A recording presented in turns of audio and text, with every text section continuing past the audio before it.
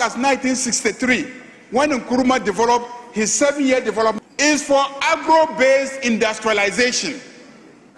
We were to use the water in the lake to irrigate and produce enough so that we can build on it to feed the industries so that we can also industrialize. How many decades now? Since 1963, 1970. How many decades now? And we still haven't achieved this basic objective. How could Nkrumah be far better than us in this generation? How is it possible that they are better, or they were better than us in this generation? This generation must sit up. We must manage our country better. And let's use this National Farmers Day to remind ourselves of our failure. We have failed, and we must remind ourselves of this failure so that we can sit up and do the right thing. Thank you, Mr. Speaker. Thank you very much. So, Honorable Deputy Minister, please, I'll give you 5 minutes to wind up. We've discussed it a lot. A lot of people have spoken. Thank you. The majority leader has, done our job for you. So just give us 5 minutes wind. Thank you, Mr. Speaker. Mr. Speaker, I would want to say that tomorrow we are celebrating farmers across the country. It marks the 41st anniversary under the theme Feed Ghana, Eat Ghana, and Secure the Future. As you all know, it was instituted in 1985, and so far it's been good. It's created some form of healthy competition among farmers. But one thing is important, that farmers are indeed happy. Farmers across the country are happy. 1, because we are instituting the Farmer Service Center. 2, because we are improving our irrigation. 3, because we are giving money to the buffer stock to buy the excesses from them. 4, we are establishing processing factories across the country. And 5, with the implementation and the launch of the Nkukon Kitenkete, we are making sure that poultry becomes easy and affordable to most Ghanaians across the country. One of my colleagues said Galamsey is an issue, but I've never seen any government more committed to fighting Galamsey than this NDC government. Currently, we have distributed over 1,000 water pumps seized from these Galamsey sites, and all these water pumps have been taken to non-Galamsey areas where they are using it for irrigation. Wow. And so when we hear that the farmers are not happy, I beg to differ. Yes. Lastly, Mr. Speaker, what I would want to say is that this whole week I've been in Ho, and it's incredible to see the amount of work that some of these universities have presented, especially their research work. And what we need to do, as a matter of fact, is to be able to bridge the gap between some of these research work and then the business community. And it is very important that when you come there tomorrow, you see the amazing work that some of these Ghanaian universities are turning out. In conclusion, I would like to make some certain remarks. 1, I think that each politician here, whether you are elected or appointed, you should be able to own a farm or a processing center. I think that would be very important. The second one is that I think it's about time that Parliament itself has a farm. We should be able to institute a farm, a parliamentary farm, that will become the model for most of us. The third one is that we should be able to institute district farms across the country, so that all these district assemblies will be able to own farms and own processing centers. In conclusion, I would like to say that indeed the farmers are happy. Everyone is happy with the President, His Excellency John Dramani Mahama. Everyone is happy with the majority, which is the NDC government. And they are looking forward to the next 3 years, where we'll make sure that farming becomes easy, accessible, affordable, and making sure that food is indeed on the table for everybody. On this note, I would want to wish all the farmers a happy Farmers' Day, and also encourage households to be able to set up their farms so that they would have some backyard farming to do. And I'm also inviting each and every one of you to Ho. When you come, I'll make sure I'll take good care of you. Thank you so much. And God bless you. Thank you very much. Honorable members, this weekend we are saying farewell to one of our colleagues who passed on to eternity. And I think it would be fair and befitting to pay our last respect by way of giving tribute in his memory. So I will invite the Minority Chief Whip to read the tribute of our fallen hero, Honorable Ernest Kumi.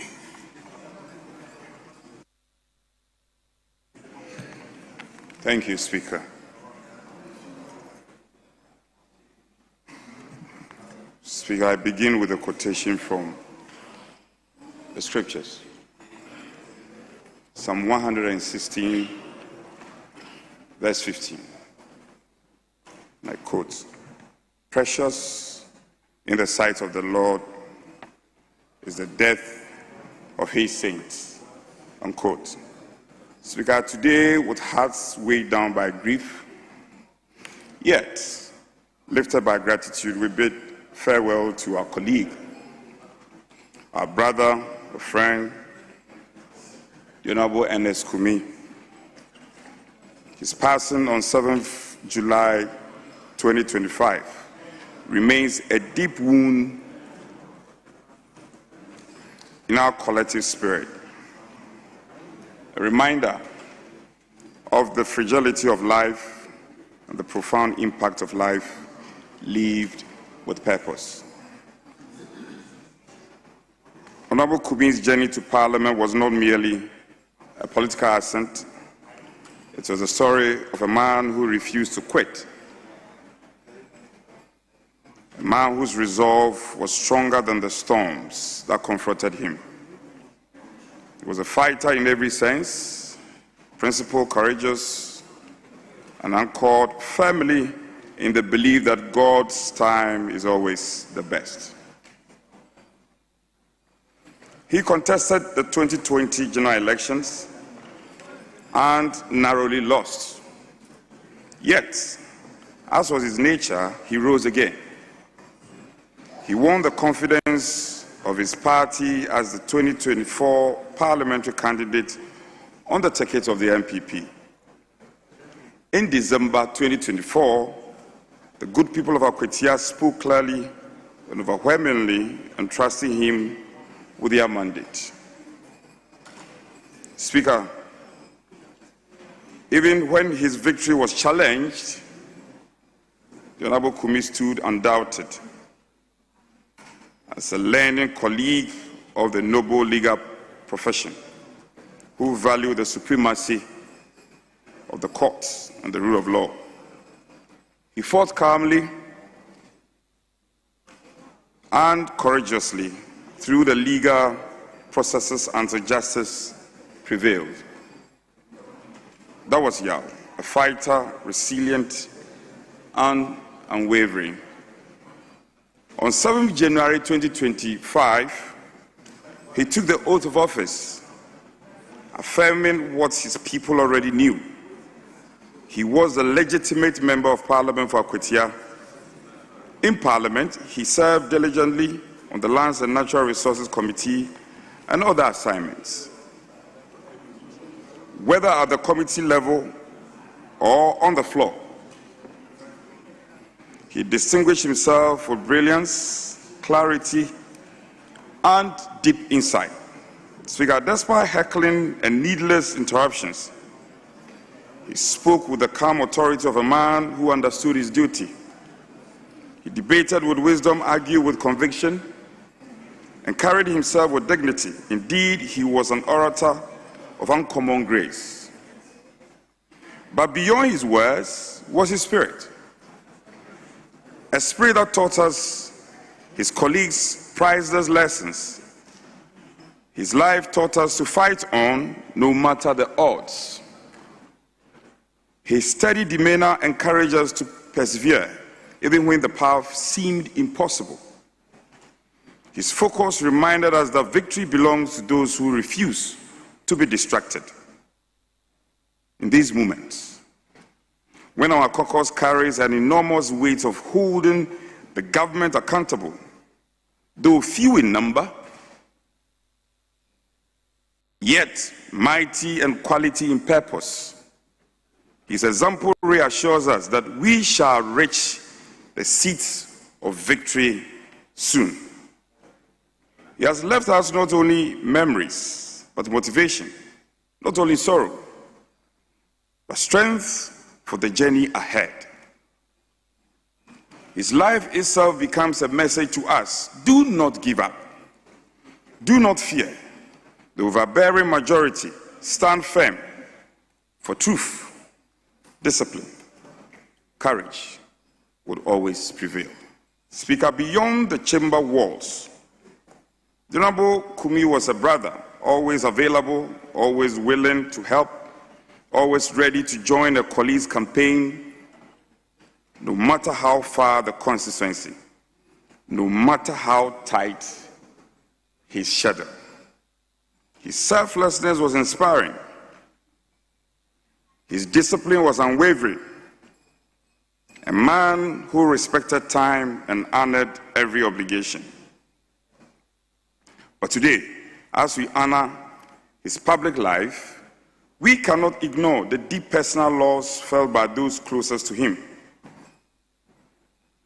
To his aged mother who nurtured him, to the man who came to admire, we say, your son fought a good fight, finished his course, and kept the faith. 2 Timothy 4, verses 7.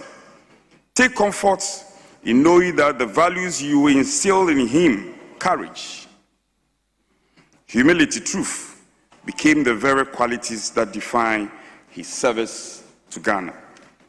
To his wife, a woman of quiet strength, who stood faithfully beside him through every political battle and personal challenge, may God's peace, which surpasses all understanding, continue to guard your hearts.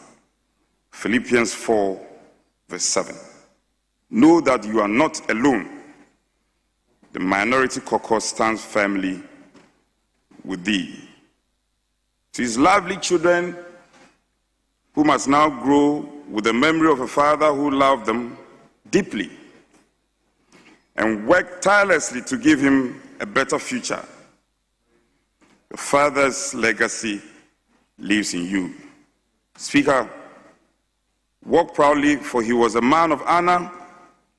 We, his colleagues, will always remain within reach as fathers, as uncles, as guides, and as pillars you can lean on. To the entire Kumi family, may the God of all comfort wrap his arms around you. This loss is heavy, but you do not carry it alone. As the MPP Minority Caucus, we reaffirm our commitment to stand with the family not only in this season of grief, but in the many days and years to come. Yah was one of us. His family is our family. His children, our children, his memory is our shared inheritance. The Speaker, and as Yah Kumi lived well, he served well, he loved well. And though he was left outside, his legacy will remain a shining light in Parliament, in Akwatia, in the heart of all who had the privilege of knowing him. I thank you, Speaker.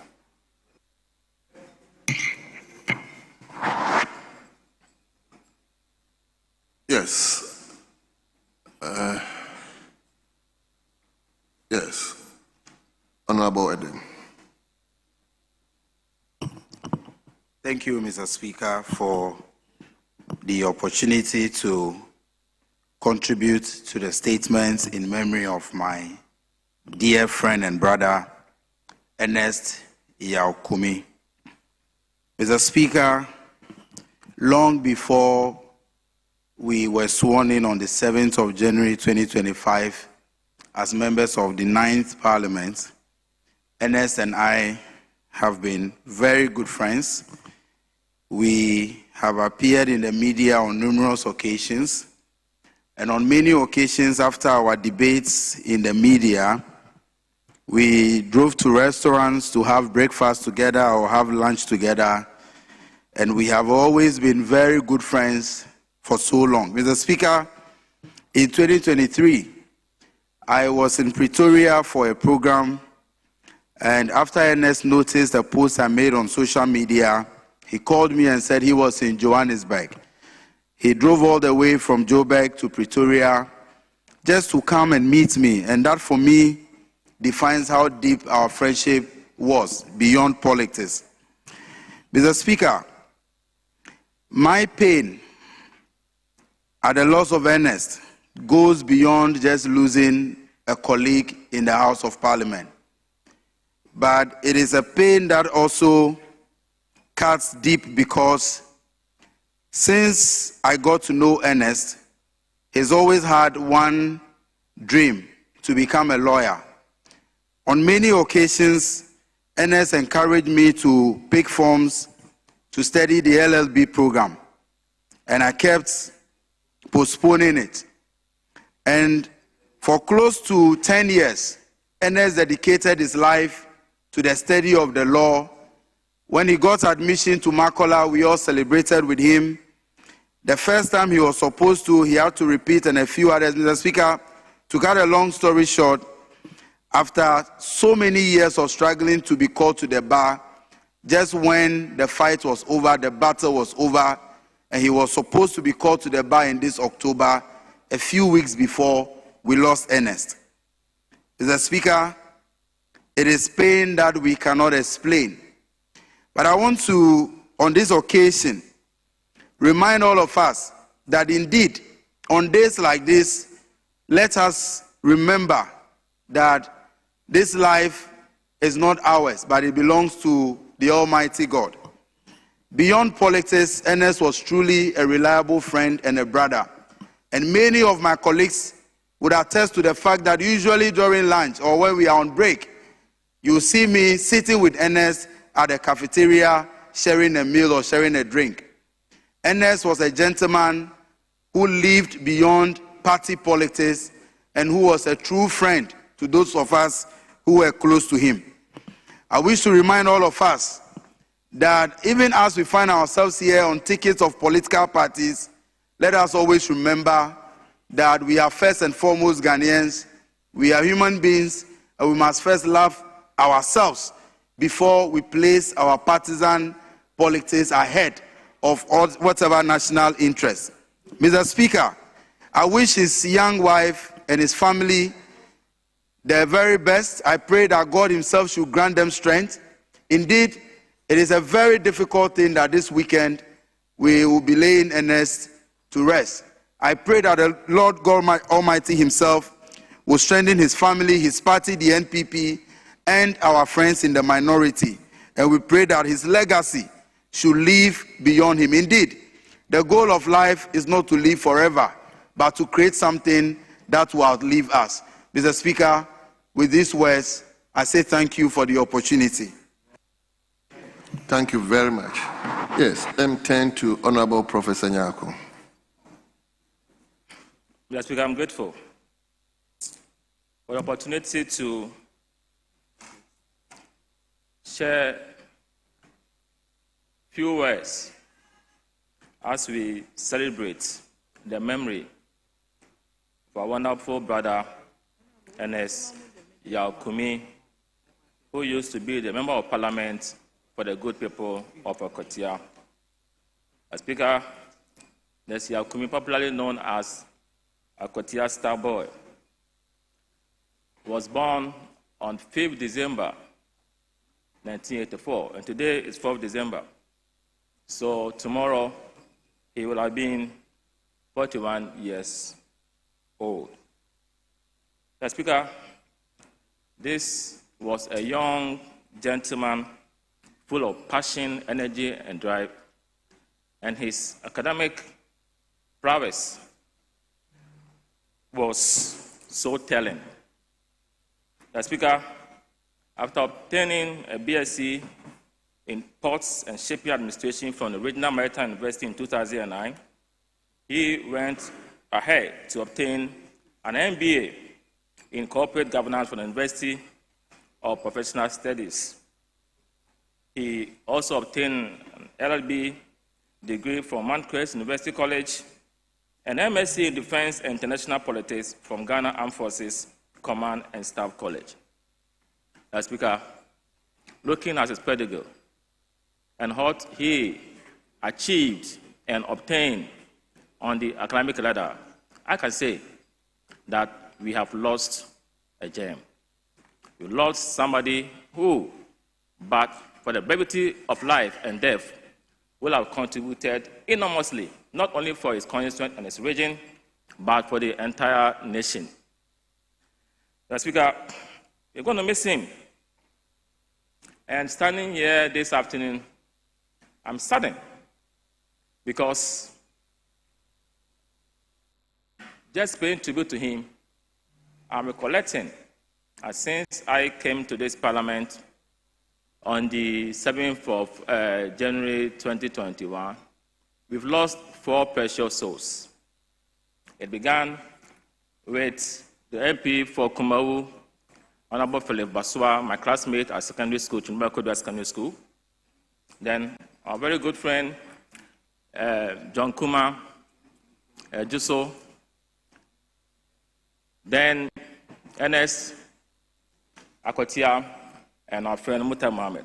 Mr. Speaker, the first three, you could realize, I remember clearly that Philip Basua, we had a sitting that ended around 11 p.m.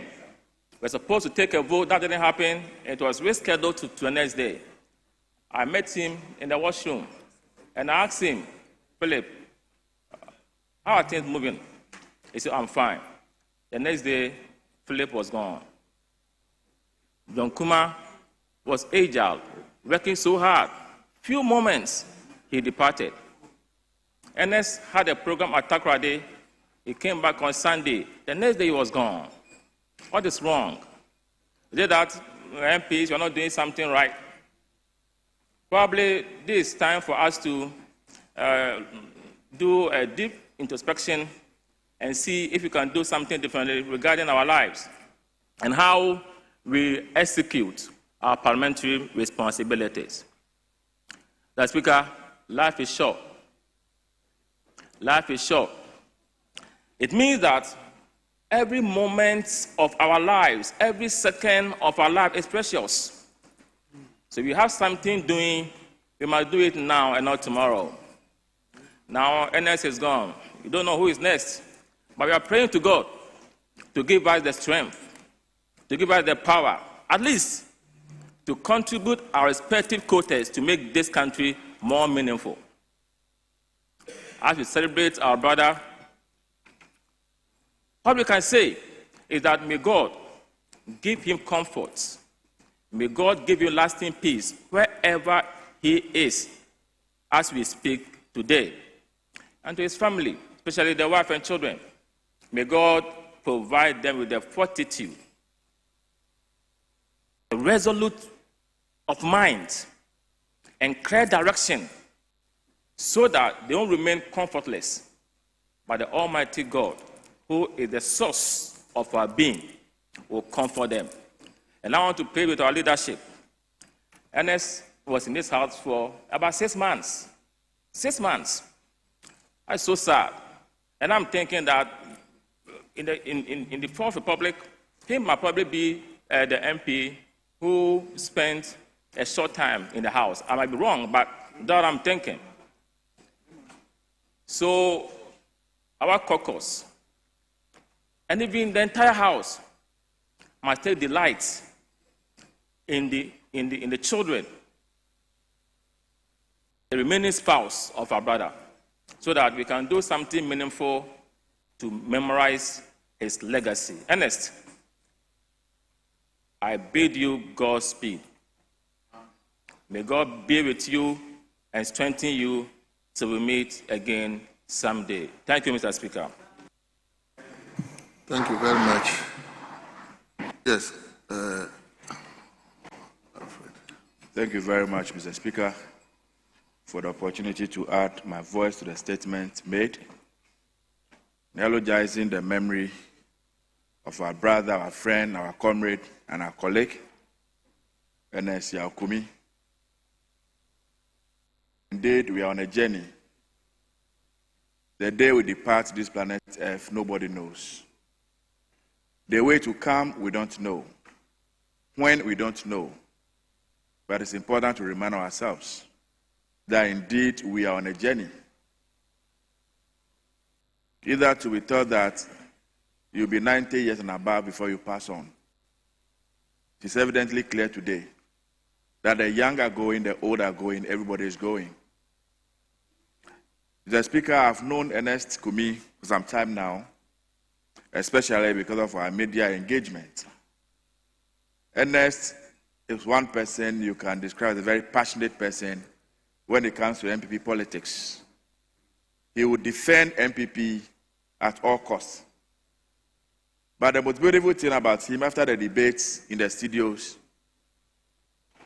so warm a personality, he will walk up to you, where he disagree with you, he will share with you, he will discuss politics, he will discuss business, he will discuss academic life.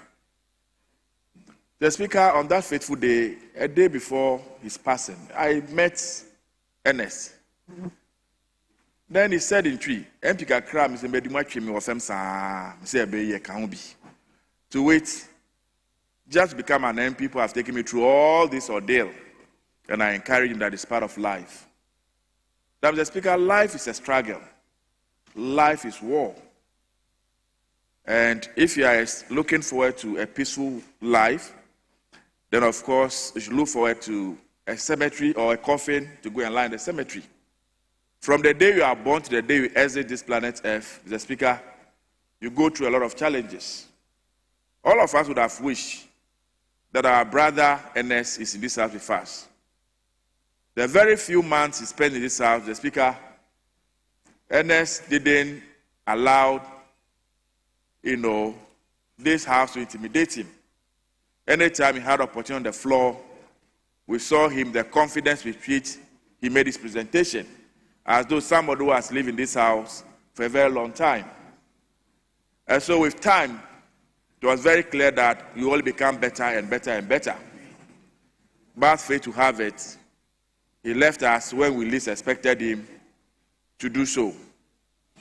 Mr. Speaker, we can only take a cue and a lesson from this, that the work we are doing is very, very demanding. Let's understand, I can't remember the last day I went to bed before it was 2 a.m.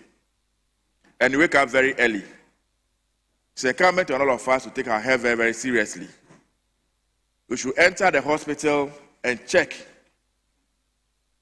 We should know exactly what our health condition is. Sometimes you close very late, you get home, you are still hungry, and you go and eat and go and sleep immediately. Sometimes the time to even exercise itself is a problem. Mr. Speaker, we love Ghana so much, we want to serve Ghana. But we can only do so when we are in good health. And so let me use this opportunity to call on all of us that even as we struggle to serve our constituency and serve Mother Ghana, our health should be a number one priority. Let me also use this opportunity, Mr. Speaker, to pray for the wife and children, that God in heaven should strengthen them. God should keep them. One of the things I've noticed for the many years I've been in politics, Mr. Speaker, is that when it happens like this, beautiful speeches are given, people will gather at the funeral ground in the party colors and do all the fanfare. As soon as the body is lowered into the grave, that's the end of the story. Our brother Kumi has young children. It's incumbent on us to assist the wife to take care of those children. It will not be out of place, Mr. Speaker, if Parliament can even put a mechanism in place where when certain things happen, Parliament can extend a hand of support, especially for the young children to go through education. I believe the MPP party that he belongs as well will not go to Akwetia and go have the burial and come back home. The future of the children is very, very key. We shouldn't leave the burden on only the woman alone. let us do everything possible so that the children will not miss their father too much. I wish you so well. May he rest peacefully in the bosom of Father Abraham. Thank you, Mr. Speaker, for the opportunity. Thank you very much. Let him now come to leadership. Yes. So I'm yielding minority leadership to Honorable Kojo Oppong Nkrumah. Mr. Speaker, thank you for the opportunity, and it is with a heavy heart that we all contribute to this statement in tribute to our brother Ernest Yaw Kumi. Mr. Speaker, one of the reasons for which, for those of us who had personal relations with him, are so much pained is the fact that he was a man of many dreams. Unfortunately, a good number of them were not fulfilled before his passing. He had dreams of becoming a lawyer and spent many years going through the LLB and even through the QCL preparations, and just on the verge of his qualification. In fact, a day to his moot court, the good Lord called him. For those of us who are familiar, he had personal business dreams. He had just reached the edge of securing the necessary paperwork for the next stage of his business. Fortunately, it didn't materialize. He was just on the verge of putting his daughter in senior high school. Unfortunately, he didn't have the opportunity to see her first day at school. He had dreams of building a good parliamentary career, and he would come around leaders and seniors, getting guidance, etc., even before the election. Fortunately, as he was sworn in, there were a lot of legal battles. He didn't have the opportunity to fully express that parliamentary career. He was a man of deep conviction and big dreams, but death has snatched him away from his family, from his region, from his party, from his nation. Mr. Speaker, if there's any glimmer of hope, it will be the fact that, again, for those who know him, he's somebody who had accepted Christ as his Lord and Savior. And so we take consolation in the fact that he will rest in the bosom of the Lord. There are a couple of lessons that I believe we can learn and implement as our best tribute to Yaw. The first being his courage. No matter the difficulty or the impediment you put in his way, Yaw was a man of courage. From his first primaries to the main election to the court battles. I remember the days when we would go to court with him in Koforidua, and the days when he would not go to the Supreme Court, but upon return, we'll be having conversations. He was a man of courage. No matter what you put him through, even you remember the night before our swearing in here, when the question was put to him by the clerk, he was a man of courage, said he would stand up and do what he believed was right. I believe that the biggest testament we can give to his life is to reflect his courage in the endeavors ahead of us. Mr. Speaker, he was also a man of selflessness. In fact, the Thursday before his unfortunate demise, myself and Honorable Ejari and himself up on the 11th floor in a conversation, and his focus was on how to find some money to pay some school fees for some constituents of his. The Friday, he left town to go attend a youth program to be of use to young people in the Western region and to assist another member of parliament in his cause. His selflessness is something that, Mr. Speaker, I believe that we can carry on as our biggest testament to him. We pray for strength, especially this weekend, for his wife and the children, and for the legacy that he has left behind, as short as it was. We pray that the Lord gives us strength to carry it forward. I thank you, Mr. Speaker, for the opportunity. Thank you very much. Majority leadership, I'm yielding it to Honorable Corin Zauda for majority leadership. Thank you very much, Mr. Speaker. Mr. Speaker, I add my voice to the tribute being made on the floor in honor of Honorable Ernest Kumi. I want to say that the news of his death came to me as a shock. Before his death, the Committee on Lands and Natural Resources had a retreat in the Kwau area, or Kropon area, in the Safari Valley, where he actively participated. It was my last encounter with Ernest Kumi. It's not just his participation, but on that day, I recall,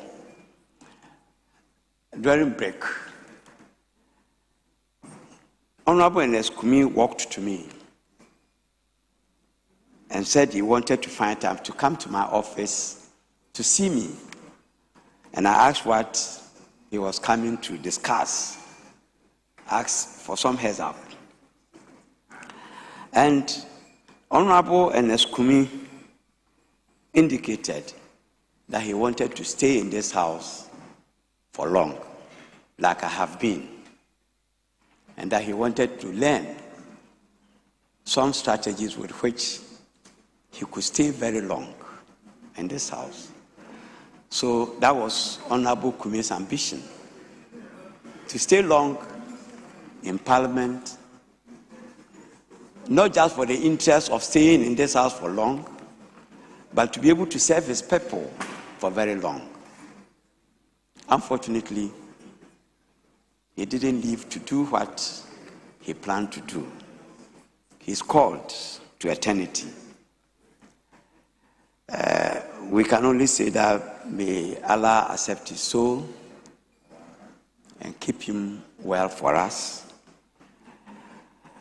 His life is ended.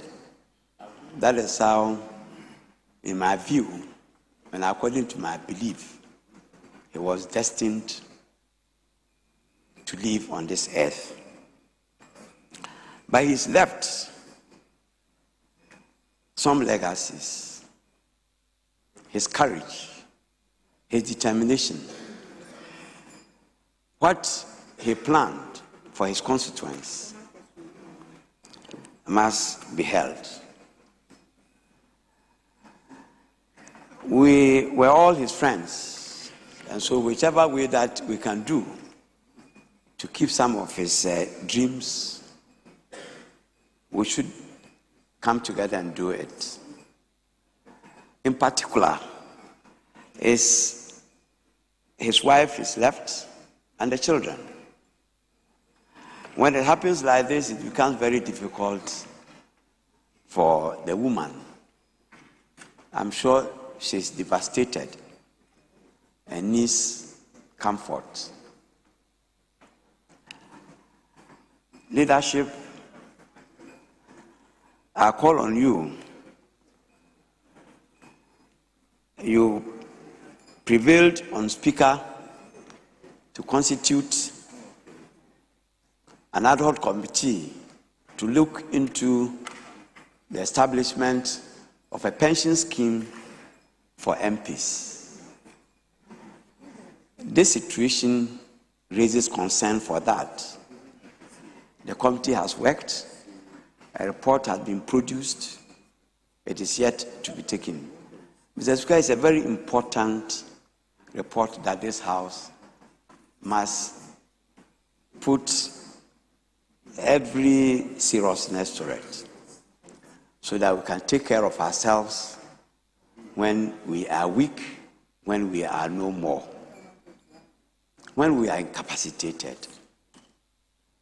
I am sure this House will do well, or leadership will do well to bring up this report so that we drive it forward to ensure that some situations like this would be properly taken care of. I wish Honorable Ernest Kumi well where he is. May he rest in peace. Thank you very much, Mr. Speaker. Thank you very much. Honorable members, shall we respectfully rise and pray silently for 1 minute in honor of his soul.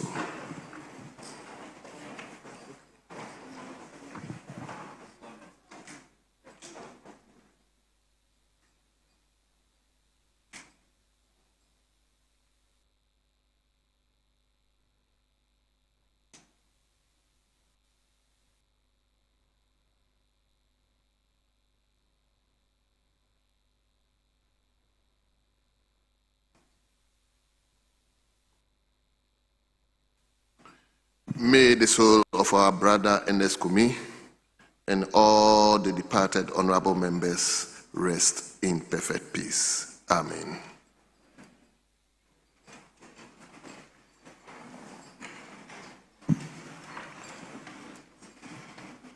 Honorable members, kindly indulge me in 3 minutes suspension, 3 minutes.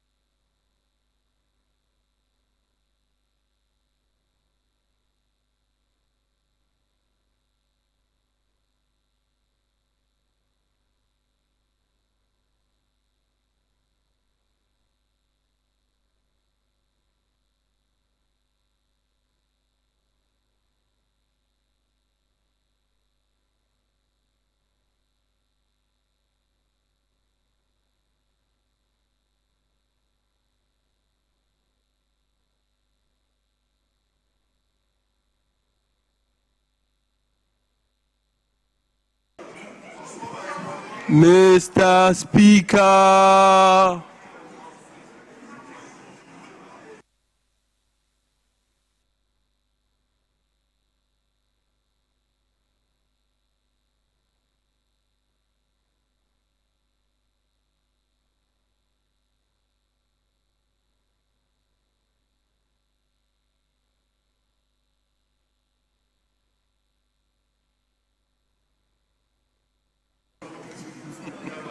Thank you so much for your indulgence.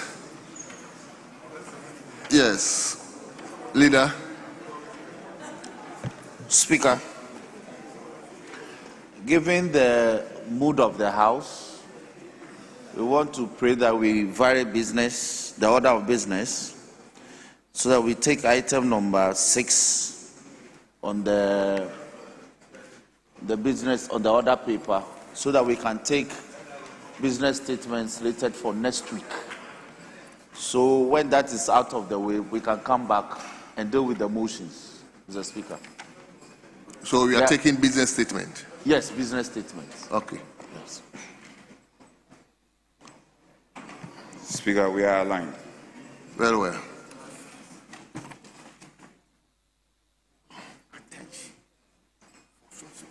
So before then, let me acknowledge at the public gallery on the left side of my hand, First Century Preparatory School at Aguna Nyakru. They are being led by Jacob Kosimensa, who is the administrator, and the school is located in Agona West constituency.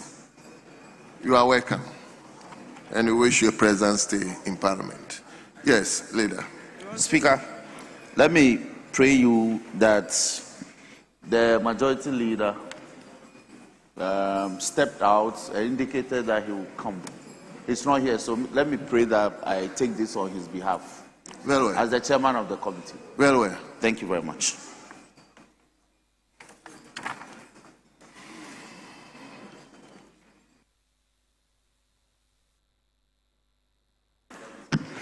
Speaker, thank you very much. The business committee met yesterday and considered business for next week. Speaker, we determined that there are a lot of questions still outstanding for the remainder term of the meeting. So we took a decision to slate a lot of the questions for next week alongside taking the committee reports as they come in. So for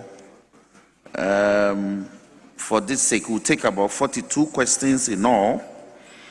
We also expect some formal communication from Mr. Speaker, if any. Out of the questions, we don't have any urgent question as we speak. The 42 questions are all oral questions, so we expect the ministers to come and answer to these questions. Statements have been clearly advertised and indicated, standing the names of the respective members who are the sponsors of these statements. We'll continue to take bills and present papers, and also present reports and take them in that order. Motions and resolutions will also be taken.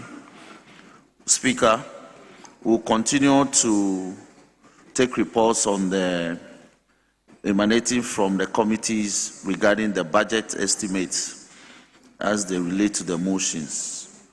Tomorrow is a statutory public holiday, May 5th of December, National Farmers' Day, so that has been indicated. Speaker, so the House will sit on Tuesday throughout the week to Wednesday, Thursday, and up to Friday the 12th. Speaker, we want to urge the committee leadership to ensure that as soon as they conclude considerations of the estimates, they endeavor to get the clerks to the committees to get the reports ready so we can deal with them with alacrity on the floors when they come. Because the sense of the House is that this year we don't want to pass appropriation close to Christmas. We want to do it a number of days before Christmas so that we can join our families. We don't have to be rushing home.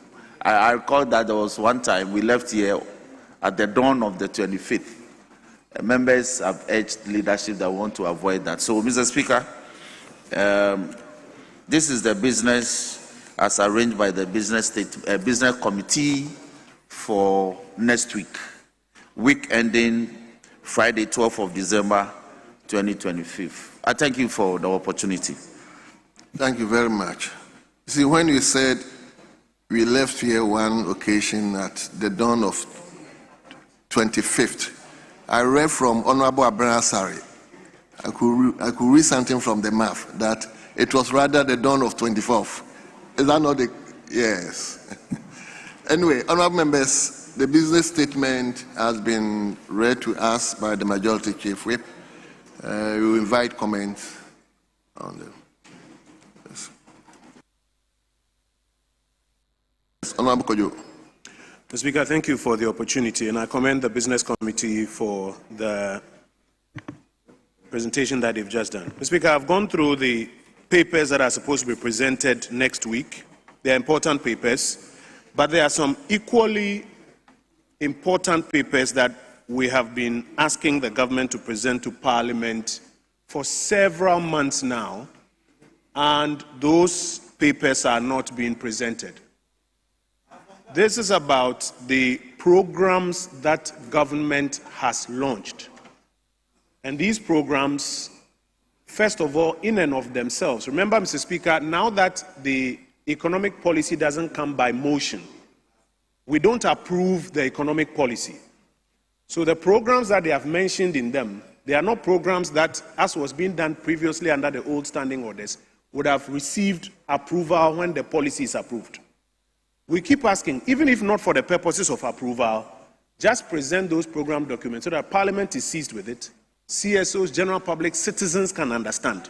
Mr. Speaker, currently the government has launched 17 programs. The last time we talked about it was about 9. When it got to 11, we spoke about it. Now it's 17, not 1. Such as the Chief Whip is asking, may I give him a list? The Agric for Economic Transformation Agenda, launched on the 12th of April 2025, is not before Parliament. 1 million coders program, launched on the 16th of April 2025, is not before Parliament. A Jumerua program, 28th of April 2025, is not before Parliament. National Apprenticeship Program, 1st May 2025, is not before Parliament. Mr. Speaker, when an informal copy of the 24-hour economy document was presented to the Speaker, he actually advised that that one should also be brought and laid. That is also not being. There are several of them. I don't want to take too much time.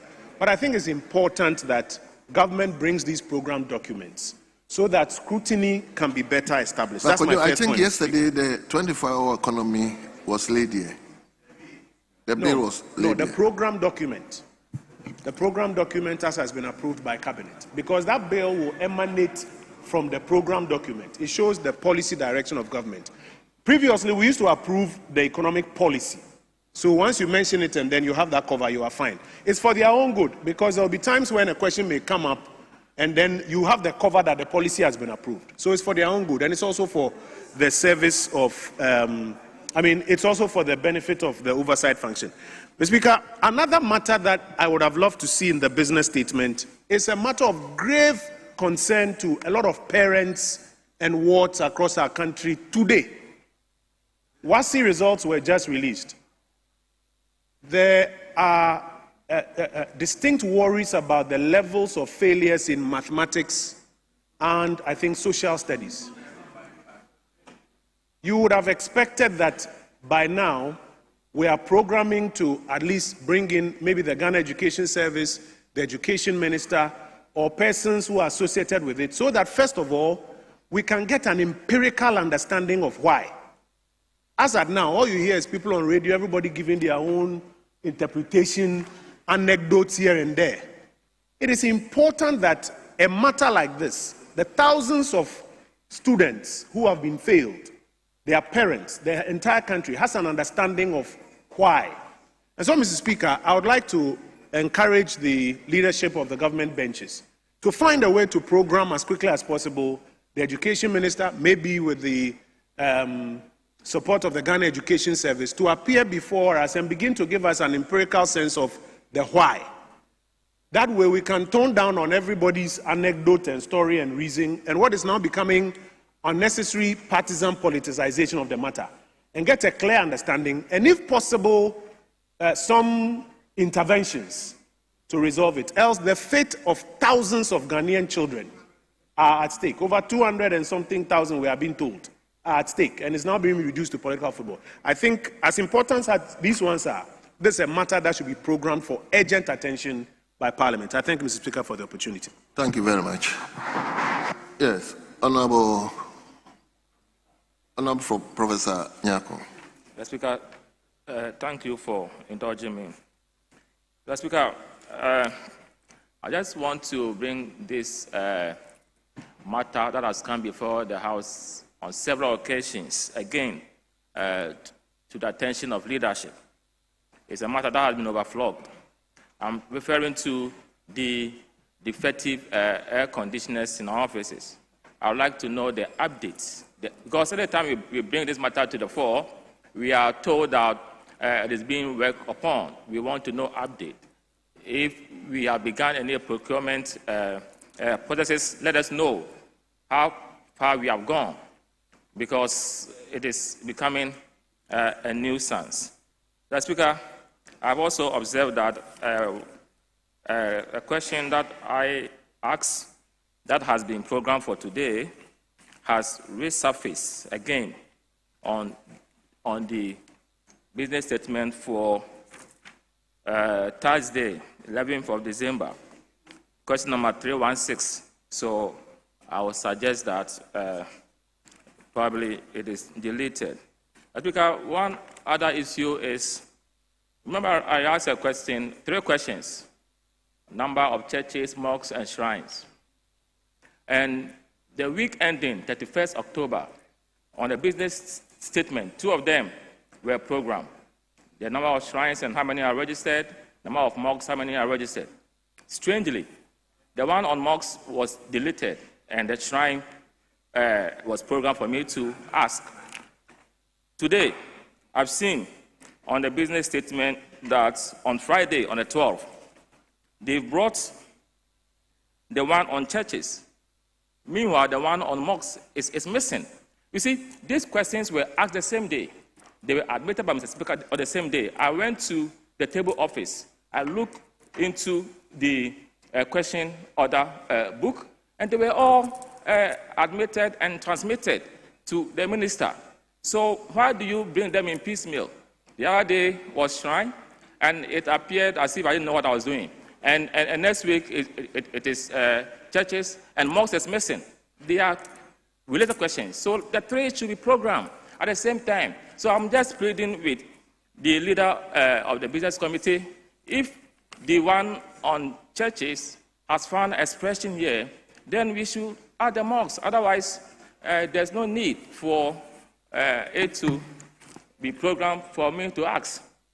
And again, the security, the traffic situation, in the country is becoming so alarming, and the traffic, congestion, in town, and this is normal, especially when we are heading towards Christmas.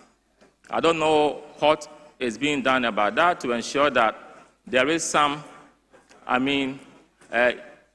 easiness when we are driving to Parliament and to our respective places of engagement. The Speaker, thank you for indulging me. I'm grateful.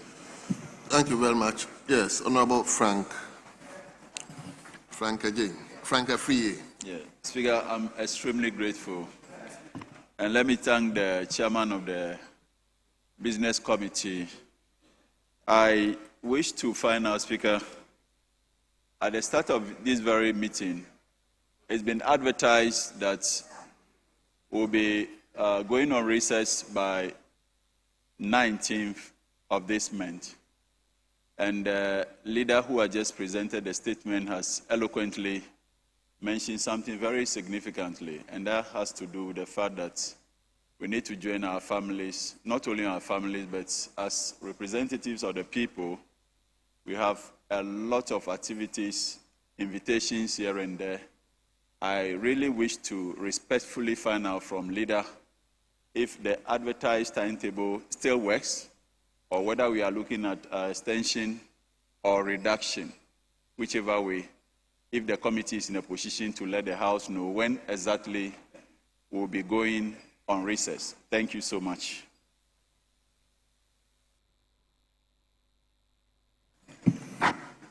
Okay, let me go to Tafo first. Tafo is senior to Menchia South. Thank you very much, Mr. Speaker.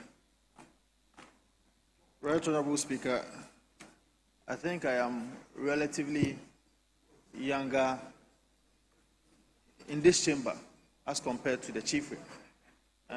This is my 5th year in this House. Mr. Speaker, in fact, it is the first time that you see an item advertised in the order paper for close to a month and it will not be taken. Right Honorable Speaker, you may check the business statement that was read here last week, almost all questions that were advertised and were supposed to have been taken by the ministers have been repeated. Where are their ministers?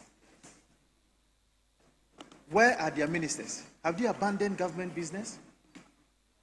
Is it that they are not told that these questions have been advertised, and for that matter, they are supposed to be in this chamber to answer to the questions that have been asked by members of parliament?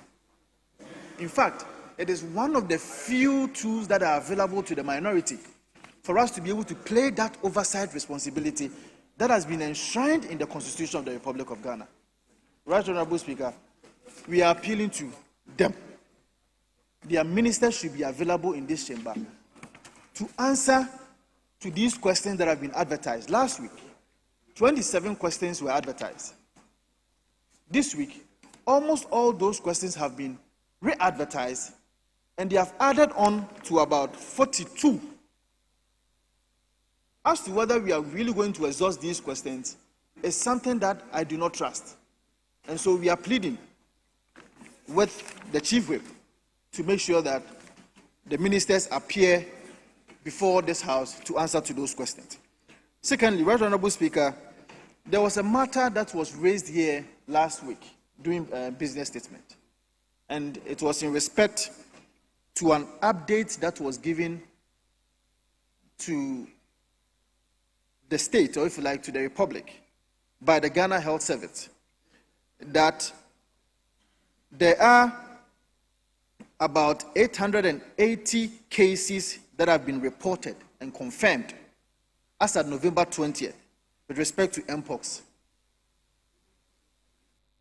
We argue that it is a matter of public interest, and for that matter, the Minister of Health should be programmed to appear before this House and comment on it so that we will know how the Ministry of Health intends to deal with the matter.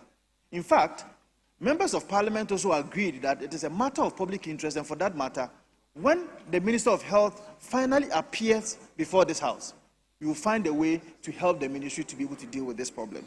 As we speak, if you check the business statement that has been advertised, nothing of a sort has been stated in there. Clearly, the government is not even interested in the diseases that are affecting Ghanaians in this country. Right Honorable Speaker, I may also want to add my voice to what the Honorable Kojo Oppong-Nkrumah said. And maybe I may want to start with a few statistics for us to know the enormity of the challenge that we have. Right Honorable Speaker, since 2021 till date, when our kids write WASSCE, we have always been seeing an increment with respect to their performance. It is only in 2025 that all the core subjects, that is English, mathematics, integrated science, and social studies, we've had a dip in terms of their performance.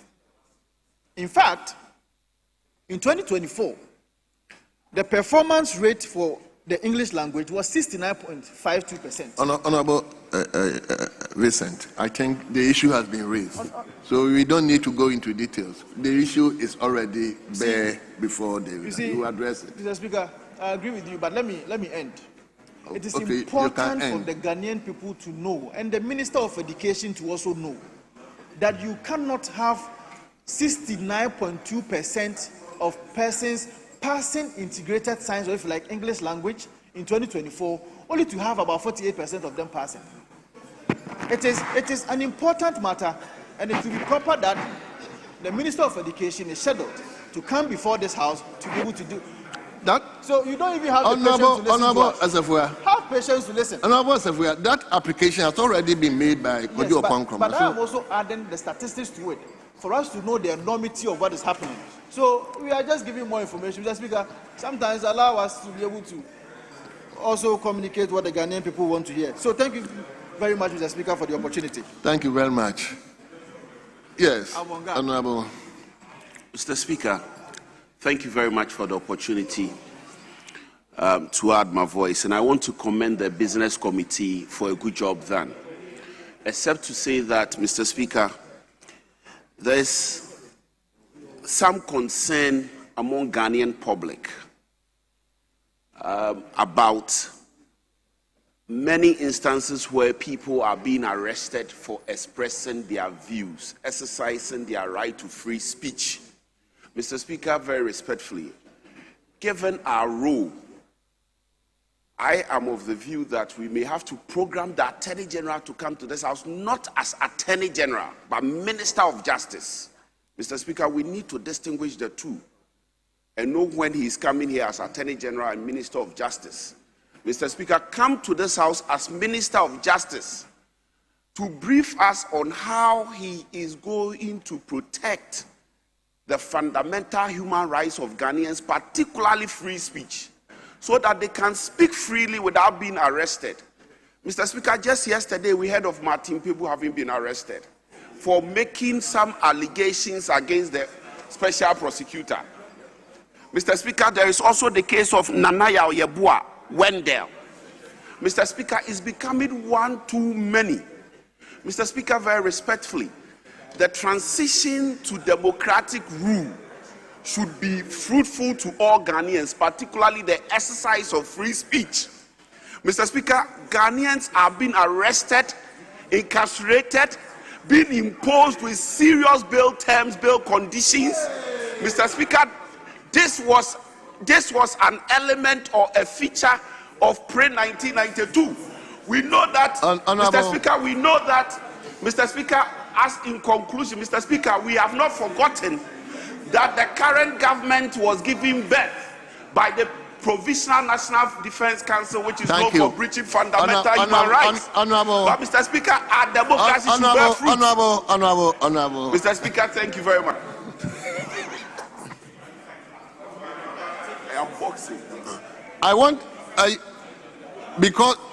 Because we don't have time, I just wanted to take everything. You come, you respond, and that will end there. So, Honorable Chief Whip, just hold on a bit. Let me go here and come back to you. Right? Yes, Honorable Bena. Thank you, Mr. Speaker. Mr. Speaker, let me commend the Business Committee for a good work done. Mr. Speaker, I rise to seek guidance. About 4 weeks ago, I had a statement that was admitted by the committee on the Ohabu Agri College. It kept appearing. I'm seeking guidance. I'm seeking guidance that in such a case, no, Mr. Speaker, I had a statement that was admitted by the Business Committee and programmed for the week, but due to the nature of business, we could not take it. I wanted to humbly plead, if it is possible, to have, because it's a very important statement on the Ohabu Agri College. It's a constituency-specific statement, and I would want to ask Chief Whip if there is any chance that can be programmed for next week. Thank you. Thank you very much. Don't be intimidated, and I'm happy that you were not intimidated, because the minority Chief Whip was warning you, but you were bold. You weren't intimidated. Yes. Speaker, I thank you very much for the opportunity, and I want to commend the acting leader, Honorable Roxin Eche Dafia-Mokpo, so far for his stability. Speaker, as I proceed to make my inquiries, Speaker, it has to do with the zip line. During our debate on the health ministry's on the health ministry's budget, the deputy minister, Speaker,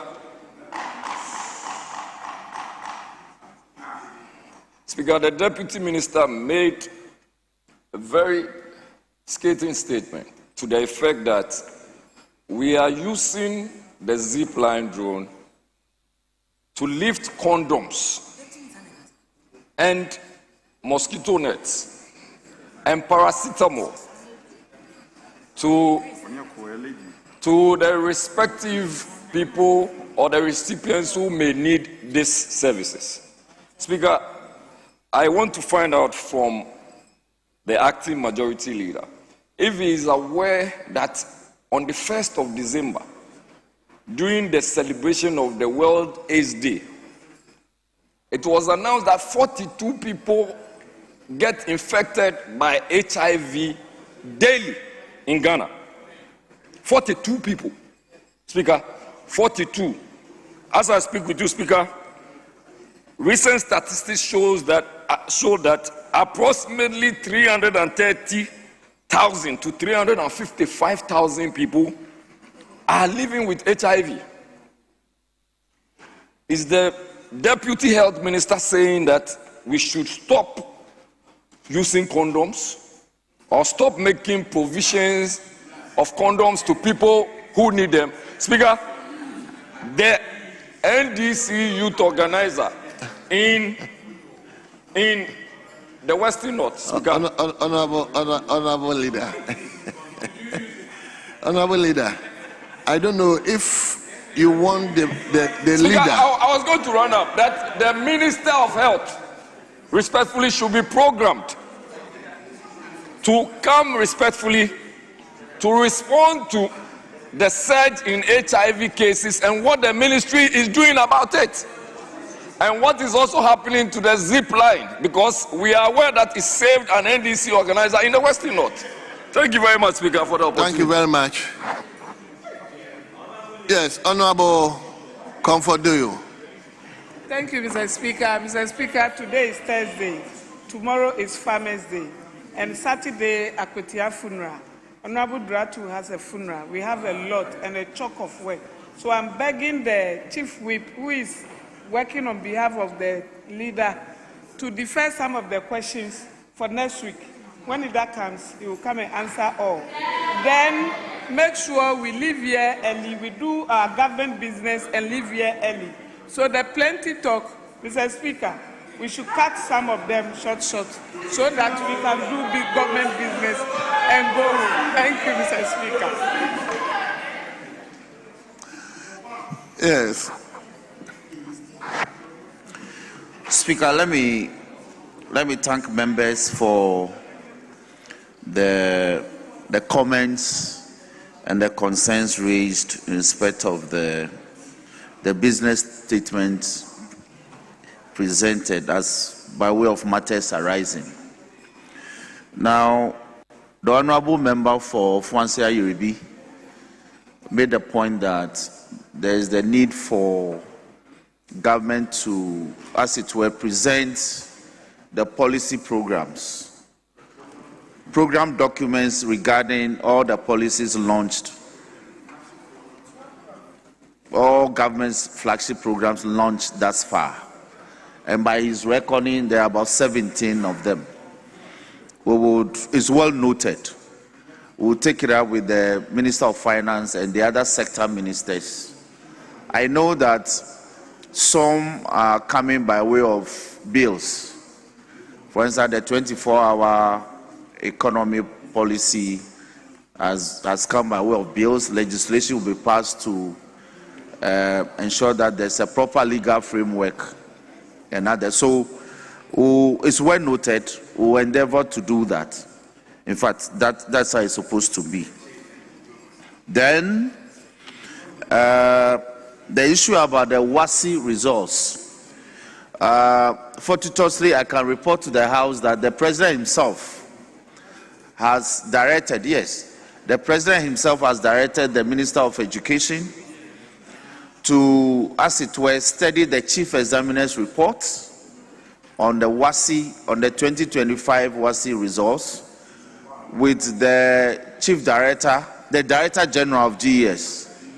And I believe that the Minister will be well informed to come and brief the House regarding the matters contained in the Chief Examiner's report. So we'll try and program him for next week to do this. Then, Mr. Speaker, Professor Kingsley Nyako raised the issue of the situation of air conditioners and some of offices numbering about 54, according to my record. the complaints that are officially before myself and my brother, the minority chief, who is our 54 offices that are not having functioning air conditioning. So members find it difficult. It's also a matter of record that Parliament is going through the procurement processes to get the air conditioners rehabilitated and not replaced. Also is the lift. The procurement processes are unfortunately painfully tedious, So, because if you don't go through, you'll be in breach, and nobody wants to be in breach. So things are being approached with some alacrity, but I believe that by the time we are back, they will be installed. Then he noted that he has a question. The question has been repeated. So it's also noted for deletion. Then again, he asked a question. His concern was about the fact that he's filed some questions regarding the number of shrines that exist in the country, the number of mosques that also exist in the country. But he's surprised that another question regarding the number of churches has rather been slated. What I can say about that is that it means the minister has obtained the adequate information necessary for him to come and respond to the question. But the information available for, I believe, the mosque and the shrines is delaying. That is why we cannot advertise a question for him to come and respond to when he hasn't got the material to come and respond. So that would be the plausible reasons for advertising, for advertising that next week the minister will come and respond to that of churches, but that of for shrine is not ready. But we'll look into this and explain why that for the shrine is not listed for next week. I believe when he's ready, he will notify us, and then it can be advertised for him to come and respond to. Then, the issue of traffic. Professor Nyako, how can issue of traffic congestion be a matter for business statement? Hey, Professor Nyako.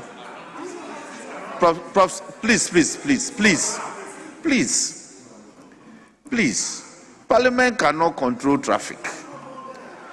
So what we can do is that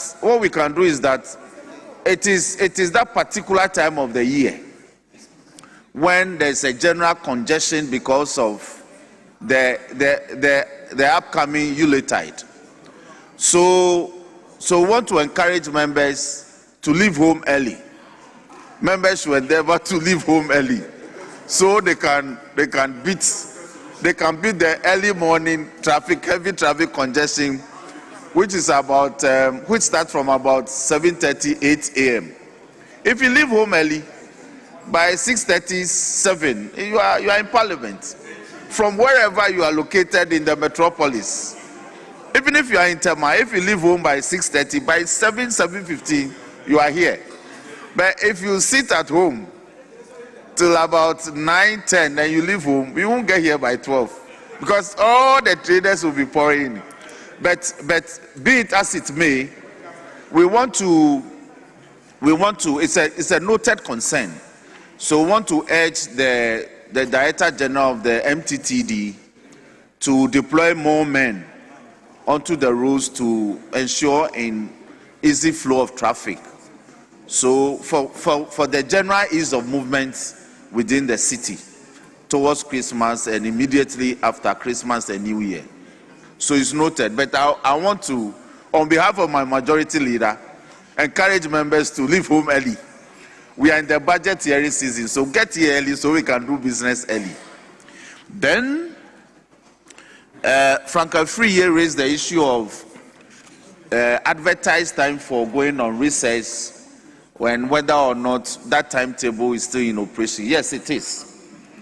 But the general concern of members is that this time we have the opportunity to be able to do things much quicker than it is advertised. And if that happens, then it means we can go on recess before the 19th.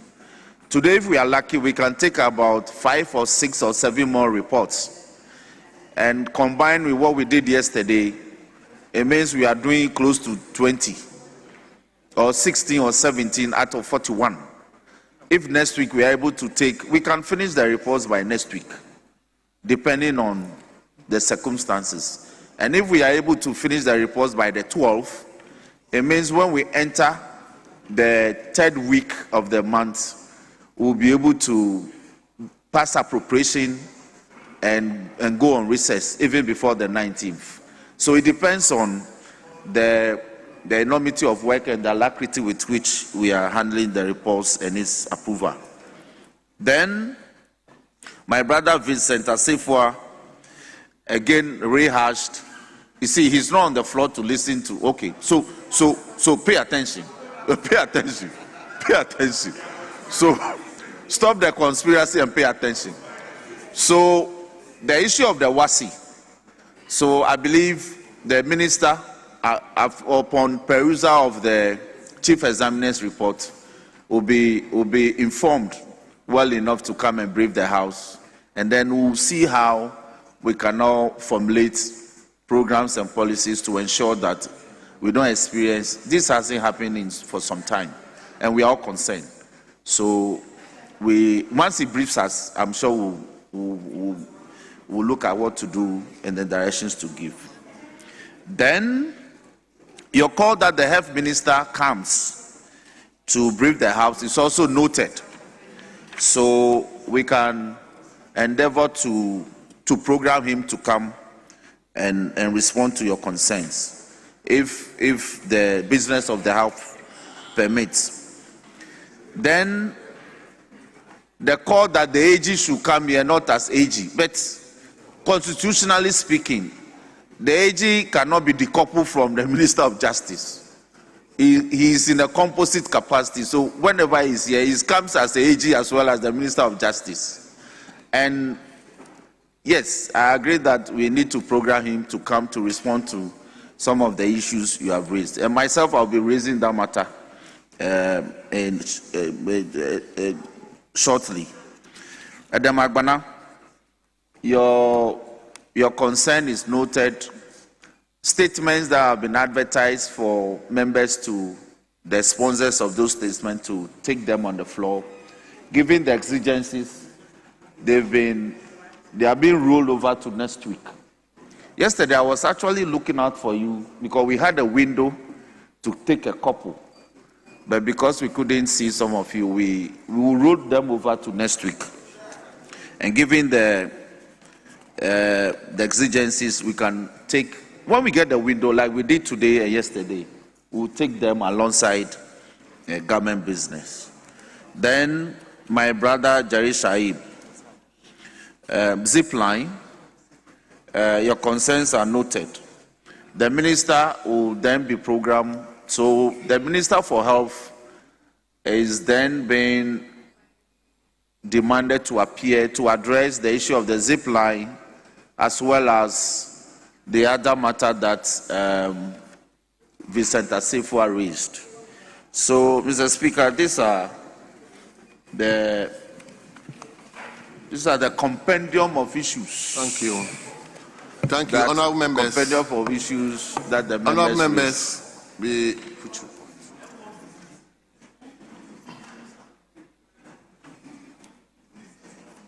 Leader, I said it. I had wanted everybody to just.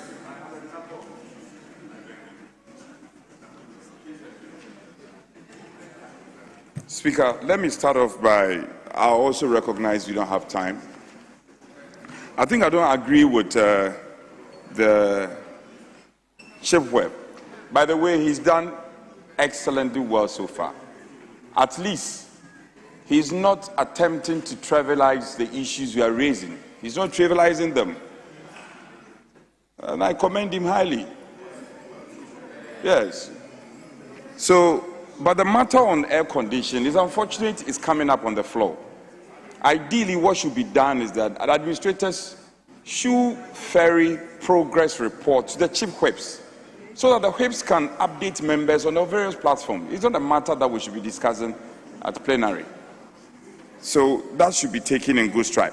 On traffic congestion, Leader, I disagree with you.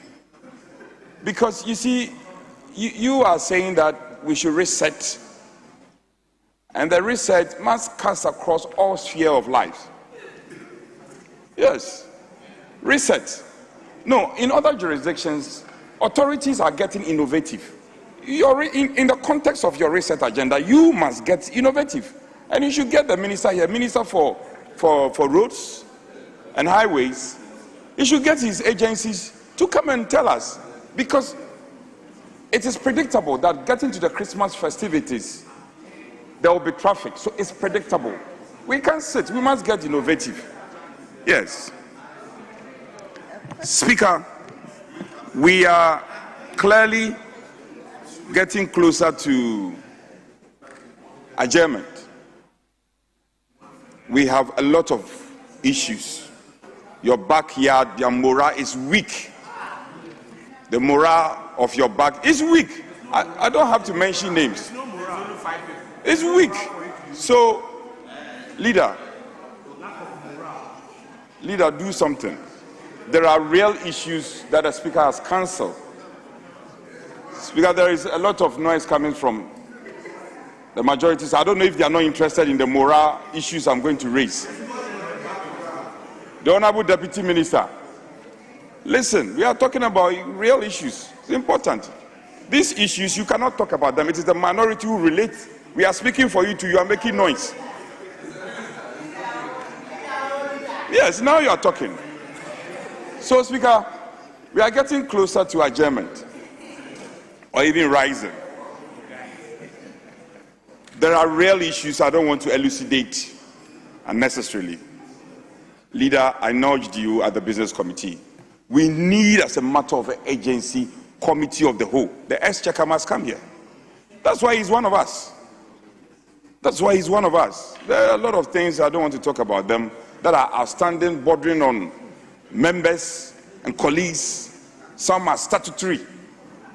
He must be here. So I propose to you, you must do all the legwork. And today I see you are standing instead of the majority leader. I will not be surprised. Honorable Whip, I could see some of the backbenchers giving indications that they are excited. Yes, they are excited. They are excited. The news is exciting. You are in power. So, Speaker, Wednesday, we should have a committee of the whole. And the Minister of Finance should be giving foreknowledge, not just the news of committee of the whole, the items which I cannot elucidate on. So, Speaker, I'll relate to the Chief Whip so that the Minister will come prepared. That's the first one. Same on the Minister. No. Okay.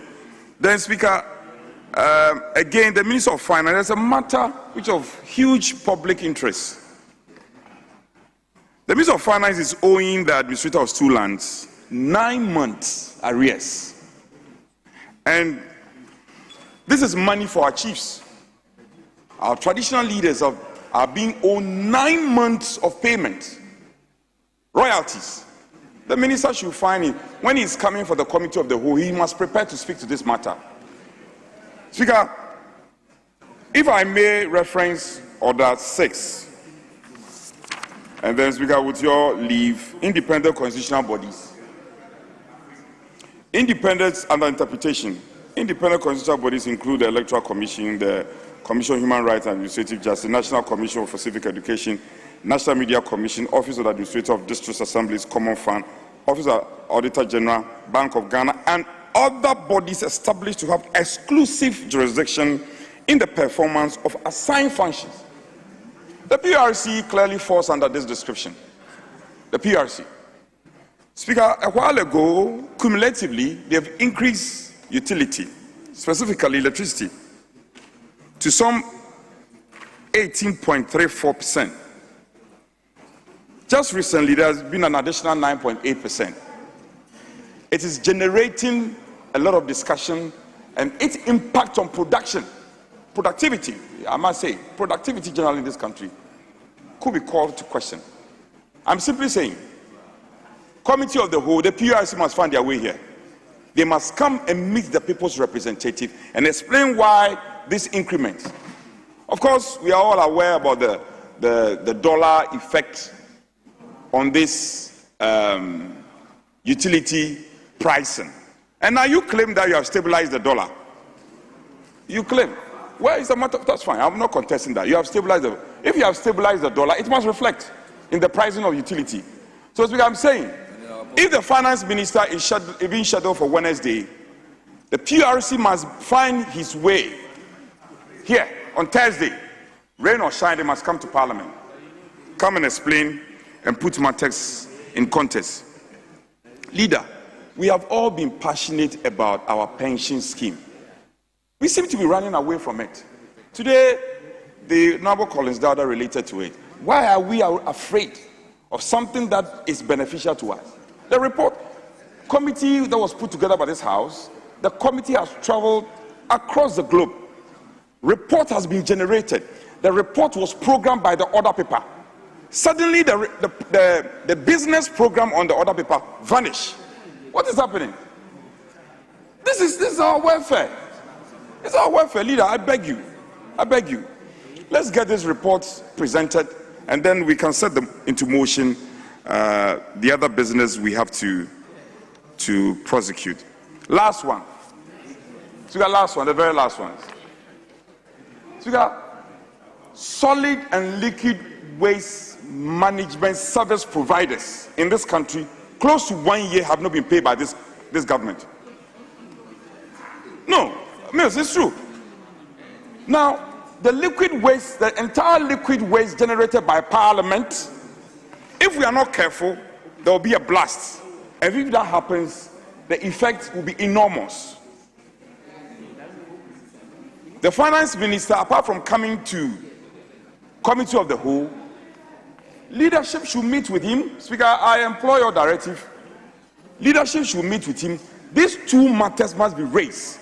The royalties to our chiefs, the payment to waste management service providers, it must be done. 1 year, they've not done it. There could be a possible epidemic breakout in our country.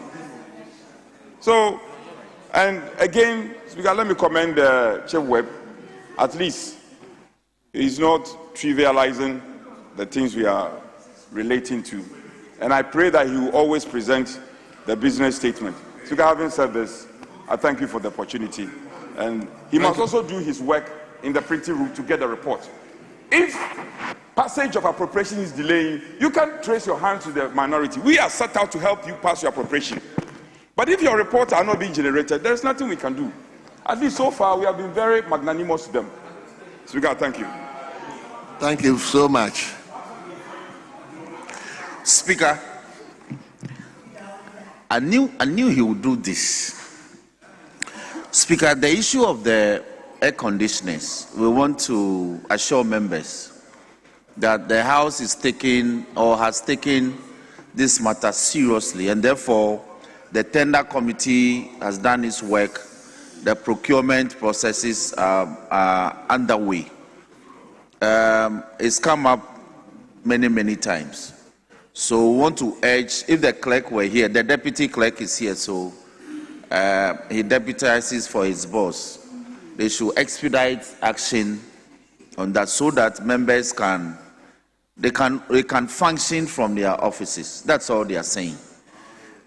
Mr. Speaker, the issue of the traffic, I don't know why the minority chief whip wants to bring Parliament into the management of traffic. I don't get it. What we are asking members, we are imploring members technically, is to leave home earlier than they do. that is the surest solution to the matter. But it is noted that we are calling on the Director General of the MTTD to deploy more men to direct traffic, to ease traffic, and more roads are being tarred. More access roads are being generated, so that we are resetting the traffic network in the metropolis and elsewhere. So I'm sure by January you get to Parliament faster than you do. Mr. Speaker, the issue about the coming of the finance minister to meet members at the committee of the whole, that is laudable. It's acceptable to us. We'll program him. But even though he indicated that the agenda he won't reveal it, he went ahead to reveal a couple. So the issues that he listed, he and I, as the whips, will sit down, agree on the items that he will come and brief the House on. We'll discuss with leaders. Then when he comes, he can address all of them as en bloc. Speaker, it will be more prudent, given the times, to schedule the PURC on the day that the FM will be here, just to manage time.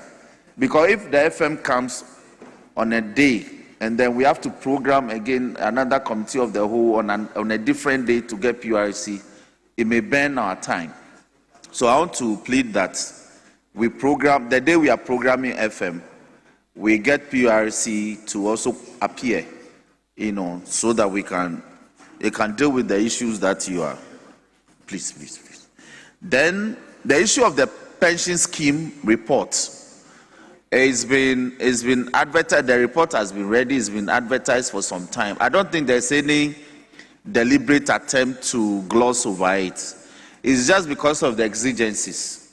So I believe tomorrow, even tomorrow, if Tuesday, if we have good numbers, it can be taken, debated, and adopted.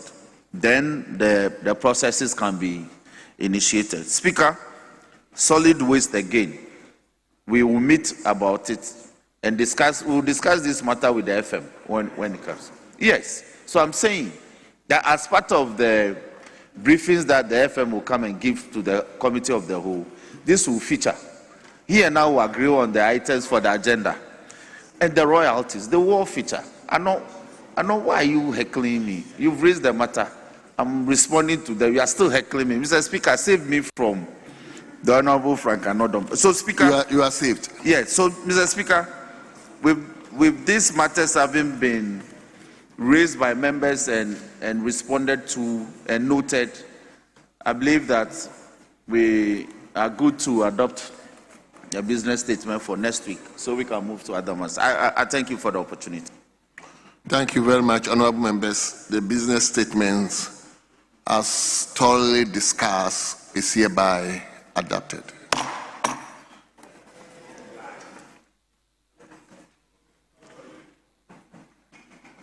Speaker, let me seek your leave to raise a matter of urgent public importance. Speaker, yesterday, whilst we were on the floor trying to conclude business, news filtered through that one of our seasoned lawyers, the lawyer Martin Kpebu, was invited by Office of the Special Prosecutor. He presented himself willingly, and somehow he got detained. Until about after 10 p.m., he was still in detention, and he was supposed to have been granted bail, given onerous bail terms. He should produce property, landed property, and all that. And Mr. Speaker, we cannot do this at this time. We can't. So, honorable leader. Mr. Speaker, these are serious matters. Honorable leader. Mr. Speaker, permit me. Fine, but under what are you coming? Mr. Speaker, a matter of urgent public importance. So come properly. I mean, Mr. let Speaker, me know. I have invoked the orders. Which orders? Mr. Speaker, Which I have orders? invoked the orders. Which orders? Oh, Mr. Speaker, I have invoked the orders. Order 93. So no. I have invoked the orders, Mr. Speaker, and I was in full flight. Anyway, Speaker, now you've mentioned 93. You can go on. Speaker, we are saying that the office of the special prosecutor has abused his powers in this matter. And I will not hesitate. I will not hesitate to say that this house, we created the office. And the office of the special prosecutor, if he continues to abuse his powers, then we may have to abrogate it. We may have to abrogate it. Because we cannot create such an office to handle important matters of concern to the state, and you'll be detaining citizens that you have invited willingly, they've submitted themselves willingly, and you detain them because on a certain supposed obstruction of a public officer from performing a certain duty. That is a misdemeanor. Honorable Chief Whip.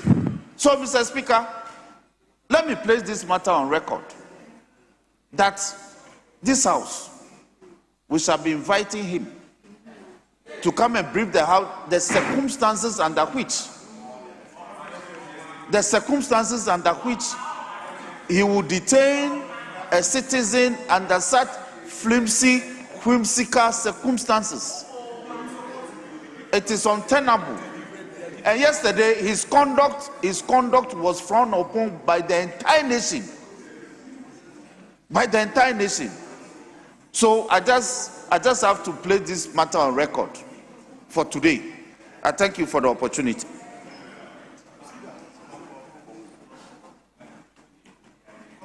Honorable Majority Chief Whip, you came under Order 93, but it was wrong time.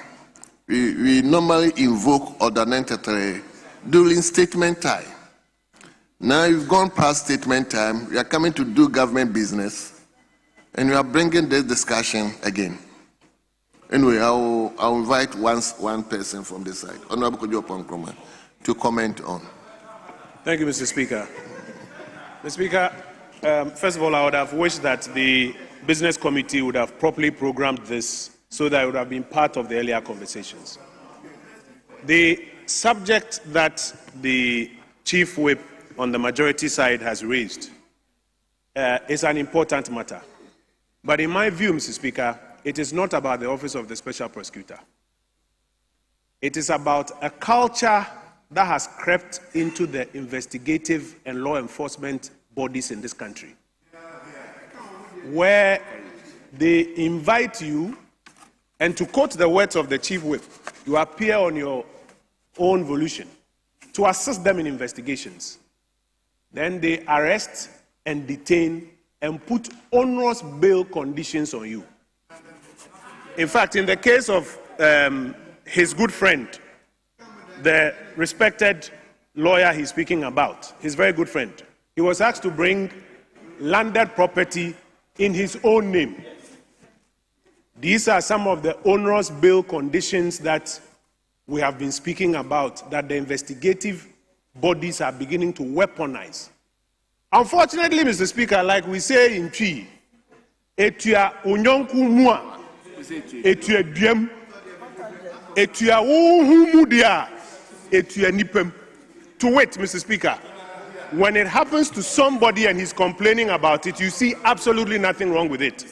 When it happens to you, now you complain. So, Mr. Speaker, if he wants to invite the special prosecutor to come and answer why his friend, and today he's complaining because it is his friend, why his friend and the Office of the Special Prosecutor, in his view, are weaponizing their powers, perhaps he should extend that invitation to all the other investigative bodies that people have raised complaints about, that they are beginning to weaponize the powers of state given them. Today, because it happened to Martin Kpebu, you are making it a matter of urgent public interest. The minority leader, Osahin, has been raising this matter over and over again, that the investigative bodies are weaponizing their powers, are imposing onerous bail conditions. In fact, Mr. Speaker, in instances where you don't even expect them to detain, because you've invited a man, he has appeared, he's provided information, you know where to find him. There's no basis to detain him. They will detain you and put onerous bills, whisk you away, unknown destination. Then your lawyers, everybody looking for you. We've had clients at our firm we are chasing all over town. When you say it, because it has not happened to them, they don't complain. That's why our elders say, today, because it has happened on their side, they are complaining. So, Mr. Speaker, if we will take a leaf from the book of history, when the Preventive Detention Act was being passed, members of the CPP who were happily shouting that it was a good idea, in the end became victims of it. If there's a practice that is untoward and it is being raised, let us look at it without partisan lenses. We on this side, if indeed they extend that invitation, I'm not sure we will object. We won't object to it. But perhaps our advice will be that all the other investigative bodies that are being weaponized, which have been complained about, which they turn a blind eye and a blind ear to, maybe, Chief Whip, you should add it so that we can do a non-partisan, diligent job in the interest of the public. Because precedents are being set, which will not be good for our democracy going forward. Mr. Speaker, those will be my words in contribution. Thank you. Thank you very much. I'm not taking any comment again. We brought statement to a close, and I am unable to take any further comment on that. Leadership, any indication? Speaker, let me pray that we take the motions. Speaker, we take the motions, so that will be item number 10 on the order paper. 10. Oh, no. Mr. Speaker, that will be, we'll take the motion. So we have yesterday the Independent Constitutional Bodies Committee. They had 3 of their reports ready. And so, Speaker, we want to take those 3 reports quickly because the member has been waiting patiently to present them. So, which page? Which page? Speaker, page, that will be page 12, 13, 14. So page 14, motion number. Speaker, let's take motion number 29. That's the Media Commission. You have it. You have the Media Commission. Which one do you have? Which one do you have? Which one do you have? Yes. Yes. You can take them. Okay. Speaker, so we'll take motion number, that is 26, 27, 28, 29. Yes, we'll take those in that order, Mr. Speaker. Speaker, the chairman of the committee, the majority leader, is unavoidably 24. 41. Okay. My likely leader is here. Chairman of the committee is here, so we are taking your. Very well. So, honorable members, today appears to be the last day of the week. We've already spent almost more than 3 hours. So, with regards to the motion, if the ministers are here to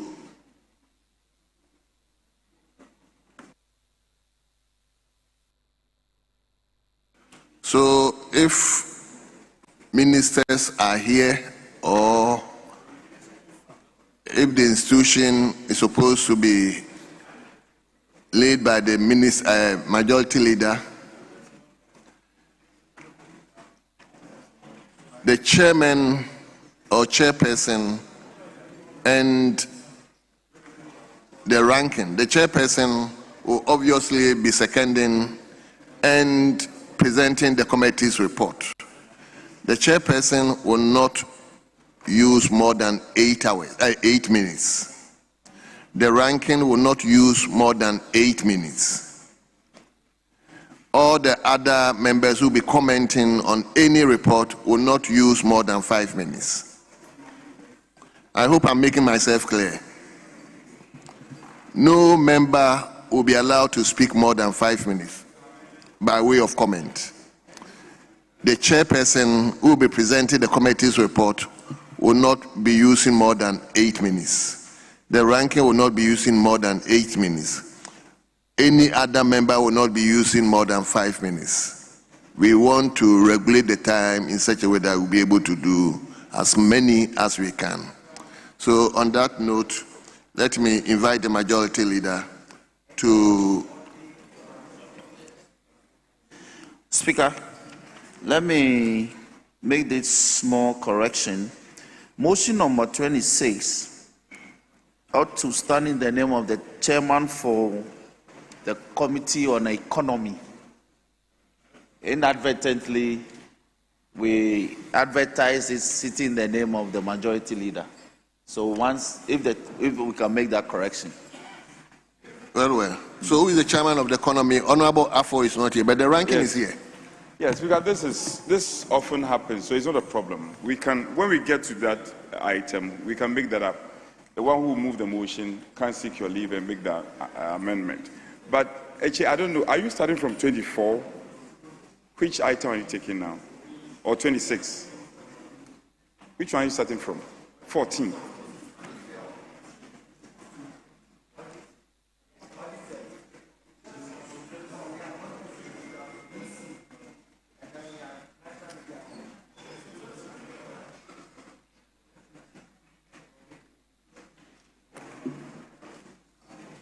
Yes, leader. Mr. Speaker, I move that this honorable House approves the sum of 907,924,349 Ghana cedis for the services of the audit service for the year ending 31st December 2026. I so move. Honourable members, the motion listed 27, page 15, has been moved by the majority leader. Chairman of the committee.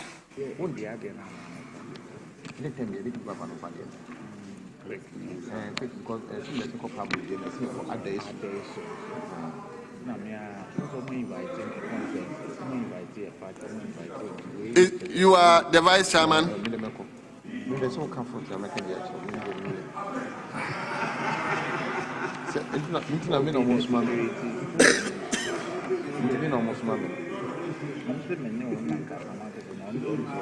But are you a member of the committee? Okay. Honorable Frank, let's allow him. Yes, so we can go on.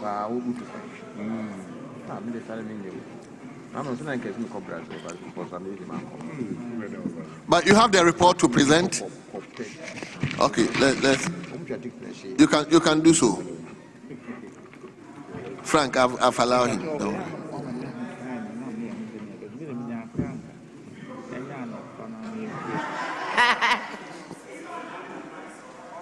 Speaker, the chairman of the committee also doubles as the leader of the House.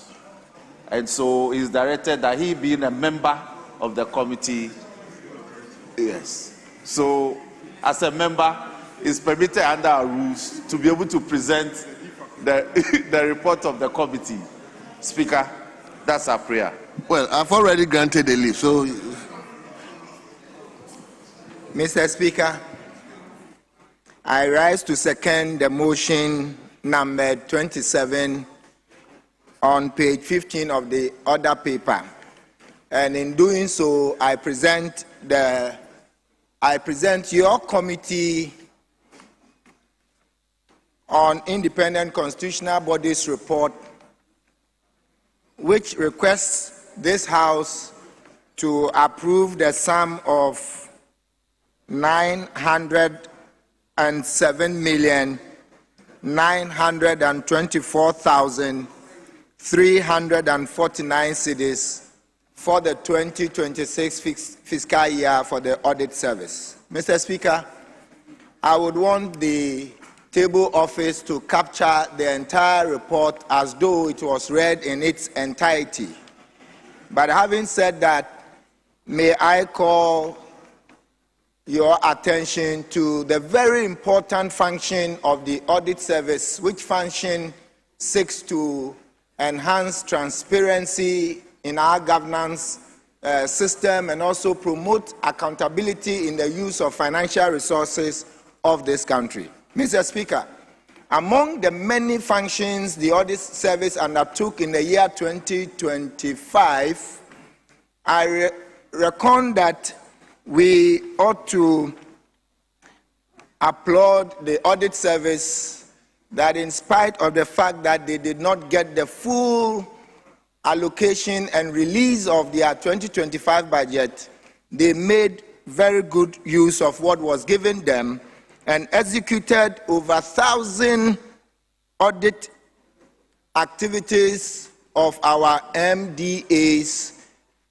for this current year 2025. Again, they were able to audit all 261 metropolitan, municipal, and district assemblies of our country. Of interest was also their quest to audit even our traditional authorities, and about 100 traditional councils were audited in the year. Mr. Speaker, for the current year, we acknowledge that their goods and services will be key for their execution of the many activities planned for the ensuing year. And I want to encourage the ministry to release enough funds for them to undertake their activities. But Mr. Speaker, let me take the House to the conclusion of your report.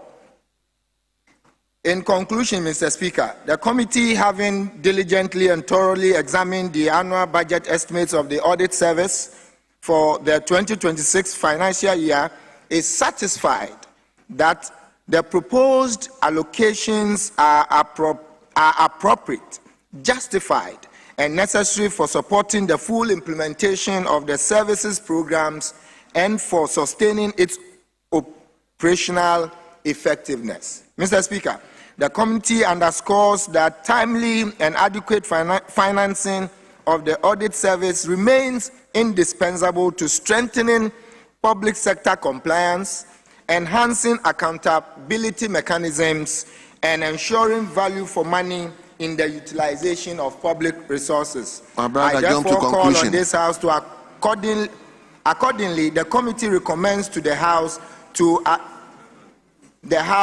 the adoption of this report and the approval of the sum of 907,924,349 Ghana cedis to enable the Ghana Audit Service to effectively execute its planned activities and deliver on its constitutional and statutory responsibilities during the 2026 financial year. I so submit, Mr. Speaker. Thank you very much. Thank you so much. Yes. Honorable Kojo Ponkroma. Who?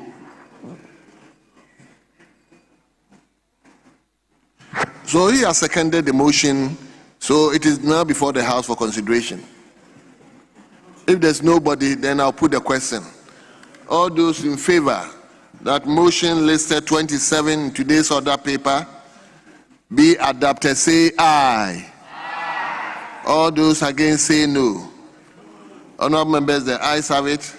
The motion listed 27 in today's order paper is hereby carried. And that this honorable House has approved the sum of 907,924,349 Ghana cedis for the services of the audit service for the year ending 31st December 2026. Yes, Leader. Mr. Speaker, with your indulgence, if we can take motion number 28. 28. That is the estimates for the Electoral Commission. Very well. Mr. Speaker, I move that this Honorable House approves the sum of 203,569,245 Ghana cedis for the services of the Electoral Commission for the year ending 31st December 2026. I so move, Mr. Speaker. Thank you very much.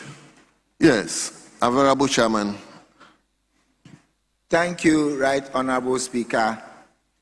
I rise to second motion number 28, and in so doing, I present your Committee on Independent Constitutional Bodies report. May I invite the Hansard Office to capture the entire report as though it was read in its entirety. And in doing so, may I highlight a few of the issues that came up. We all know that in this country, the Electoral Commission plays a pivotal role in sustaining our democratic pathway, and so far, we would say they have done so well. For the 2025 allocations, Mr. Speaker, it's been clear that your committee, led by the Honorable Majority Leader, has supported the calls for the Commission to get the needed resources to operate and to function effectively. And in 2025, we noted that an allocation made in 2024, which was not released, impacted their performance negatively.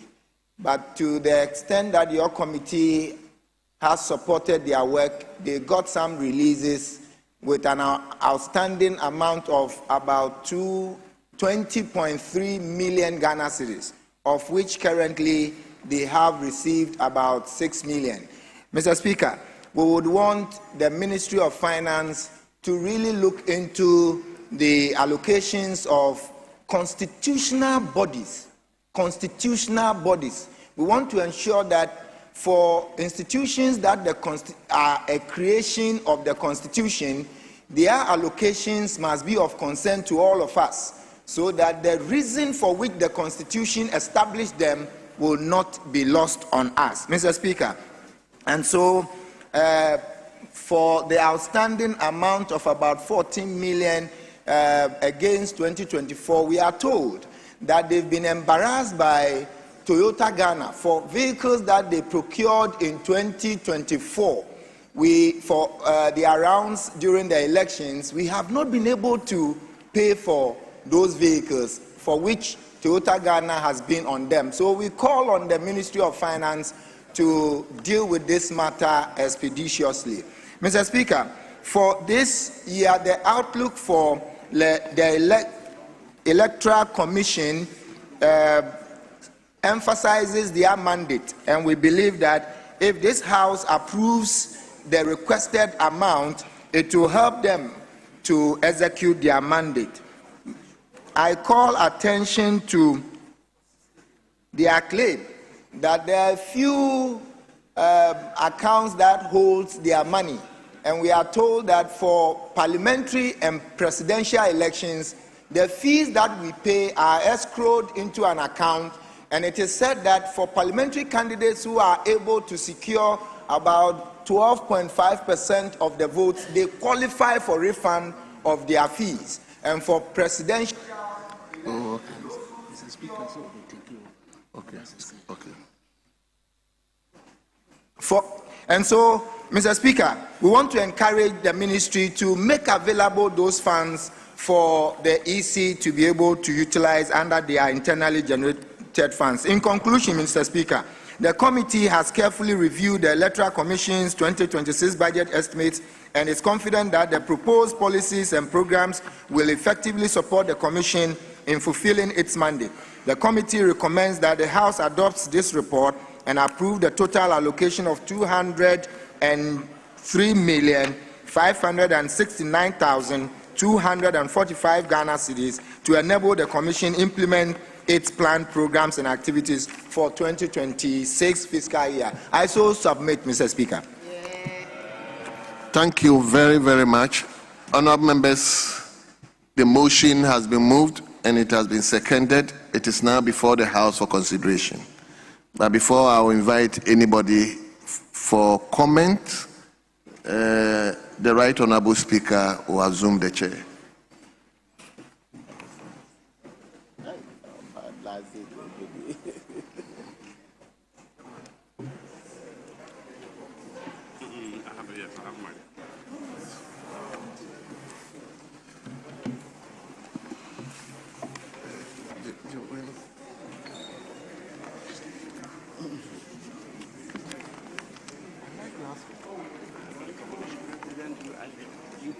Oh, I like the house. Thank you. Oh, I wanted to show you. Where is it?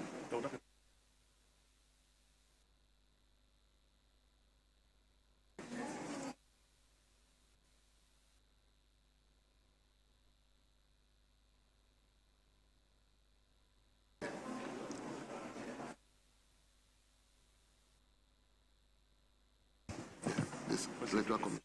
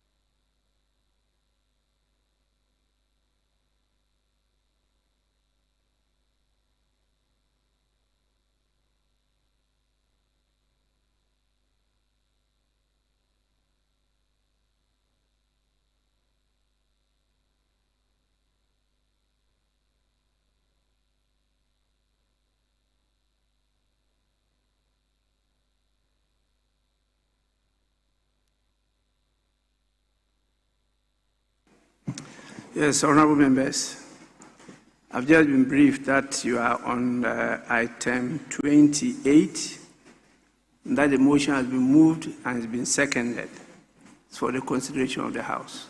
Yes, Majority Leader. That is so, and I was on my feet when the Deputy Speaker announced that you were assuming the chair. The Speaker, I was on my feet to commend and support the motion moved by myself and seconded by member for Tema East. Mr. Speaker, essentially he had given all the figures, but I just want to make one comment. He made a comment, but I just want to reinforce it. Mr. Speaker, if you watch over the years, we did not make provision for a special committee of Parliament to oversee the affairs of independent constitutional bodies. The Constitution has indicated that it intends that the independent constitutional bodies should be insulated from all manner of control. And, Mr. Speaker, in relation to the Electoral Commission, let me, for instance, read Article 46.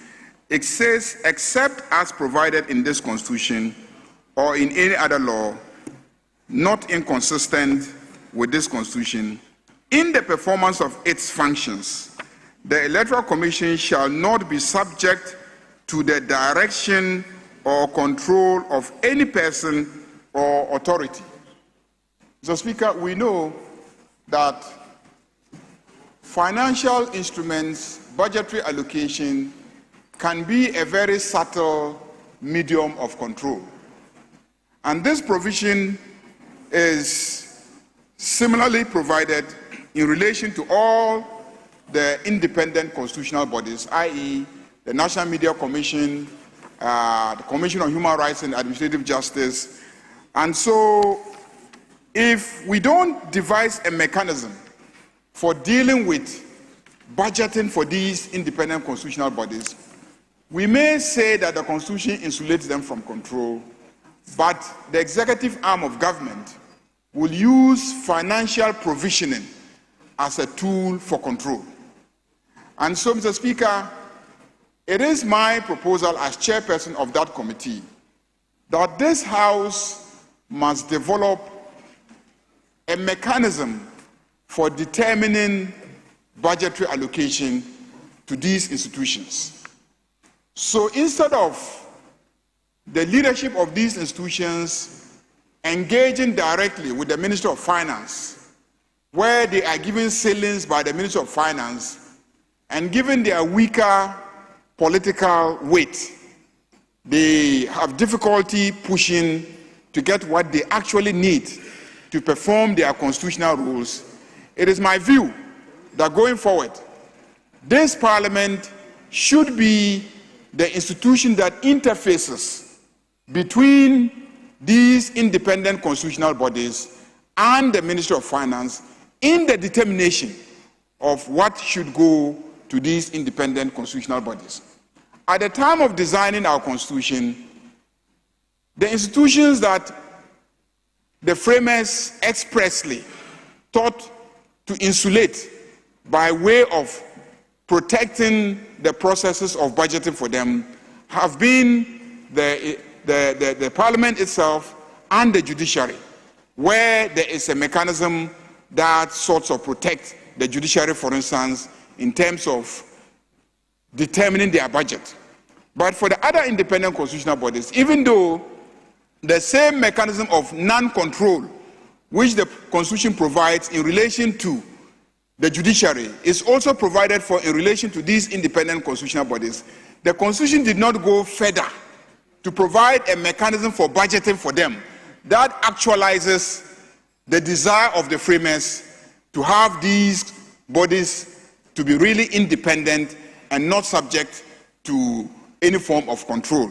And so, Mr. Speaker, whilst I support the motion and urge that we approve it, going forward, for all the independent constitutional bodies, we may want to make provisions in our standing orders that require that they bring their proposals to Parliament. We consider their proposals. And if we deem it fit that these independent constitutional bodies should be given those sums that they require to do their work, or why not, we should then make that presentation to the Minister of Finance for consideration and for them to capture it in the budget estimates that will be brought to Parliament. As it is now, they are invited to the Ministry of Finance, they are given a ceiling, and they can't negotiate their way out. And every year they come, they complain about inadequate provisioning. Even what has been approved, a lot of it is not released to them. And so increasingly, we find these pillars of democracy not functioning to the extent that we want them to function, and undermining our democracy. It's the same with SHRAJ, it's the same with audit service, It's the same with National Media Commission. And now we see new media, and we see the abuse of new media, and the National Media Commission is weak and therefore cannot protect the citizenry against the abuses that we see in the new media. It is all because of the weak budgetary allocation that they have suffered over the years. And so this House must find a mechanism to protect these independent constitutional body in the process of budgeting for them, and to ensure that we negotiate and get proper budgetary allocations for the independent constitutional body. I thought to draw attention to this. I think it's a constitutional, weakness, and in future, the Constitutional Review Commission should take it on board. But even as we are waiting for the outcome of the work of the Constitutional Review Commission, I think that as a parliament, we can provide for it in the standing orders of parliament, because the Constitution says that the mechanism by which the appropriation bill should be approved should be determined by us. And so we can put in our standing orders provisions that make special arrangement for the consideration of the budget of independent constitutional bodies to actualize the desire of the Constitution that these bodies should indeed be insulated from all manner of executive control. On that note, Mr. Speaker, I thank the seconder of the motion and urge colleagues to approve the sum of 203,569,245 Ghana cedis for the services of the Electoral Commission for the year ending 31st December 2026. Thank you, Mr. Speaker.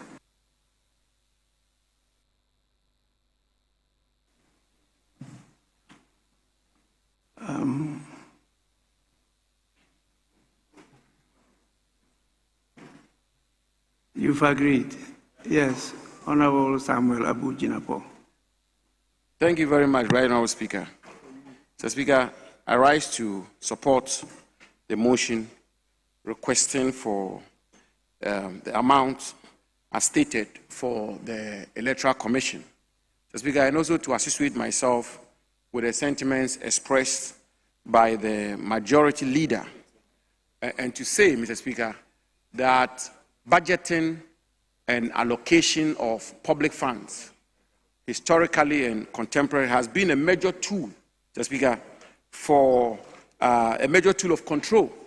And Mr. Speaker, if I may stretch it even further, this House, Parliament itself, I should say, not only the independent constitutional bodies of our state or of our country are susceptible to the use of budgeting, Mr. Speaker, as a tool of control. Even Parliament and the budgeting process we have in our country, which means that literally all institutions and organs of state are subject to more or less the discretion of the Ministry of Finance and for that matter, the executive and government, Mr. Speaker, continues to be a major avenue and a major lever of control of institutions who are required to be independent and assertive. Mr. Speaker, in the Congress of the United States, the experts will say that their source of strength is because of their much more control of the budgeting process and their capacity and mandate pursuant, Mr. Speaker, to the Budget Act of 1921, which gives them the mandate to literally determine the contours of budgeting and are able to increase or reduce whatever allocation the Treasury presents to the Congress. So it's important, and I think that we've also had a history in our country, I think sometime in 2004, when issues of even procurement by the Electoral Commission became a subject matter of intense public discussion vis-a-vis whether or not the executive's attempt to interfere in the procurement processes of the Electoral Commission will constitute a compromise of the independence of the Electoral Commission as enshrined in the Constitution of our country. And so, Mr. Speaker, it's as well that this amount is being allocated to the Electoral Commission, and I see that that is an increment of the allocation given to the Electoral Commission for the, compared to the 2020-25 allocation. The allocation for 2026 is over and above that of 2025. But that said, the point the majority there is made is one that I believe the House should pay particular attention to, but not only in respect of independent constitutional bodies, but the general budgeting framework of our country, even as it relates to a very important arm of government such as the legislature, parliament, and ensure that we have a system which makes these bodies which are to be independent, truly independent, as it relates to the Electoral Commission. Mr. Speaker, with this, I support the motion for the request of the said amount for the Electoral Commission of Ghana. Thank you, Mr. Speaker. May I be guided by leadership as to the agreement on contributions by members? Is it 1122? No agreement. Okay, so I'll handle them. Yes, Prof. Yes, Speaker. I thank you for the further space given me in contributing to motion number 28. Mr. Speaker, I partly share the frustration of the leader of the House regarding the allocations given to the independent congressional bodies. I used to be on the Special Budget Committee, and I know the challenges. Mr. Speaker, I think that we need to tread cautiously, because if the challenge in terms of the inadequacy of the budgetary allocations to the independent congressional bodies is distinct from what is given to the ministries, departments, and agencies, then I'll be worried. What I've seen over the years is that the budgetary allocations are not even fully provided by the Finance Ministry. So what we should be doing is to ensure that the Finance Ministry, seeing the critical and crucial and relevant roles these institutions play, must ensure that they are giving adequacy of resources for them to embark upon their work more effectively and efficiently. On that score, I also saw on the report, item number E, outstanding commitment, that EC was owing Toyota Ghana a sum of over 10 million cedis. And due to that, 2 of their vehicles were repossessed by the company. And I see this to be a worrying signal. And I want to urge the Finance Ministry that some of these commitments that are obligatory must be honored. Otherwise, it puts some form of a dent on the reputation of this country.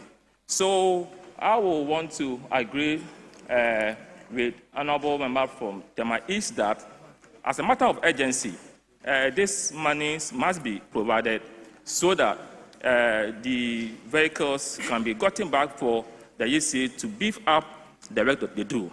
On that score, Mr. Speaker, I also want to support the motion that the sum of 203,569,245 Ghana cedis be appropriated for the Electoral Commission. Thank you, Mr. Speaker, for indulging me. Honourable members, I think this is an important issue that has been raised. I listened to the debate earlier in the day, and this issue came up many times, and I think that is important because we are doing a constitutional review for us to emphasize the point that has been made by the majority leader. It's because of that, if you go through our standing orders, we have provided for a budget committee.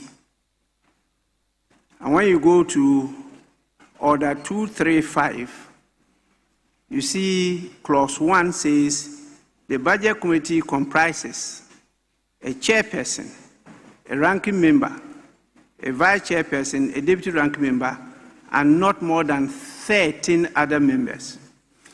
And 2 says the budget committee shall collaborate with the ministry responsible for finance and the office of the president in the initiation, formulation, and implementation of the national budget. And 3 says the budget committee shall A, consider and report to the House on Roman 1, the medium-term expenditure framework and the broad medium-term policy target. Roman 2, an appropriation bill laid before Parliament. Roman 3, a report laid in respect of budget reporting or expenditure in advance of appropriation. And B, consider the annual budget and determine whether the annual budget gives effect to Chapter 6 of the Constitution. I know what Chapter 6 deals with, the directive principles of state policy. Then C, analyze and report to the House the impact of tax waivers on the economy. And D, perform any other function assigned by Parliament.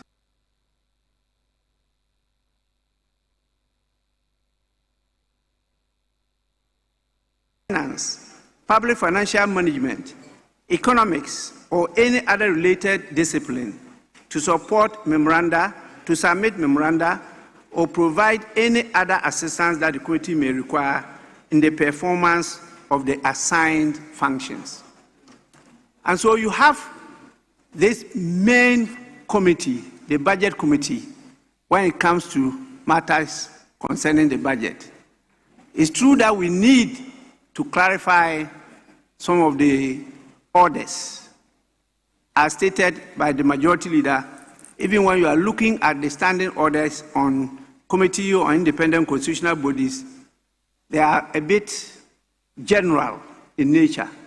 They should be more specific. But this is a beginning worth carrying forward and signaling to the Constitutional Reforms Committee that this is the position. In fact, I just drew the attention of the Table's office to the fact that what we're doing now is to adopt the reports of the committees. If you approve the reports now, then the appropriation bill will just capture what you have approved.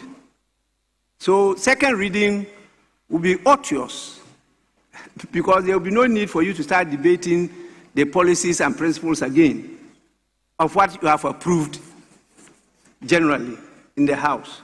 And so what we're doing now is to move motions to adopt the reports of the committee. When they are now captured in the appropriation bill, it will come before the House where you now debate and approve what has been captured there as the various items to be approved for the utilization of the various MMDAs, the constitutional bodies, and Parliament and the judiciary. But between adoption of the reports, at least you should have given some idea to the executive if there is a need for reconsideration and for the elimination of some items from the budget. That could be done before they are captured in the appropriation bill for the consideration of the House. I think we should start doing it this way until we get the new constitution, which will properly capture the sense of the House. And so I told the clerks at table that the motions should have been differently worded. That what you're doing now is adopting the reports of the committees. I have serious problems with them. I have raised issues with the Minister of Finance and His Excellency the President that we will need to realign some of these amounts to the priority areas that will even allow the President to lead the reset that he mentioned. The way things are going now, I don't think that can lead us to reset, because the agencies that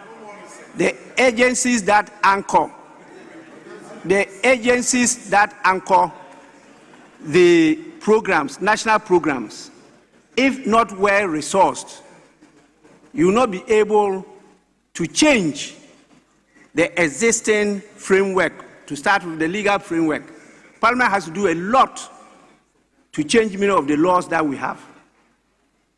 If not, we'll be caught by the existing law. And even though you have good intentions, legally, they will not be applicable.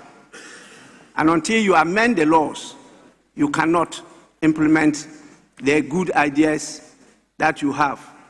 And so it means that Parliament has to work a lot. But what has been provided there for Parliament is woefully inadequate. The same for the audit service. The audit service, I just heard before I came in, the House adopting and approving it. You realize in the budget there is a provision to establish an audit value for money audit department, and there's a bill coming for us to do that. All that was being done by the audit service. And so if that is being done by the audit service, and you now think that there's a need to establish a specialized unit, they are all doing the same thing. That is auditing. One may be doing performance audit, one will be doing management audit, there is doing value for money audit, and you have various types. But what is provided for the audit service now is so inadequate that they will not be able to do the work we are doing, particularly as we have gone down to the district assemblies level and realize that your committees are being asked to now do audit work. And the local government and rural development committee, for example, started sitting like a public accounts committee. And so you need a lot of resources to be able to do this. We cannot continue to be budgeting the way we used to do. And so this is a very important matter that we should carry on board and make sure that we support the executive to realign the projections and the provisions they have made before this House.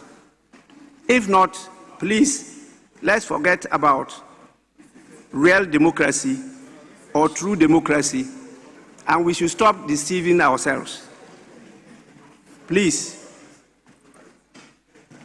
There are some agencies, I think, in fact, this morning I heard you people talking about one of them, that is the OSP. And if you recall, during the deliberation on the OSP, a number of us stated on the floor of this House that there's no constitutional basis.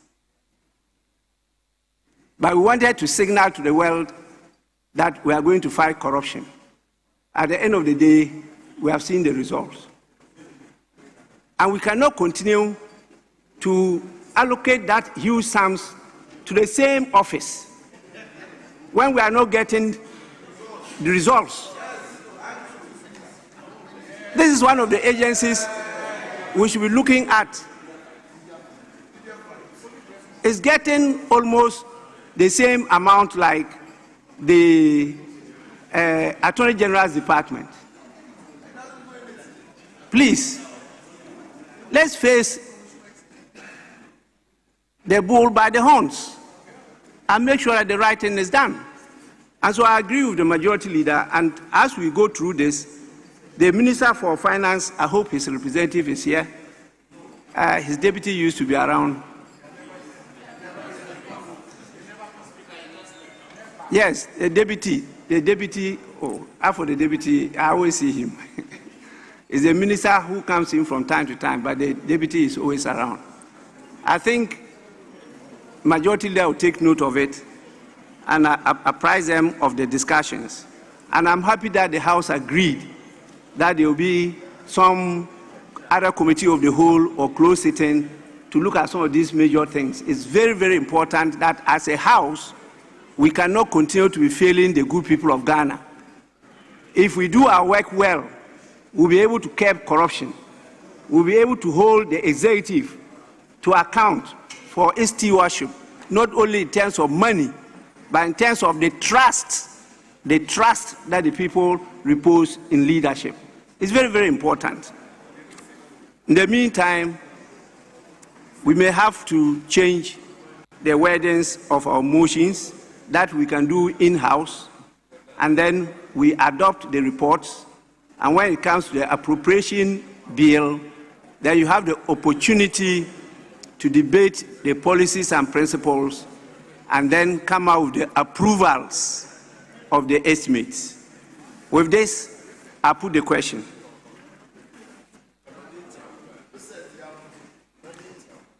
And the question is that those in favor of motion item 28, say aye.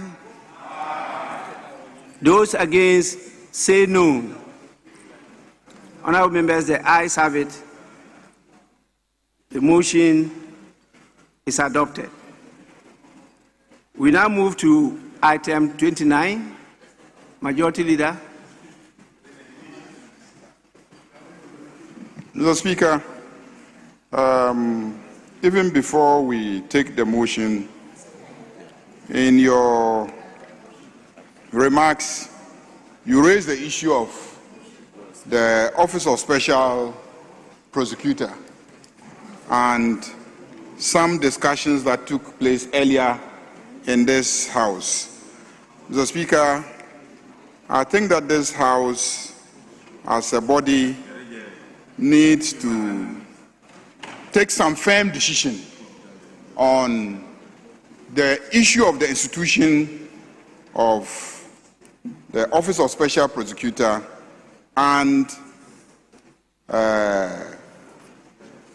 make sure that we take advantage and realign our Constitution properly. Mr. Speaker, yesterday, the office arrested and detained a legal practitioner by the name Mr. Martin Kwebu.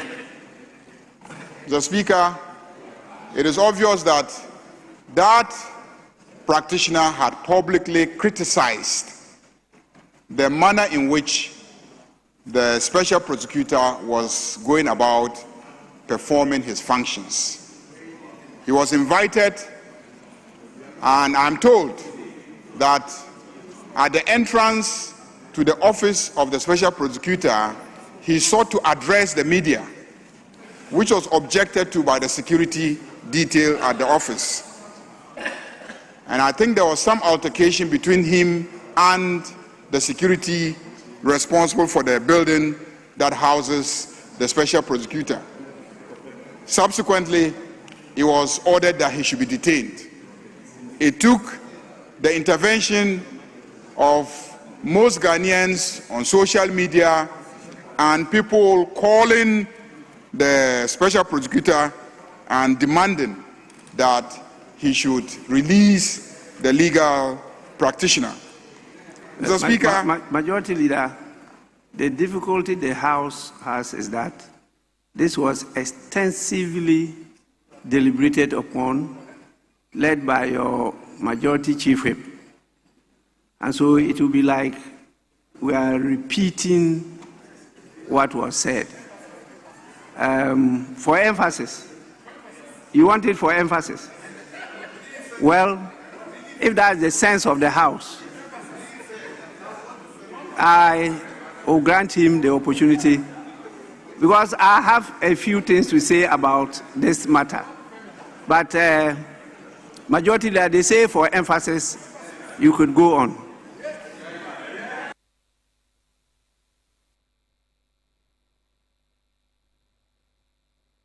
Yes. Speaker, I support the Majority Leader fully in recanvassing the issues. And Speaker, he should do that with all the diligence, and we support him. Please proceed.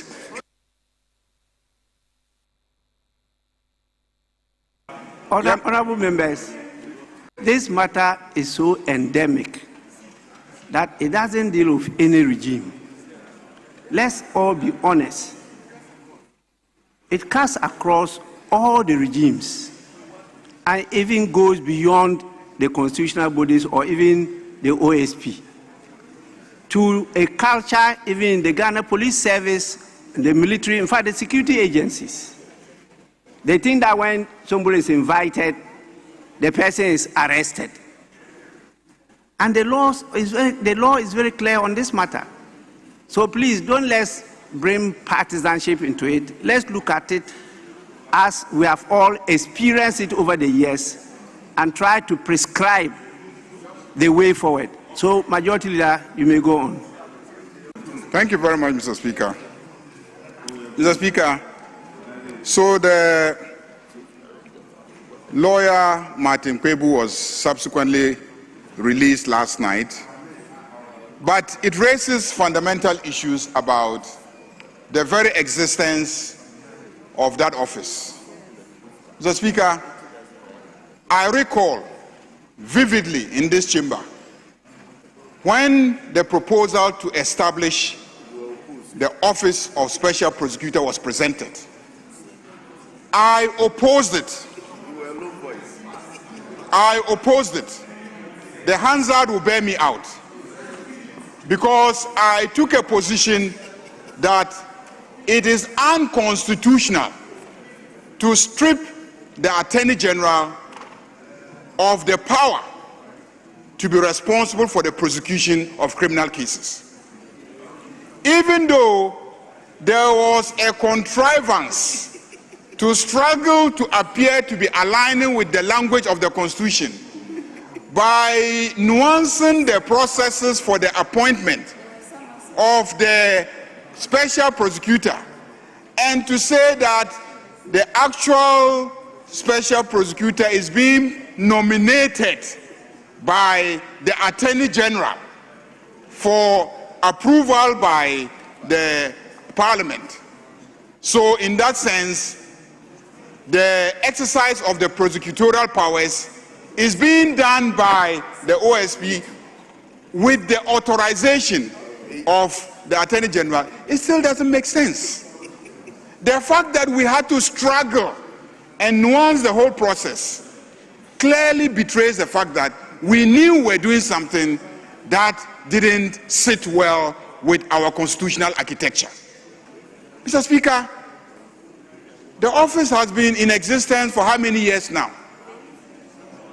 Close to 8 years. Tell me what is really the achievement of that office. What has been the achievement of that office? I cannot see my way clear in terms of the achievement of that office. I have consistently held the position that fighting corruption is not about littering the place with institutions. It is the political commitment of those who lead that fights corruption, not the designations of institutions that have been established. I believe that it is high time that this Parliament reconsiders its decision to approve the establishment of the Office of Special Prosecutor. I think that we should abolish it. I honestly think we should abolish it because we've experimented it and we cannot see any achievement. Major cases of clear corruption. Up to date, the office has not been able to do anything. So it cannot do anything. If the institution of Attorney General that we establish in our Constitution is adequately resourced and protected by Parliament and held accountable by Parliament, I believe that that office will equally deliver. No ministry, no office is established. If you look at the cabinet, no office is expressly established by this Constitution apart from the Attorney General and Minister for Justice. It is the only one that is actually a constitutional entity. And so it is an entity that this Parliament should ensure that it is resourced and protected so that it stands above ordinary ministries and can ensure that criminality is dealt with in this country. Look at the budgeting. If we agree that a prosecutor fighting corruption needs to be resourced, why have we not been resourcing the Attorney General? Why do we establish an entity out of the functions of the Attorney General and resource them more than the Attorney General? And even after doing that, it is still not delivering.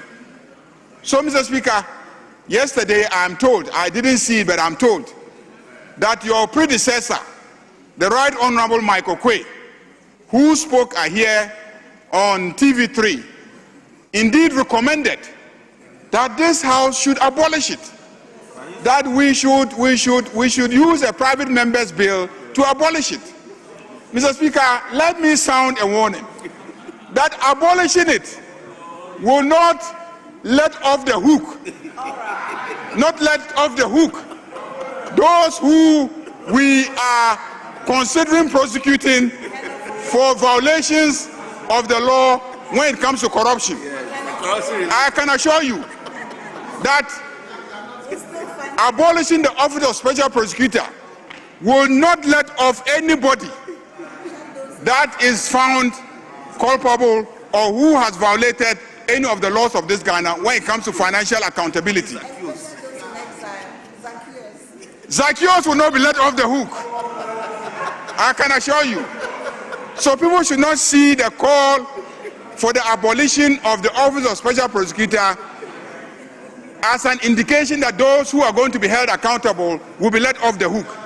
Indeed, I will ensure that the process is even expedited.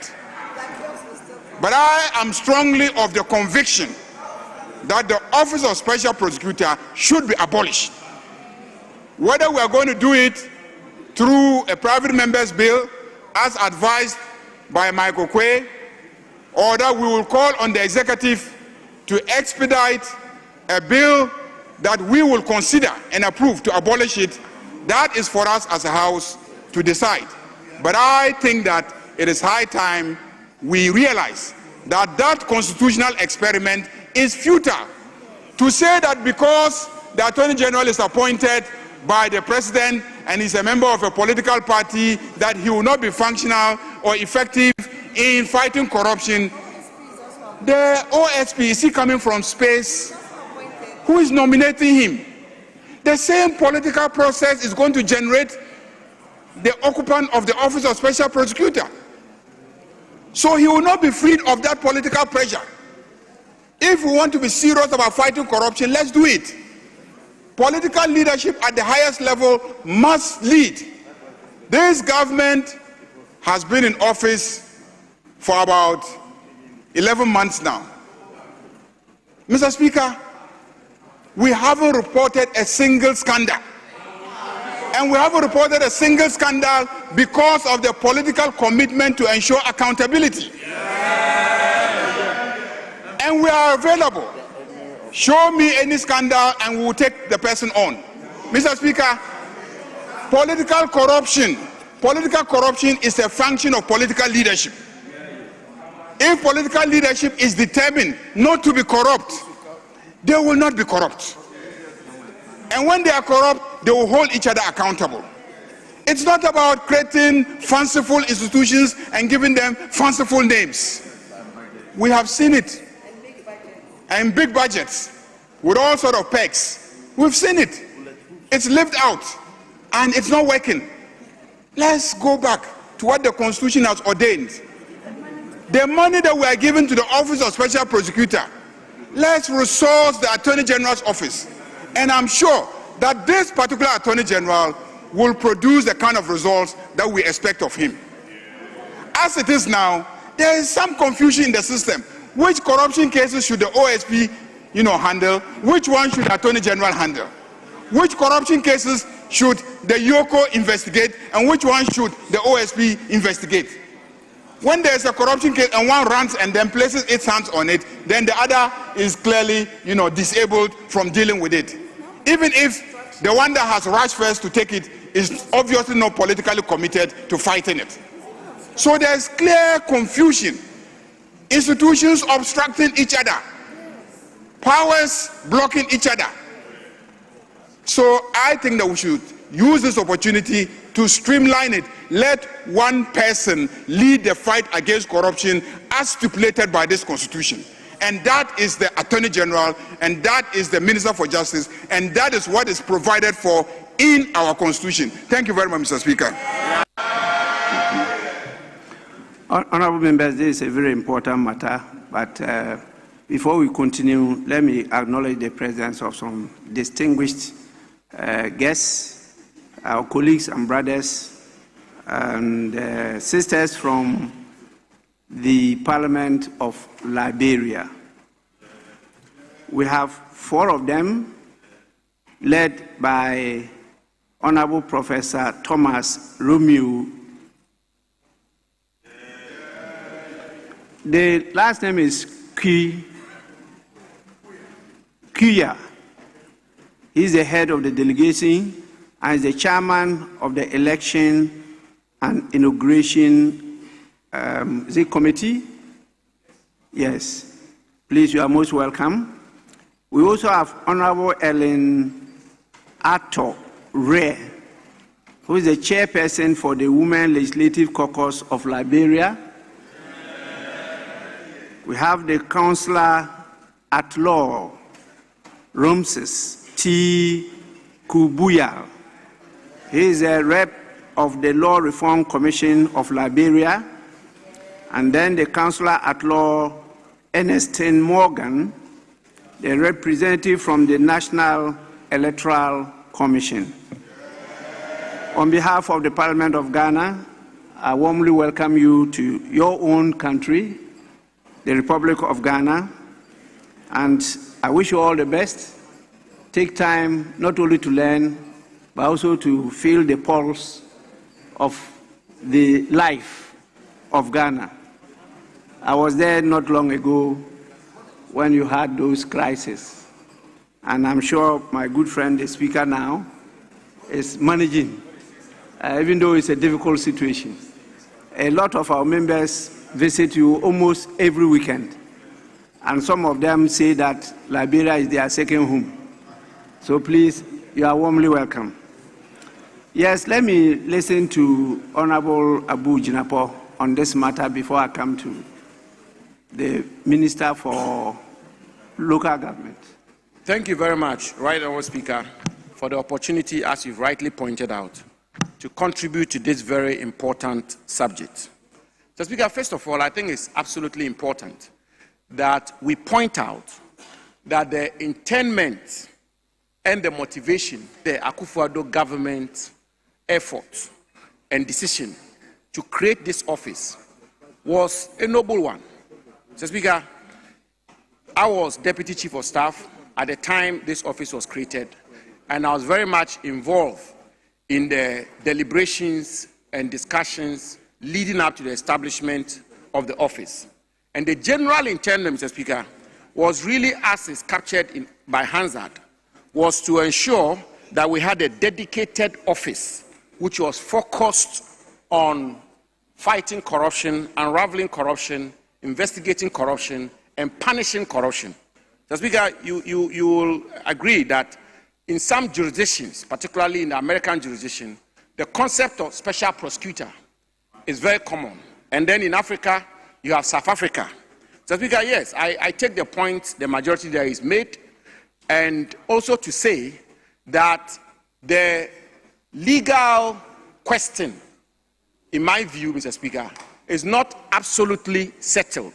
Because if you look at Article 88 of our national constitution, Mr. Speaker, particularly Article 88.4, where all prosecutorial powers, criminal prosecutorial powers, are vested in the Attorney General. So, Speaker, today in our country, police prosecutors conduct criminal prosecutions. IOCO conduct criminal prosecutions. Yes, several institutions, SNIT and others, conduct criminal prosecutions.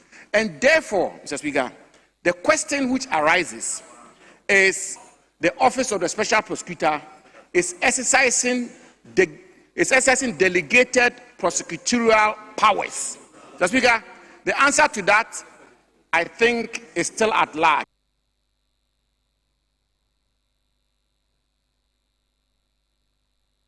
and I'll leave it at that. But in any event, Mr. Speaker, it is this parliament that enacted a law to establish the office of special prosecutor. That said, and by that I say that I do not have today conclusive answers to the legal questions. They were deliberated upon. They may not have been grounded. They may have been grounded.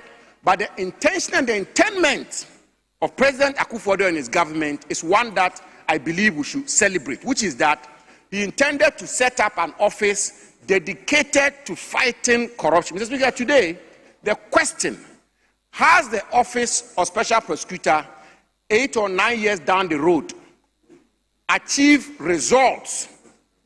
Or, Mr. Speaker, do they have any significant achievements when it comes to the fight against corruption? Those are matters before this House. Those are matters before the country. Those are matters that I believe the jury is out there. Has it been a successful office? Has it not? Mr. Speaker, the question is still at large, and we all have a take on it. Secondly, Mr. Speaker, the leader of government business, the leader of this House, the majority leader, has had cause to rise up in this House to indicate that the office of special prosecutor is not an office which is fit for purpose. The Speaker, he's even gone a step further. He's gone to the extent of indicating that the office of special prosecutor is an unconstitutional body. It's an unconstitutional office. That's exactly the point the majority leader is making. That the existence of the office of special prosecutor is at variance with the provisions of our national constitution. The Speaker, 1 year down the road, they build an office. They have a super majority. What are they telling us? What are they telling us? The Speaker, this country, with the greatest respect, is sick and tired of talk. Talk. The leader of government business is not just the majority leader. He's a leader of government business. He's a leader of this House. He sits in cabinet. The Speaker, he has indicated that when the bill was tabled before this House, he, as member of parliament, member of the 8th parliament, the Speaker, he said he opposed the establishment of the office of special prosecutor. And he indicates that his party, the NDC, opposed the establishment of the office of special prosecutor. I have just indicated the policy rationale or the policy motivation for the establishment of that office by the Akufo-Addo government. Just because you yourself, you've indicated that you were also opposed to it. Just because today, the political party that opposed the establishment of the office, the member of that political party who opposed it in the 8th parliament, today majority leader, leader of government business, in the wisdom of the Ghanaian people, they have given them a super majority. Super majority. They have majority in this House. They have a super majority. Why? What's happening? What's happening in our country, Mr. Speaker? You just made that point about allocation. And you made a point about reset and the fact that we may struggle with the reset. Too much talking. The country needs action. If you believe the office of special prosecutor is not fit for purpose, you have the majority, you call us micro minority, we are mighty minority indeed. Repeal it. What are you waiting for? 1 year down the road, we are still being given sermons and being given lectures and being told that this office is unconstitutional. Mr. Speaker, because with the greatest of respect, one of their own was touched. Because one of their own was touched. And Mr. Speaker, you just made that point not too long ago, that we should be careful when we enact laws and when we apply the laws. Mr. Speaker, because when you're on the right-hand side of the speaker, and certain actions are being taken, Mr. Speaker, many a times we just tend to think that it will not affect us. Mr. Speaker, needless to point out that the history is here. The history is there for us to appreciate that the law on causing financial loss to the state, Mr. Speaker, is only caught up with people or persons from the side which passed the law, which is why the point the Speaker made is a very important point, The law, when it's respected, and when it's applied fairly, works for all of us, regardless of where you find yourself.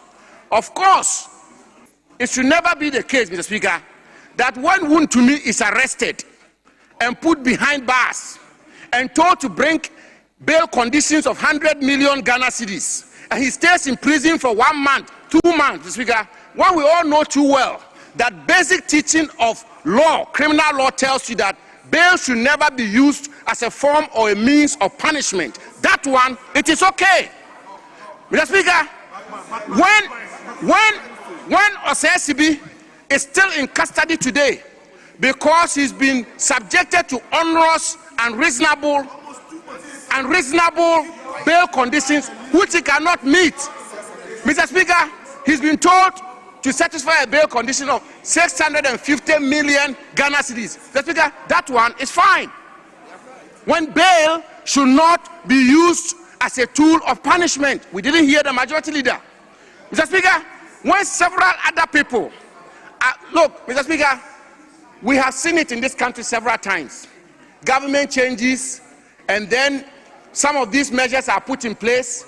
Political opponents are put behind bars. When Paul Adumochiri was arrested by the OSP, the Office of Special Prosecutor, because allegedly Paul Adumochiri had been critical of the office, when he was arrested and put behind bars, Mr. Speaker, and some of us raised our voices, the majority leader's voice and the majority side was mute. Because today, it is lawyer Martin Kwebu. Mr. Speaker, when the law is applied unfairly against Wontumi, it is bad. When it's applied unfairly against Osei Sibi, it is bad. When it's applied against Paul Adumochiri, it is bad. When it is applied against Martin Kwebu, Mr. Speaker, it is indeed bad.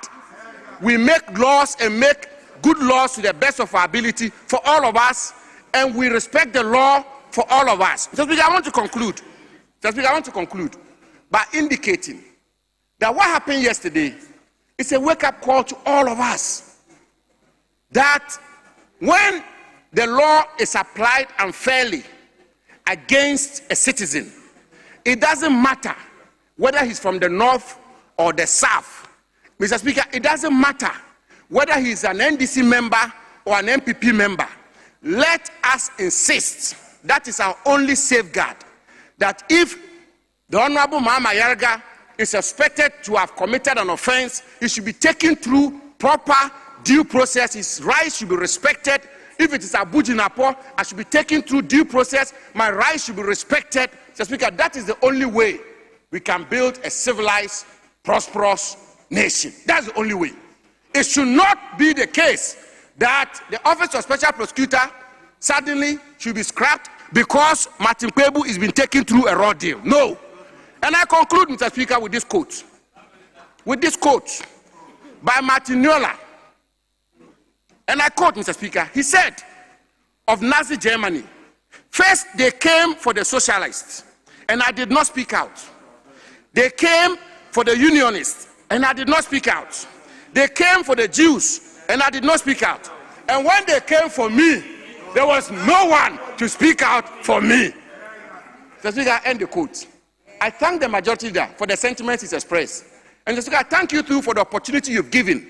And I thank you also for the sentiments you've expressed. Mr. Speaker, today, the 4th of December, the super majority join us, we, the advocates of rule of law, the bastions of rule of law, the originators of rule of law, the promoters of rule of law, the doyens of rule of law.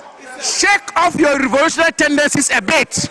Shake it off and join us, Mr. Speaker, to let the rule of law prevail. When it prevails for Honorable Mahama Yarga, it prevails for Abu Jinapor, it prevails for all of us, all the people of Ghana. I thank you very much, Mr. Speaker. Honorable members, please, as leaders of the country, if we don't change our attitude, we will never achieve anything. That is the biggest problem. I don't think there's moral authority in this house to pontificate on this matter.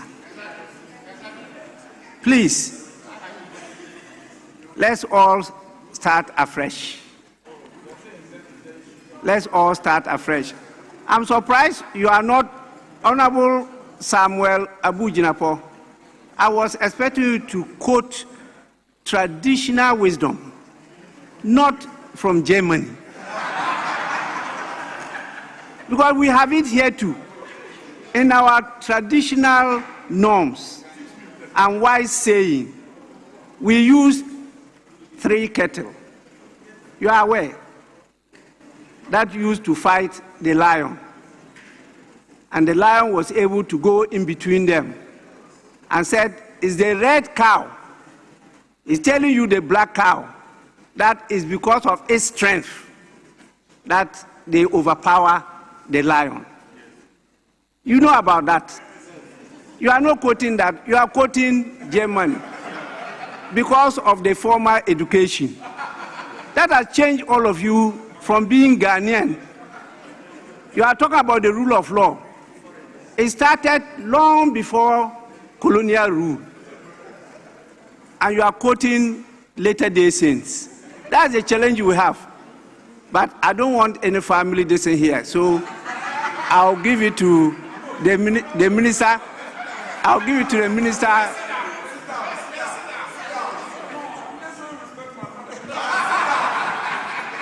That is why I say family. I don't want that fatherly respect here. I'll allow the Minister for Local Government. We just finished listening to Honorable Samuel Abu Jinapor. Thank you very much. Please.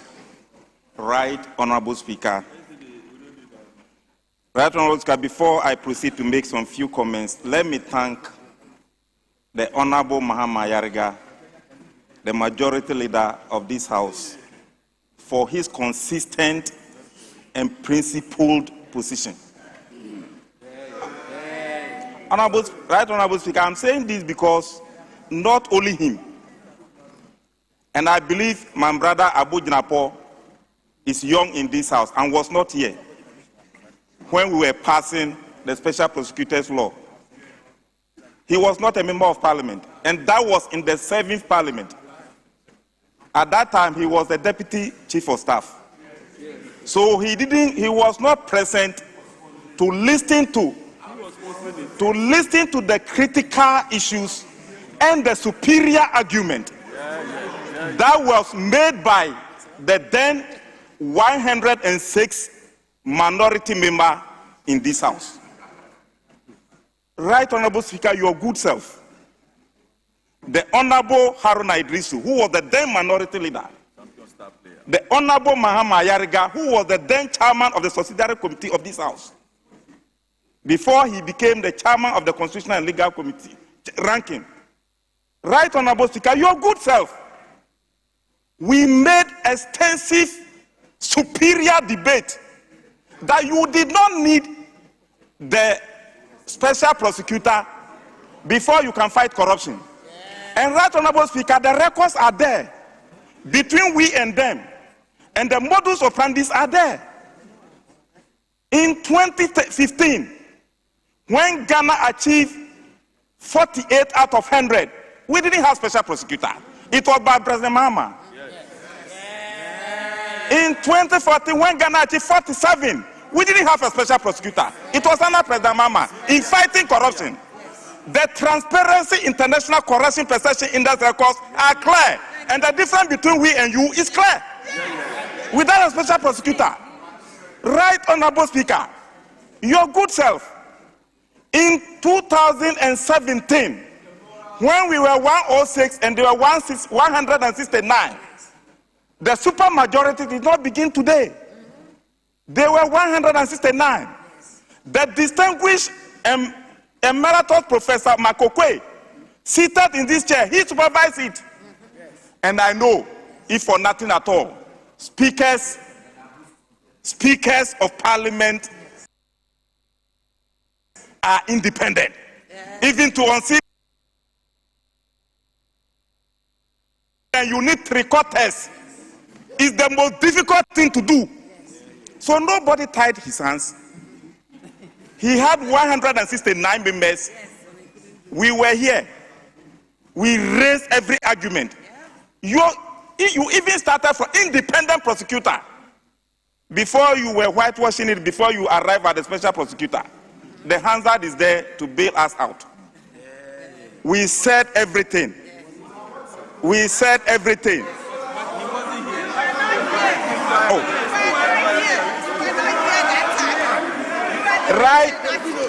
Right on. You see? Right, Honorable Speaker. You see? Clearly. Oh. I've said that the difference in fighting corruption between we and you is clear. And right, Honorable Speaker, you remember, you said it, that the special prosecutor, as a second deputy speaker then, Mr. Speaker, your good self, you made a superior argument there, here, that the special prosecutor was not coming to serve any good purpose. I still remember. The Honorable Mahama Yariga made similar argument. We were perceived as if we did not want the special prosecutor and we did not want to fight corruption. We said, do it and let us see. How many of your colleagues are there? Where's the finance minister? Let's put that one aside. Mr. Speaker, even your presence in the chair and your opening of parliament to fight corruption alone was able to help fight corruption more than even the special prosecutor. If parliament would do its work well, when they had the 169, we were just here. Every law that came, every opposition we staged, they would tell you, put the question. They had the numbers. That is what you did. But Mr. Speaker, So why are you crying? under your leadership, So why are you crying? this good parliament in the 8th parliament, Is there corruption? you reduce parliament to fighting corruption and making sure that the few eroded democratic dividend that was eroding, you restored it. And that is how this parliament became the most open parliament in Africa. Was that by the special prosecutor? No. So, Mr. Speaker, we were just here. Is Professor Okwe telling us today that when we were passing the special prosecutor law, he didn't know what we were doing? He knew. So yesterday, I also listened to him when he was saying that we did not need that one, that he opened a private members bill. So we could come by private members bill to trash it out. Mr. Speaker, I will even go for that. But before I get there, President Mahama will not come and say that he's bringing a law to take special prosecutor away. You have just started saying that we don't want to fight it. This House, Mr. Speaker, can come with a private members bill and trash it out. That is the window open to all of us. But Mr. Speaker, from January to date, using Parliament and getting a strong political will from His Excellency the President, how many political scandals have you gotten? Zero. How many corruption cases have we received? How many corruption scandals have we seen under President Mahama from January to date? You don't need special prosecutor to fight corruption. All you need is to get an open speaker seated in this chair, opening parliament to investigate every case. Mr. Speaker, that's what you stood for. And that's why we are achieving this. Mr. Speaker, I'm a cabinet minister. President Mahama has told all the cabinet ministers, and including all his ministers, like, look, as for me, I'm here. Anybody who go and commit any scandal, I'll fire you. That alone has put a scare on all of us. Everybody is ruling with diligence. Everybody is ruling with critical, ethical governance principle. And he himself, the Speaker, he himself is saying, listen. Mr. Speaker, he himself he's always concerned about the future and this country. So, Mr. Speaker, we don't need a special prosecutor. When Mahama Ayariga criticized the establishment of that office, he was the first victim. You don't have to personalize that office, using state office to chase your critics. Mahama Ayariga criticized the establishment of special prosecutor's office, and he was the first victim there. He took in for buying ambulance for his place. He was taken for so many times before a successor special prosecutor came and said there was no, that it was not a case, merit of casing, and he won it. That's because, so why did you put him through all those ordeals when he did not do anything wrong? Because he criticized the establishment of that office. The same way, lawyer Martin Kwebu also criticized the current one, and he is running after him with the whole special prosecutor's office. Mr. Speaker, if even as I stand here, talking now,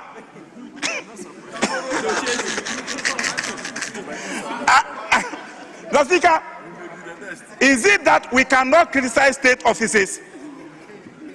And should we use state offices to pursue our political or our personal opponents who criticizes us? That's how many times have you been criticized? Even the longest serving legislator in this country. But you've opened up. With your experience, Mr. Speaker, Parliament can help fight corruption. Parliamentary committees, Mr. Speaker, local government committees sit in open, public accounts sit in the open, most parliament committees sit in the open. That alone can help fight corruption. What you need is having a strong ethical leader like President Mahama. With strong corruption fight records, endorsed by the Transparency International as the most fighter of corruption in Ghana than any president. And Mr. Speaker, with Africa endorsing you as the most open parliament and the most open speaker, even with 188 or 89 MPs, with super majority, what can you use these numbers for? But you are still protecting divergent views and the consent of the minority to safeguard democracy. Mr. Speaker, Ghana is blessed in having you. Mr. Speaker, we are blessed in having you. And with you in the chair, I was always worried, seated here, when Parliament was only interested in passing laws. Mr. Speaker, you changed the jail. You have changed everything. Parliament was just passing laws. And even in passing the laws, some could go to the Supreme Court and could be trashed. And today the Speaker himself is saying that some of the laws are not even needful. Then what were we doing when you had 169? What were we doing?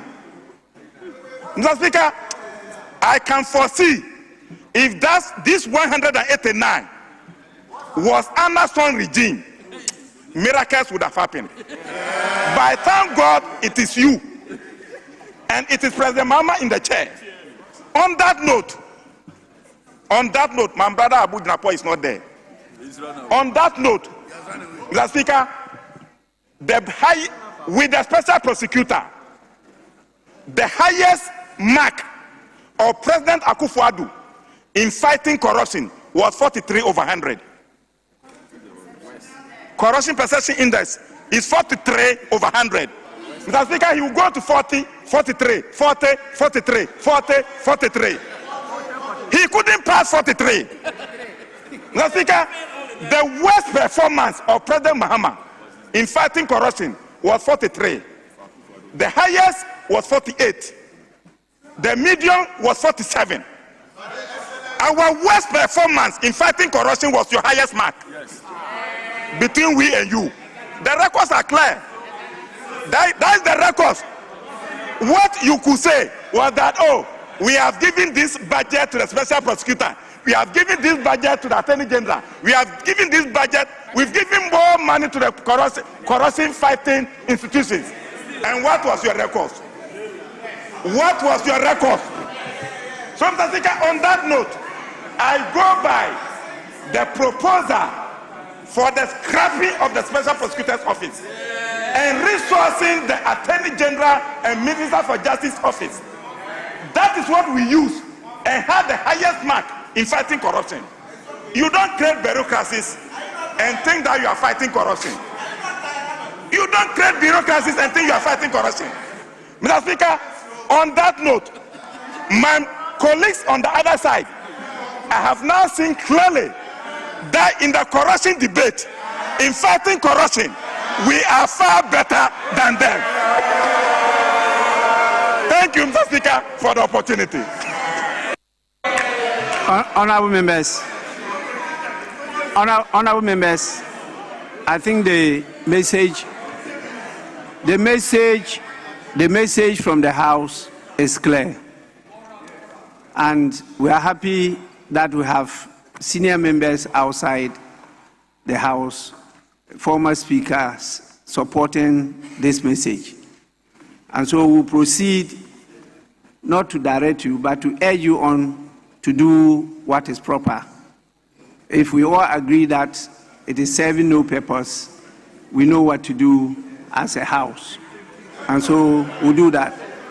Secondly, I'm grateful to the House, very grateful to the House, because a delegation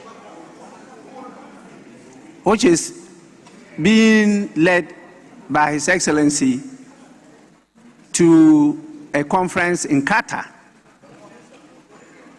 is called upon to sponsor a motion for the whole world to take a position on fighting corruption. His Excellency will be there before we get there. And after him, I may be leading the delegation at the conference. And we want to put this position of Ghana across to the whole world as to the best way to fight corruption. And so I'm happy that the House is giving us this signal. And I'll call upon my delegation to take copies of the Hansard as we move along to the conference next week. And so we are grateful to you, and we'll carry this message along.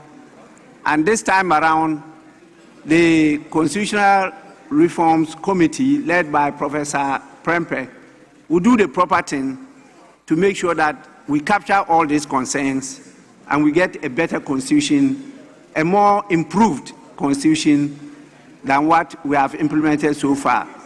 The Constitution 1992 has done well. It has stabilized our democracy. It has taken us this far, but there is an urgent need to sharpen some of the tools, to restructure it for us to deliver what we all want. And so I thank you, and please, we have some very serious business to transact.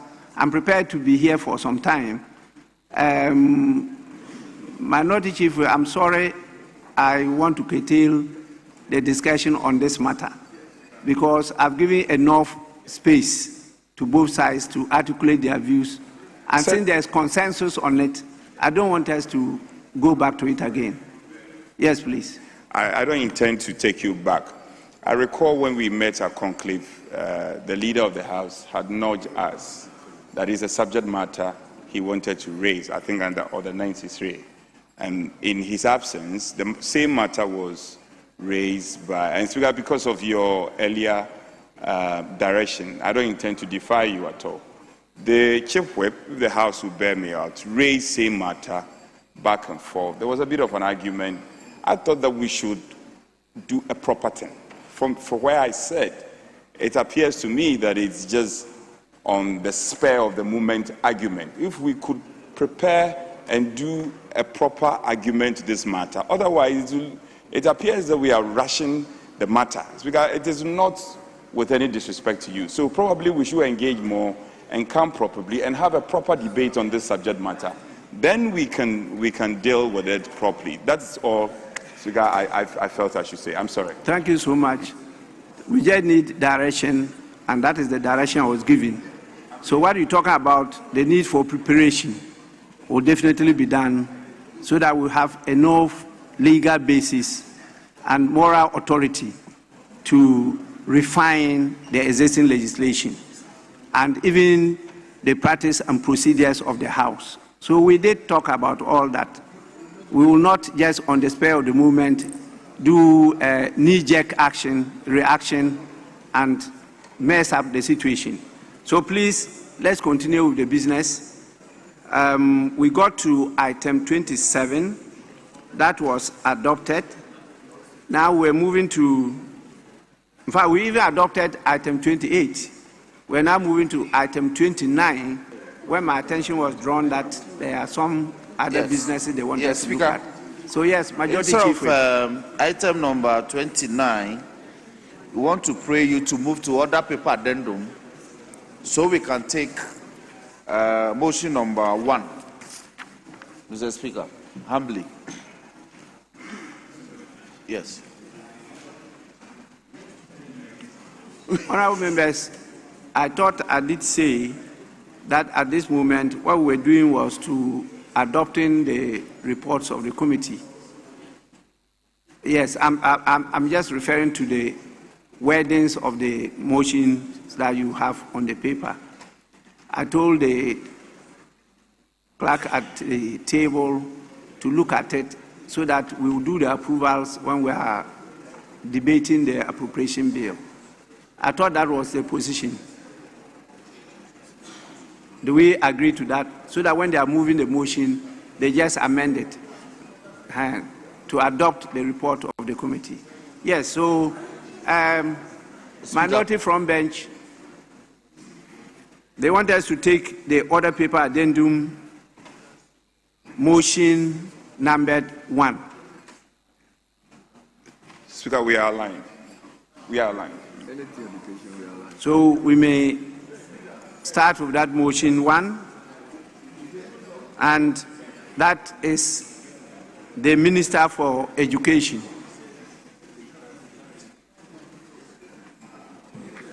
Mr. Speaker, I beg to move that this Honorable House adopts the report of the committee and approve the sum of 39,233,795,022 for the services of the Ministry of Education for the year ending 31st December 2026. Mr. Speaker, in doing so, to highlight that Ghana's educational system needs a reset, and a reset by way of investment in structures and in standards from kindergarten through primary school, through secondary education to higher education. Mr. Speaker, of this amount, a chunk of it is dedicated to compensation, because rightly and justifiably so, the Ghana Education Service has the largest workforce in Ghana. But Mr. Speaker, government is determined to reset basic education and to increase investment in foundational learning. We currently are reviewing curriculum at that level to incorporate the teaching of ethics, and more importantly, even this morning, the President launched a STEM initiative where we are emphasizing investment on science, mathematics, and engineering education to support young people to develop critical minds and also be ready for problem solving. Mr. Speaker, Parliament is approving this budget at a time that the country is going through a very worrying development, with a significant number of Ghanaian students not faring well or not doing well in the West African certificate examination.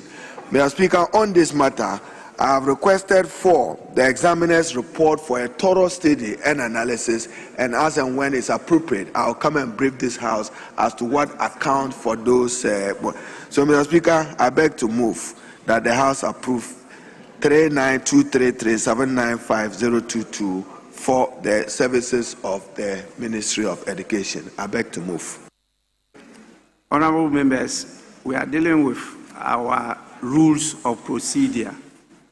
I realize that what I introduced is accepted, but the wording is not yet refined. And so in such a situation where we are adopting the report of the committee, it has to be moved by the chair of the committee, and then the minister will come in. But because it wasn't put on the order paper, the minister has moved it, and it says, if I may read it to your hearing, that this Honorable House adopts the report of the Committee on Education on the allocation of the sum, and then the sum is captured on the order paper, for the services of the Ministry of Education for the year ending 31st December 2026. And so you insert after Honorable House adopts the report of the Committee on Education on the allocation of, then you continue, the sum of so and so. That will be the motion, and that is how all the rest will have to be recouched. And the chairman of the committees or a member by our rules could do so on behalf of the chairman, and then the ministers will then come in and also contribute like other members. Yes, Minority Chief. We are grateful for your guidance. I think then consequentially it must apply, because I recall all the earlier actions we've taken. It has variance with your. So I will give the directive. Yes. Yes.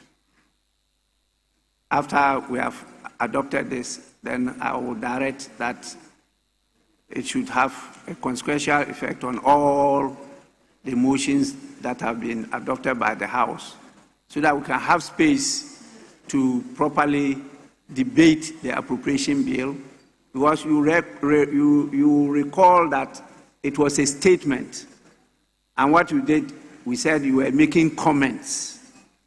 So you actually did not get time to debate, even though there was much difficulty between the comments and the debate.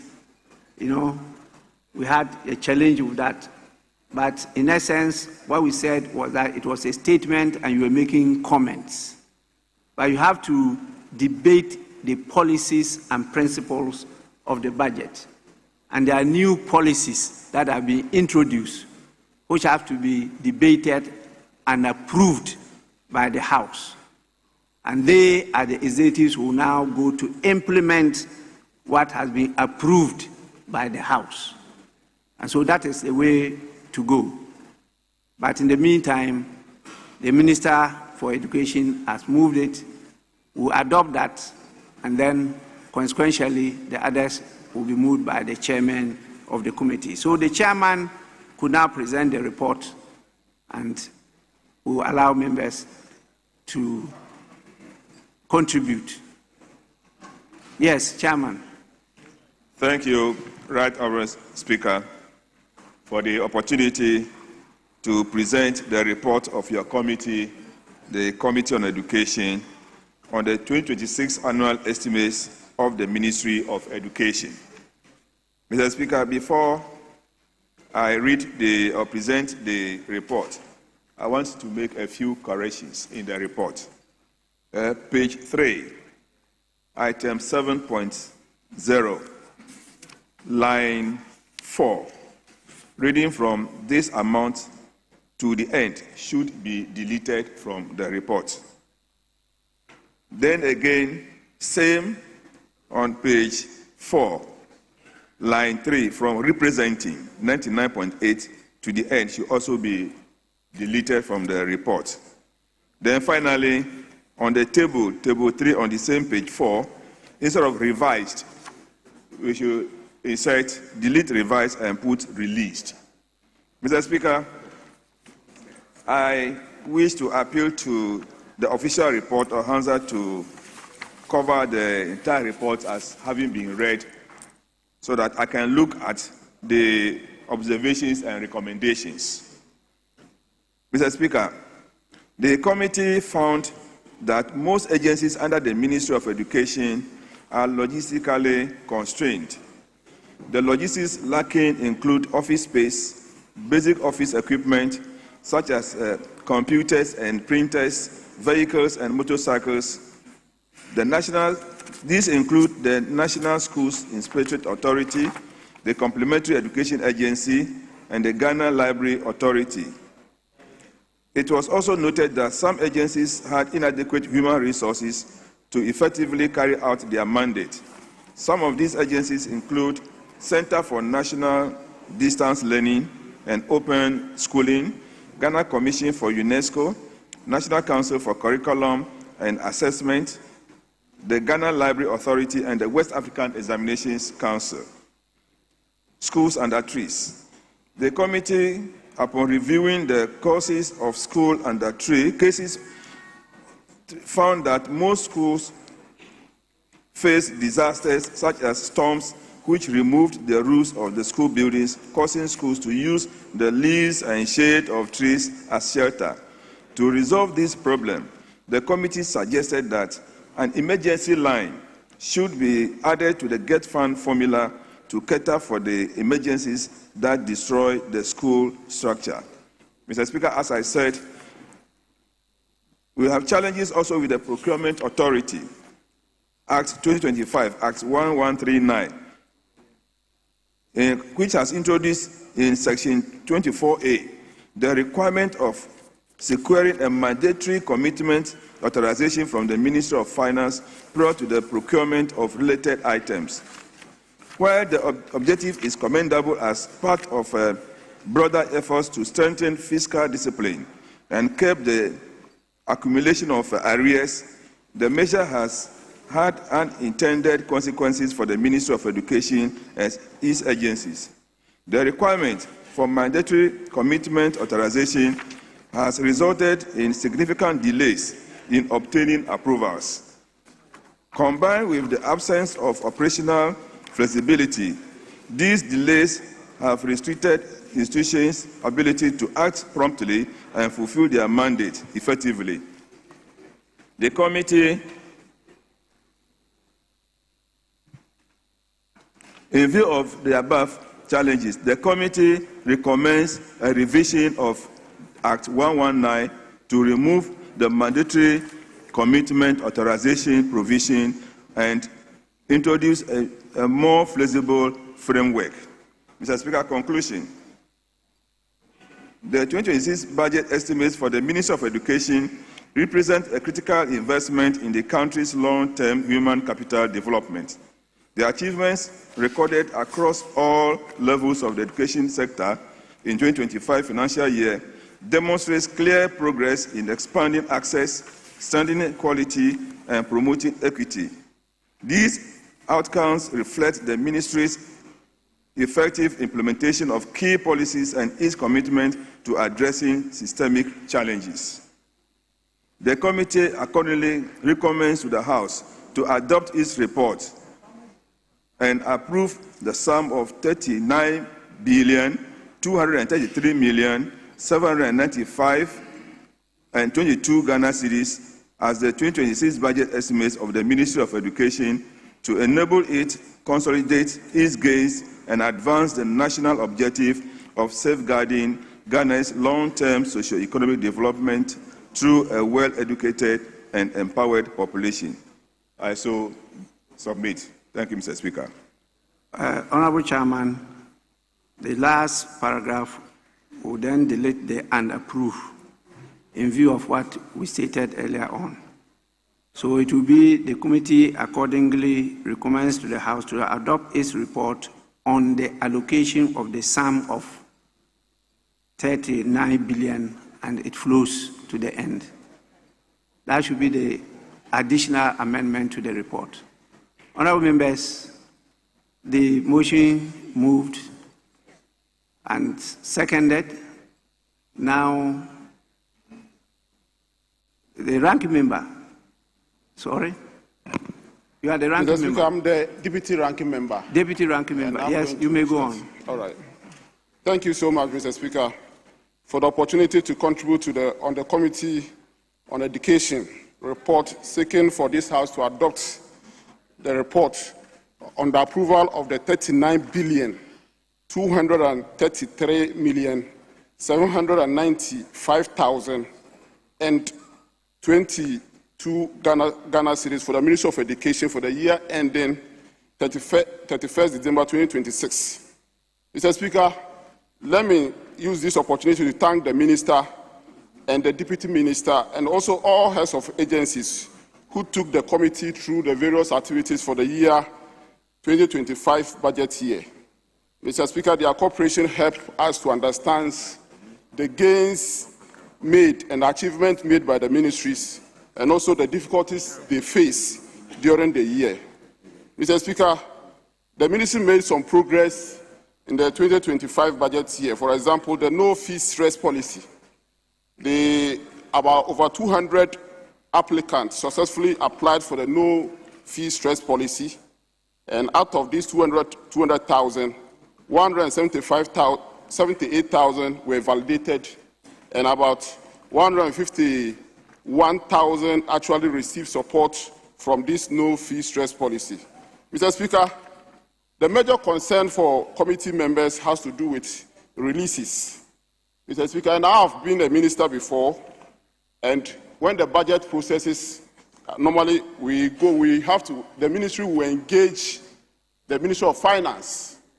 We will engage the Ministry of Finance and the various priority areas that the ministry want to undertake in the budget year. Then when they agree that the Ministry of Finance will come to this August House to seek approval. Mr. Speaker, what baffles the members is that after these all approvals have been granted, when it comes to releases to the ministry, the various ministries, because of the decision that we took in this House, which is the PFM Act that we reviewed, it's a difficulty for the ministries, the various ministries to get their releases. For example, Mr. Speaker, if you look at the goods and services, for the year 2025, the Ministry of Education was appropriated 32 billion. And out of this 32 billion, capital expenditure, 1 billion.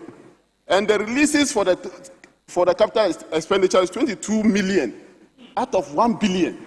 And even the 22 million, only 10 million has been released. The actual payment. So this is very, very, very serious. And Mr. Speaker, it's not only to the Ministry of Education. I was on the Ministry of the Committee for Lands and Natural Resources.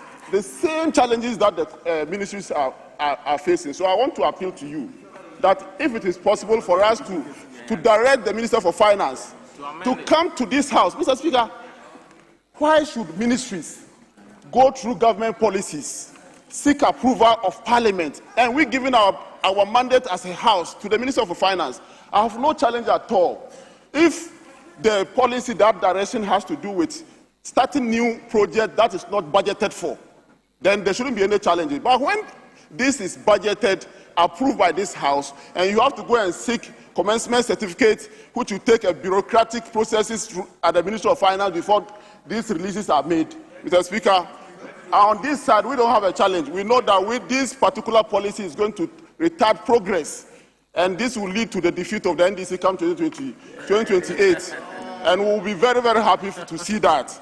But we want to make sure that before they leave, there is progress. They should leave some legacies in the various ministries.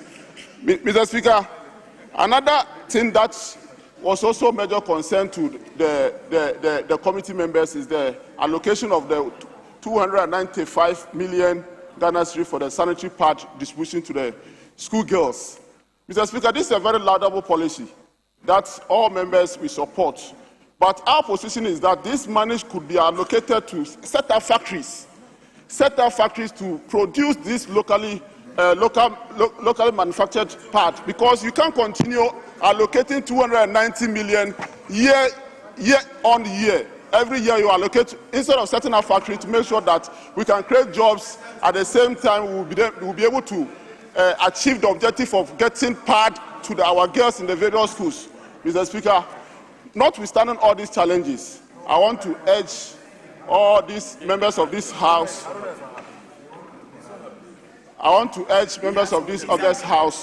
for us to approve,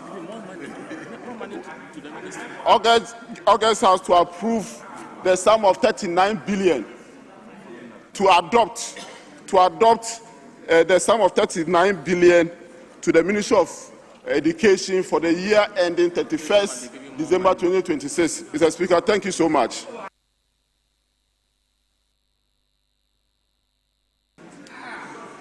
Honorable members, I'm told there's no agreement or understanding on the number of people to contribute. So I'll use my discretion. Yes. Are you going to guide us on that or contribute? Speaker, we want to pray that we take one more. Oh, please. Please.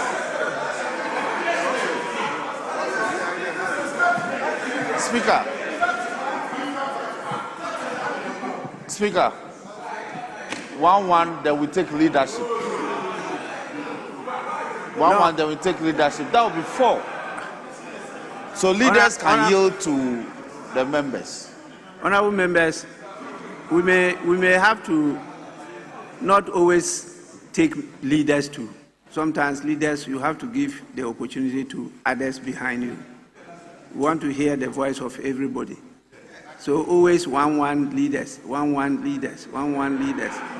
No.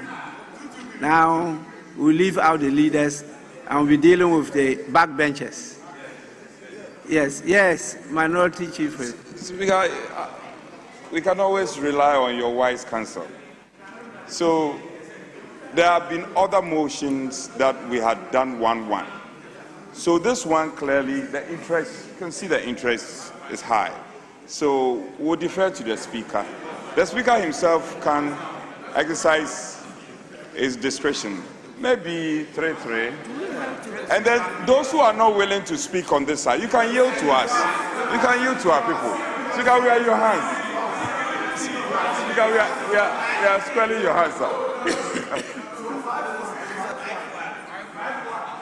I would have loved it to be that number, but in view of the magnitude of the challenge to my right, I will be seen to be unfair.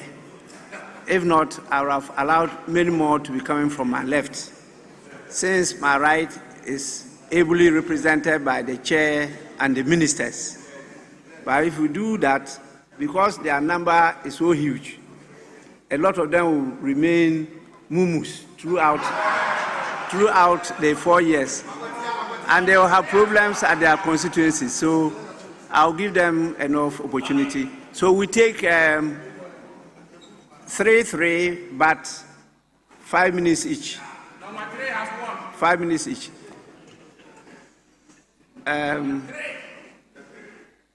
Now, when your senior is on his feet now, he's your senior because he's minister. Even though you arrive at the same time. Yes, please. Thank you very much, Honorable Speaker, for this opportunity to add my voice to the request by the Minister for Education for Parliament to approve the estimates and the amounts allocated to a sector in the budget. Mr. Speaker, supporting the Minister is absolutely the right thing to do, in view of the magnitude of the work that he has undertaken in education over the last 11 months or so. Mr. Speaker, when the Mahama administration took over power, the education sector was severely challenged and constrained. We had a situation where basic education had been almost neglected. Mr. Speaker, for many academic terms or academic years, basic textbooks were not available to pupils in basic education.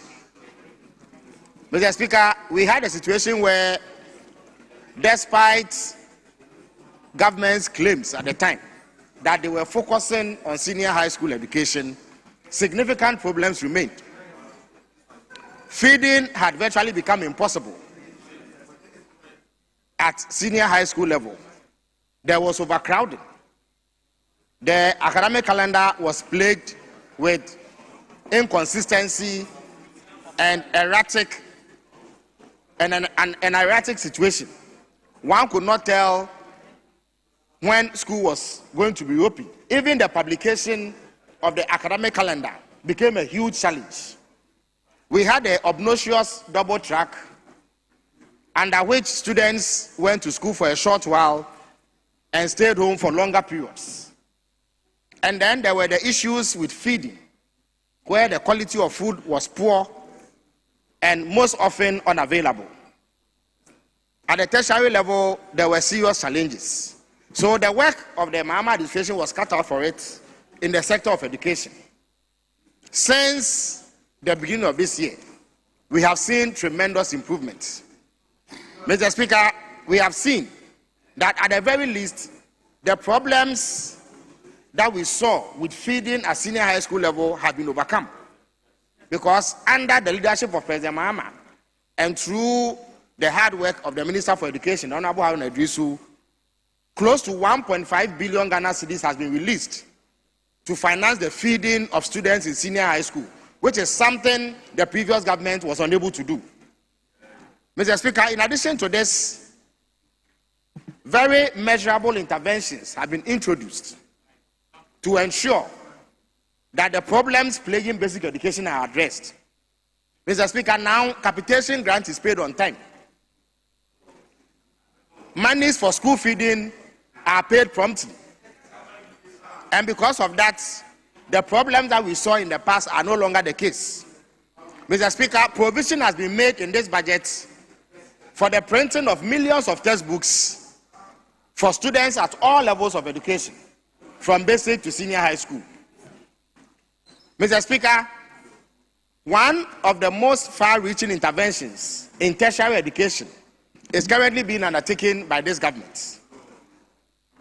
151,000 first-year students benefited from the no-fee stress policy over the past academic year, and a similar number is set to receive similar interventions when the academic year opens.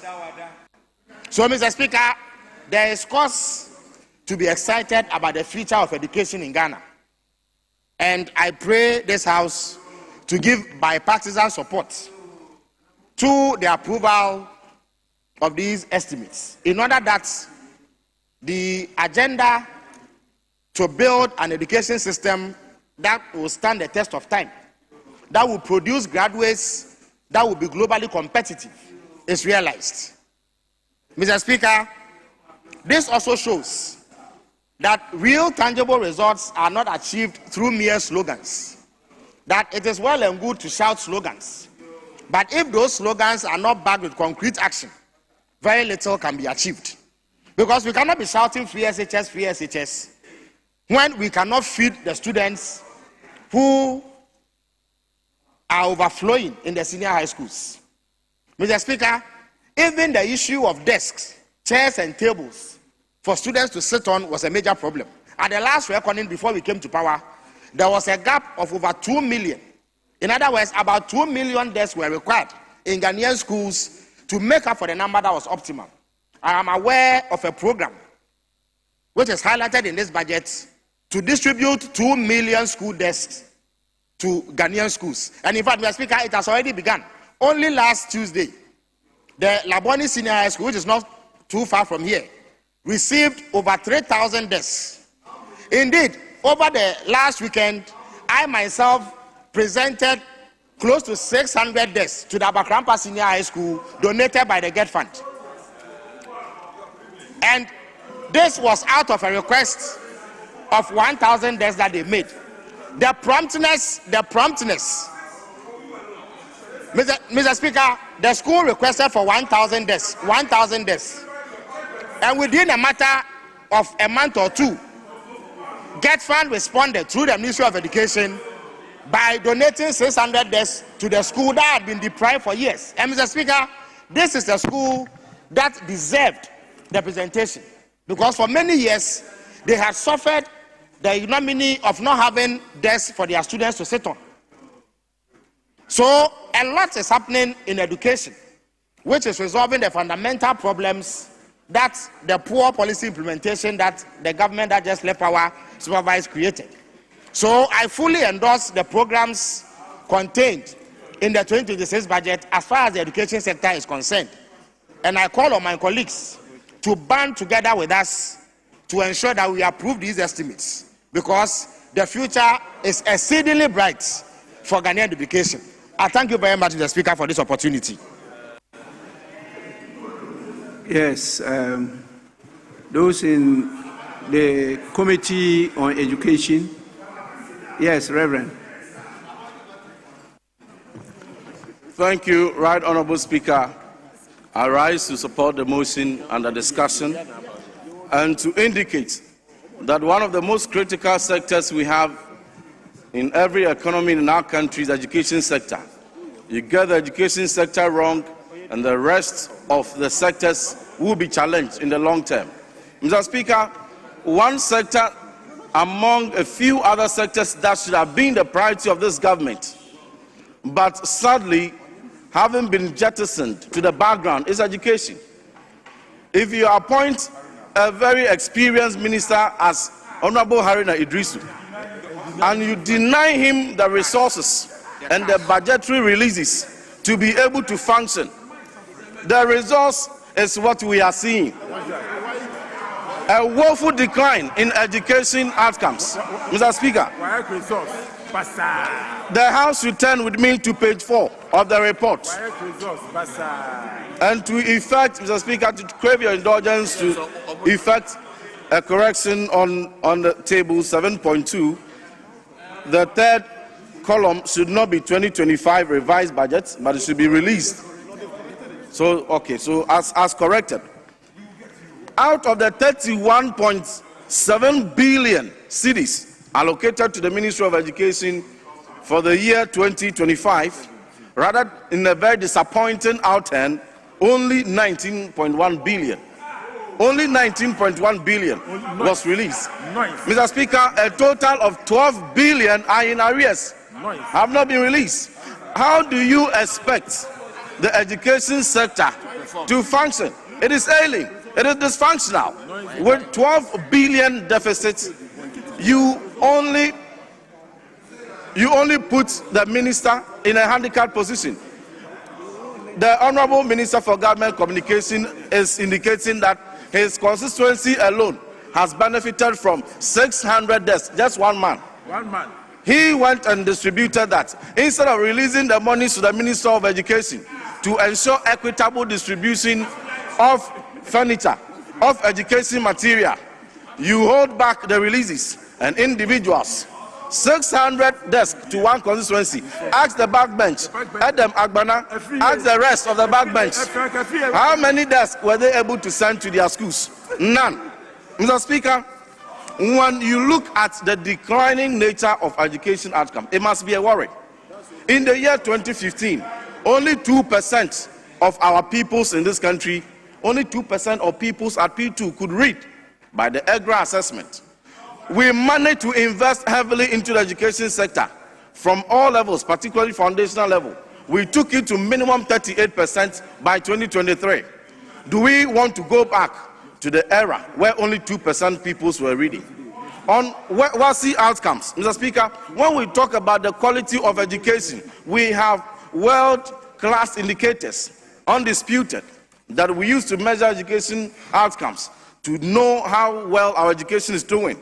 When we have bequeathed to you a WASSCE pass rate of English, core maths, integrated science, and social science, just as recent as 2023, 73.11% of our people, of our WASSCE candidates passing English, integrated science, 66.82%, mathematics, 62.3%, social studies, 76.7%, pass A1 to C6.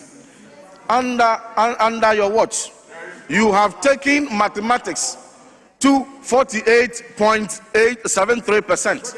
Mr. Speaker, the dangerous thing about this resource is that more than half of our children who start WASSCE will be denied opportunity to enter any tertiary institution.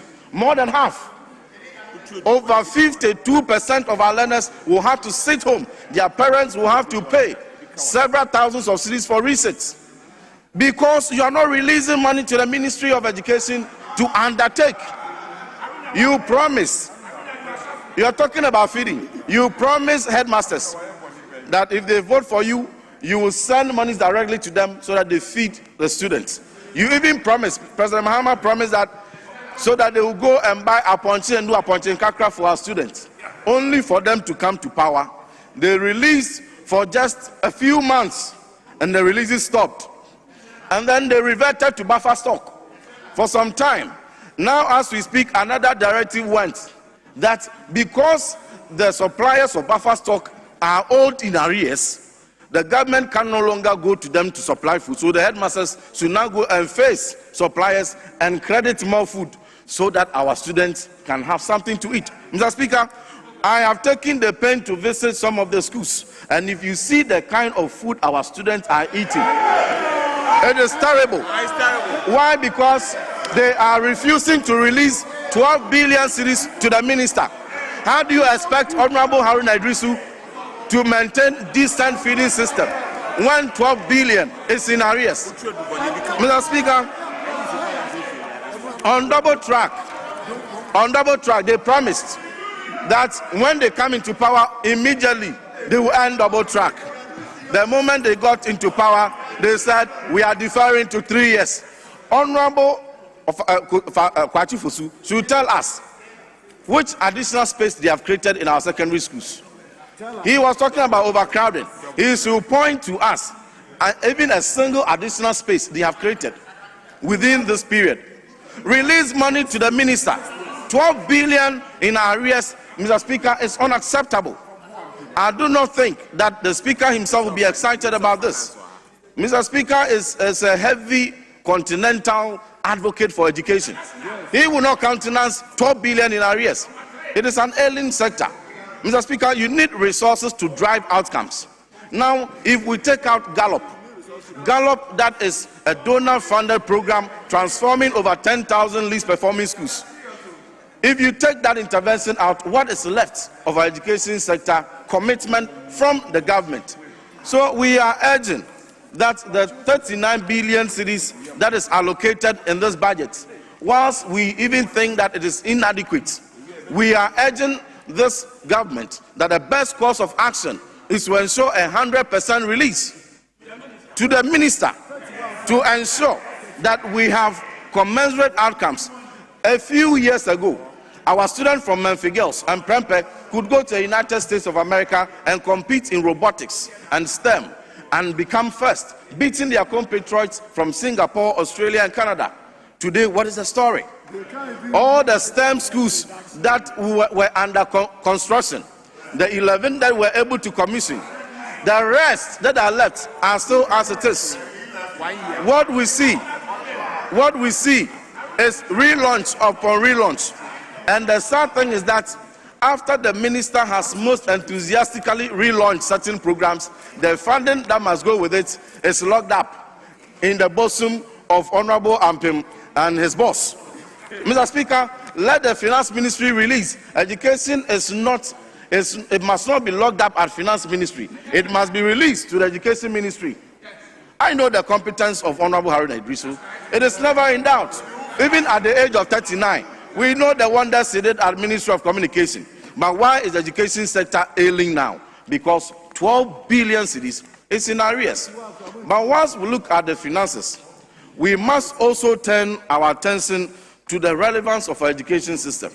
When we talk about having a serious look at the various factors that are accounting for this, we were expecting a very patriotic approach.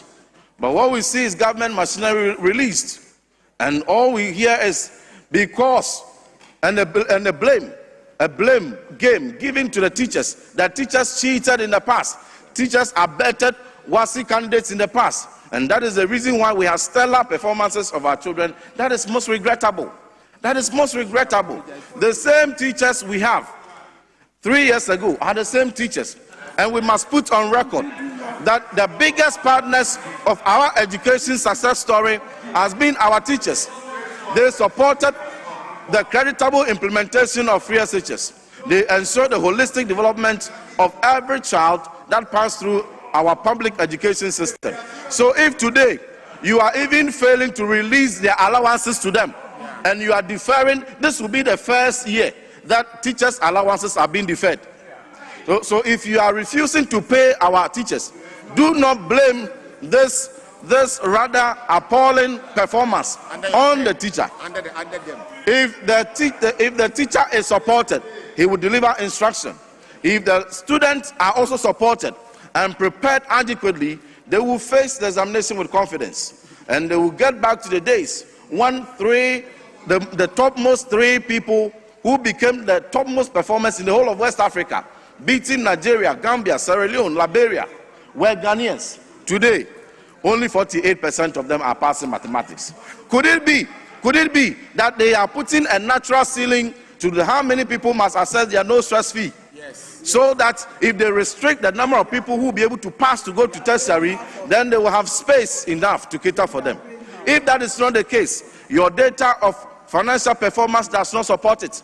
Because if your history is 12 billion in arrears, then anybody will easily believe.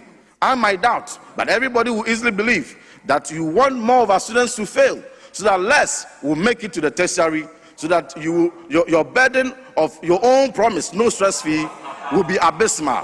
Mr. Speaker, we want to indicate we are ever ready to support them to get back our ailing education sector outcomes back on track. We are ready to support. Ghana is all we have. Our students are brilliant. Our teachers are dedicated. Our minister is competent. The only thing left is the budgetary releases. Mr. Speaker, I thank you. Yes, please.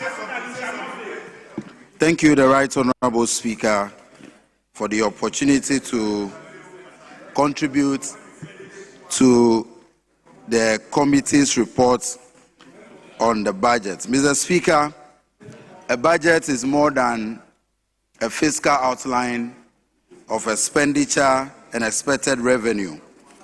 It is also a mirror of our national priorities.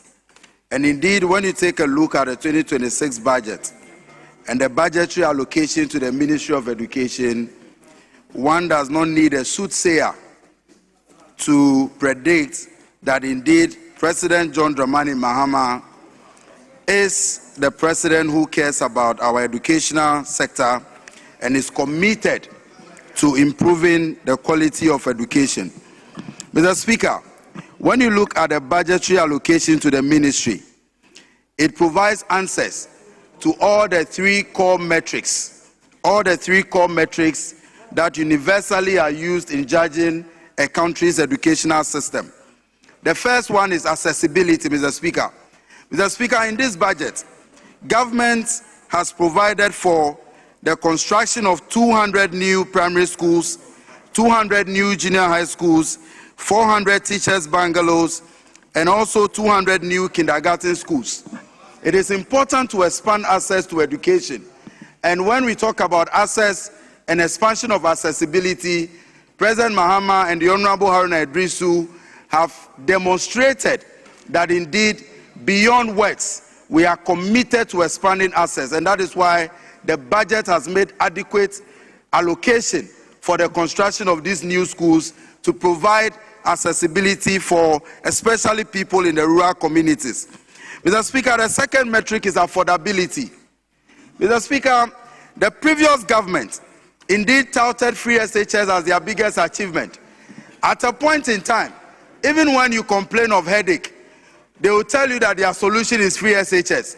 When you complain about poor nature of roads in our constituencies, they responded that we are implementing free SHS. When market women were complaining about the high cost of doing business, their response was free SHS. But indeed, when you even check their response or the actual performance of the previous regime with regards to free SHS, it was nothing but an abysmal performance. Mr. Speaker, they can be akin to parents who gave birth without making adequate preparation to take care of their children. And indeed, they, at a point in time, even feeding, common feeding in our senior high schools was a big challenge, Mr. Speaker. But under this government, we have dedicated source of funding for the free SHS program. Mr. Speaker, today, our brothers and sisters, our children in the senior high schools are actually complaining that they are being overfed. And some of them are complaining that indeed the food that they are feeding on today is more than they expected. Today, in this budget, 4.2 billion has been allocated to the free SHS program, and our brothers and sisters in senior high schools will not face those challenges. The question is, if you say that we are not committing much to education, what was your record in terms of funding the free SHS program that you tout? Shambolic record by all standards. Mr. Speaker, the third area or metric is quality. Mr. Speaker, under the Honorable Haruna Iddrisu, we have seen improvement in the quality of education. And in terms of improvement, Mr. Speaker, it is not only about WASSCE results that today they want us to talk about, because WASSCE results, we have been told, will be fully discussed in this House. But we are talking about training and capacity building for teachers. We're talking about the provision of teaching and learning materials to students across our schools.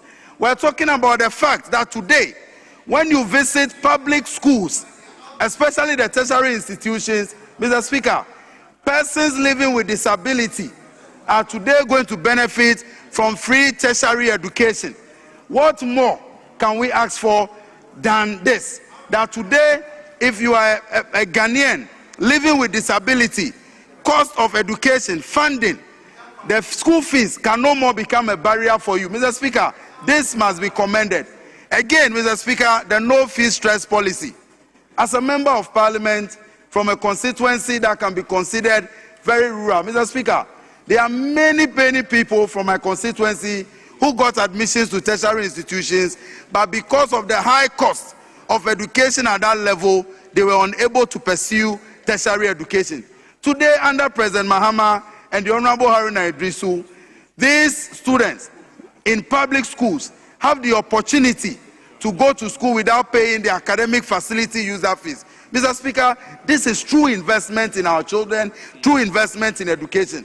Mr. Speaker, when you look at the budget, yes, it is true that when you look at the entire education ministry, we can be Oliver Twist and ask for more because the challenges are more. But even with the little that the minister was giving in the year 2025, we cannot trace the outcome of government's performance in education. And Mr. Speaker, in conclusion, I would want to say that I find it surprising that our brothers or our colleagues on the other side today are talking about government's commitment to funding education, when indeed their scorecard is here with us. Mr. Speaker, when they talk about performance of students at WASSCE, instead of buying textbooks, they were buying past questions. They were buying past questions. And the Honorable Reverend, who today is complaining that you were the deputy minister, instead of buying past questions, instead of buying textbooks, you were only interested in buying past questions. And indeed, on record, you and your minister were only interested in buying past questions for our children, instead of supplying them with textbooks.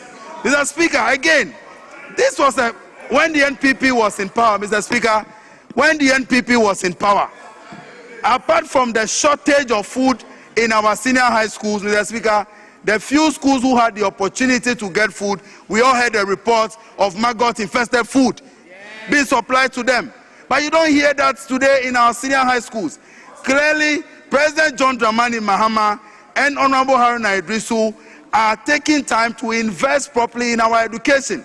Mr. Speaker, looking at the outlook for 2026, one other thing that excites me is the fact that government intends to build 3 new public universities. Mr. Speaker, today we want to ensure that Ghanaians all over do not face any barrier in their access to tertiary education. And it's important that government be supported to implement this budget so that the 3 new universities, we are told one will be in Oti, one will be in the Bono East region, and one will be in, I think, the Northeast region and Ahafo region. Mr. Speaker, this must be supported. Mr. Speaker, in conclusion, there is something also very exciting in the budget. It is the fact that the ministry is planning to upgrade some Category C schools and B schools into Category A. Mr. Speaker, when you go to the whole Northeast region, as we speak today, there is no single Category A school. And so for the ministry to take it upon itself to invest in upgrading senior high schools from Category C, B to Category A, and 30 schools will be benefiting from this project, this is commendable, and President Mahama and the Honorable Haruna Iddrisu must be commended. Mr. Speaker, I pray for a bipartisan support for the adoption of this report. Thank you, Mr. Speaker.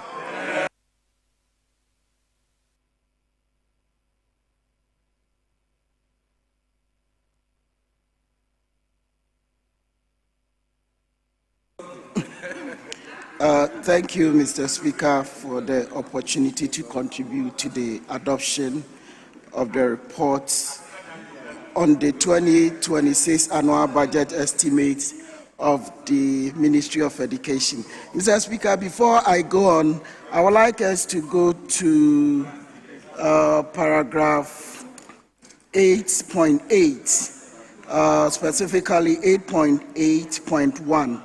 Mr. Speaker, the ministry recorded considerable growth in enrollment of students in TVET with an increase from 47,000 students in 2021-2022 academic year.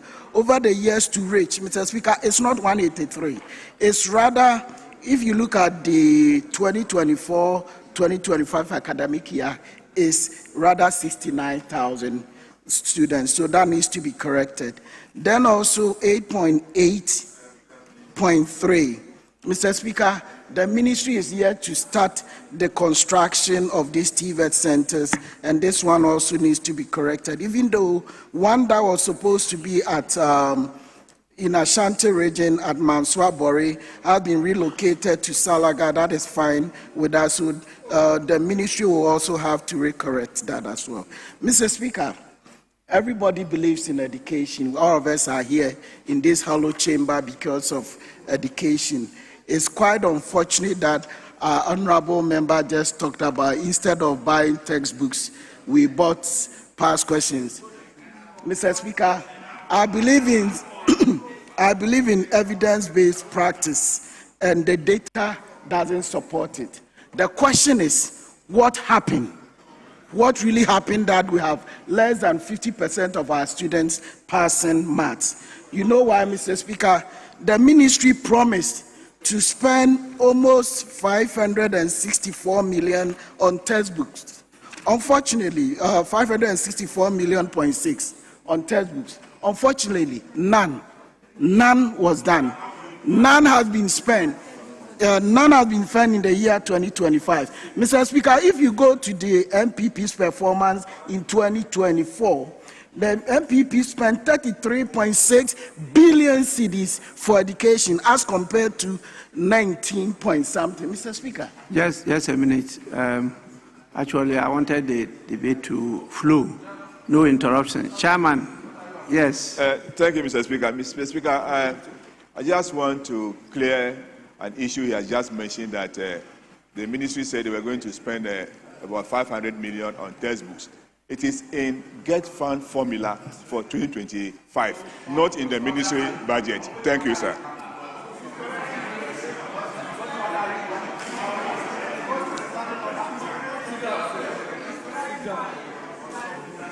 Mr. Speaker, yes, I would like please. to refer to the 2025 budget, paragraph 380. And it says that, Mr. Speaker, we have also allocated an amount of 564.4 million for comprehensive provision of curricular-based textbooks covering the following: 4 sets of KG books with workbooks for 2.8 million, 4 sets of primary textbook for 800,000 learners, then 9 sets of JHS textbooks for 540,000 learners. Mr. Speaker, unfortunately, when you come to the 2026 budget, these numbers have been lifted, put in here, and unfortunately also have reduced even that of primary to 1 million. So no wonder we are seeing what we are seeing. So, Mr. Speaker, the evidence doesn't support what the ministry is saying, because the investment that is supposed to go into education is not going. Mr. Speaker, for the first time, intervention allowance for teachers are not being paid. Mr. Speaker, if you look at I had a time to go through every single agency within the Ministry of Education, their budget, and I compared that of 2025 to that of 2026. Unfortunately, Mr. Speaker, you realize that people were paid to stay in offices doing nothing, because nothing was given for capex, neither was it being given for goods and services. That means that there's no reason why we're expecting anything better in the results of our WASI students, because it's the same performance. And Mr. Speaker, in fact, if you look at this year, the number of students whose exams or results have been withheld is so high. So the fact that people were not properly invigilated or they were allowed not to cheat it's untenable. It's, in fact, it even goes to confirm that probably there was more cheating in these exams than has been done in the past, if you are looking at the data. But, Mr. Speaker, we have been told that WAEC is going to meet the committee, and then we can have a better interrogation into this. Mr. Speaker, then when you go further, you realize that the ministry, as far as its commitment to basic education, cannot be assured. Why? Because, Mr. Speaker, the same textbook that was supposed to have been printed in 2025 is the same thing that has been lifted for 2026. So what is the trust and where is the credibility here if we keep repeating the same thing? Then, Mr. Speaker, one thing that has been put in this 2026 budget that is going to kill private sector is the insistence that the former assembly press should be made mandated to print these textbooks. Whether they have the capacity, I don't have problem. But we are in a competitive country where we expect that private sector create jobs. Unfortunately, this budget is going to kill the private sector. 564 million is being only given to a government, one company already.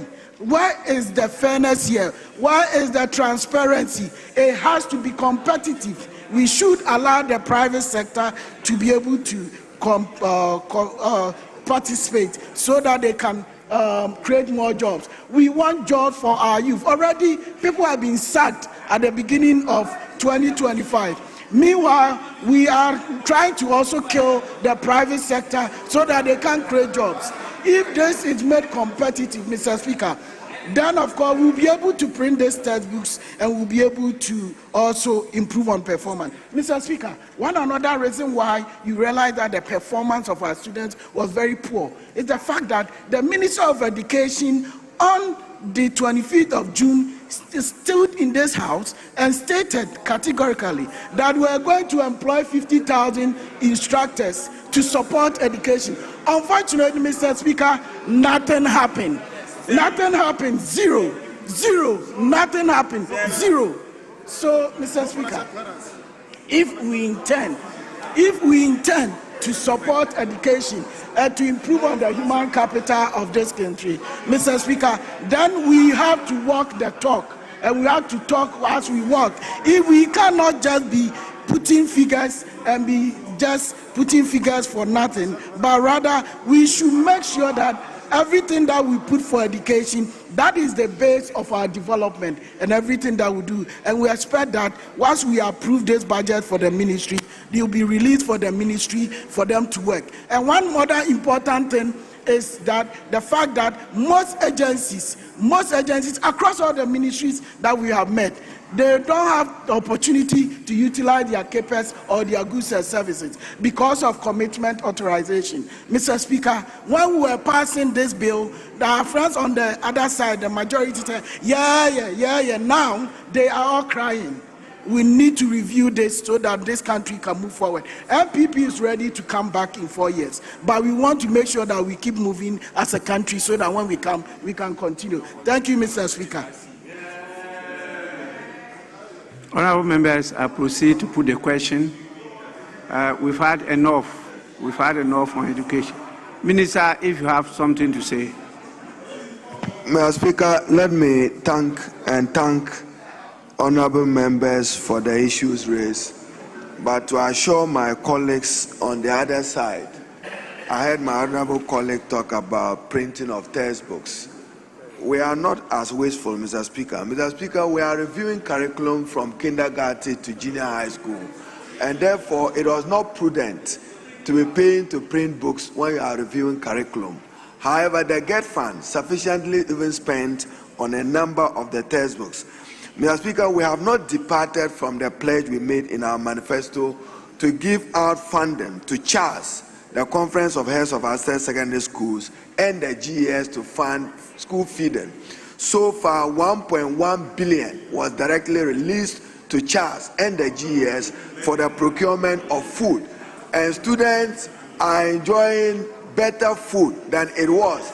In many instances, Mr. Speaker, you had to postpone reopening of schools because you had no food to supply to the secondary schools.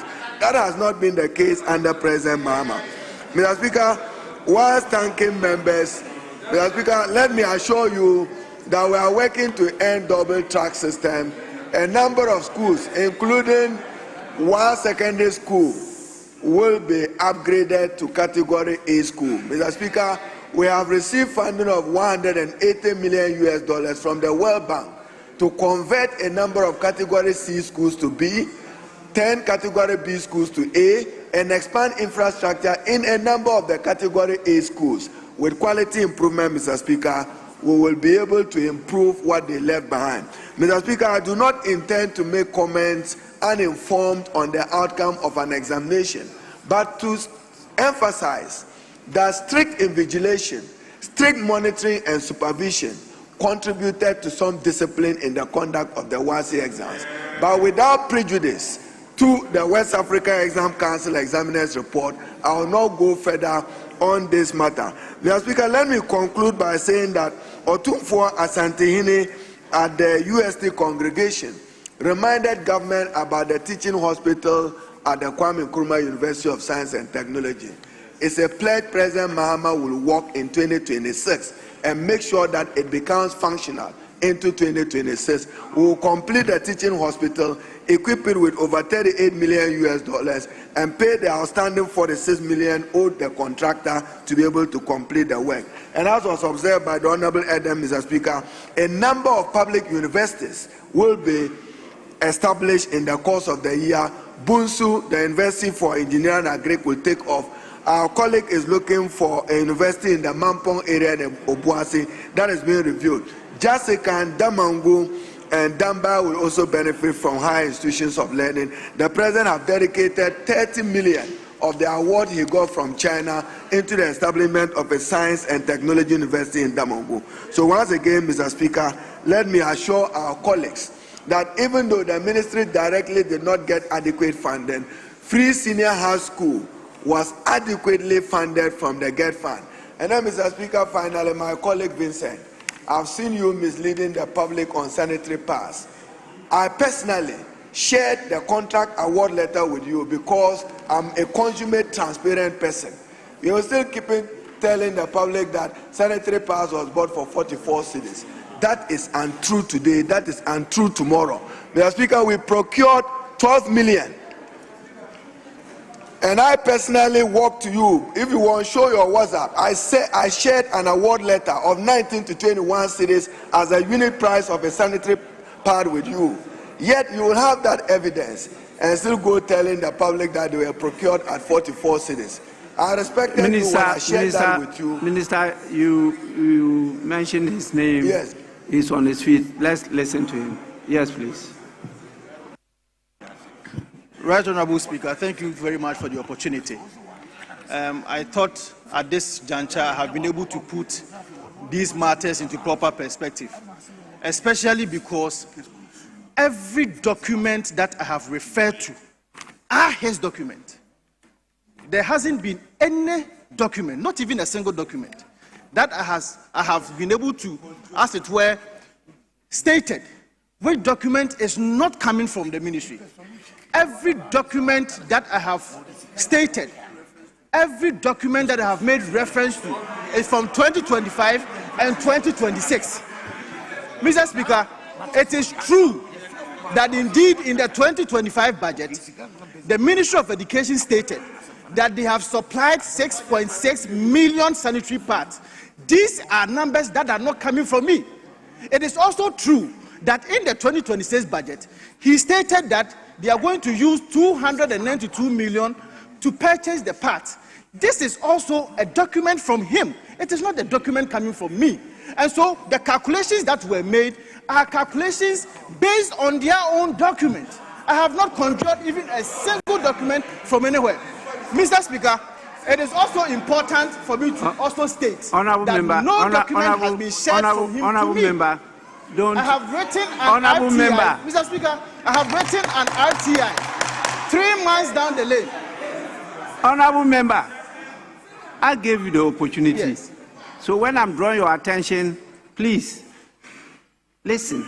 Right. Please. You raise a point of order. The point of order was based on the fact that he mentioned your name. And he mentioned your name with respect to one item, which he said he sent to your WhatsApp. And so that was the reason why you raised the point of order. To respond to that, now you are re-arguing your case. All what you are saying, you have submitted before this House. And on the record, they are in the official report. But respond to the specific matter, he raised your name. That is all. Right, Honorable Speaker. It is indeed true that an assistant of his, when he called, that a letter was being sent to my phone. I checked the letter, and indeed, the amount that was on that letter that was sent to me was about 23 Ghana cedis. Mr. Speaker, these are numbers that they themselves have already said here on the floor of Parliament. You said 23 Ghana cedis. Around 23 Ghana cedis for one sanitary pad. And I am also suggesting that these are figures I have already said, that even if it is 23 Ghana cedis, there is still an overspending.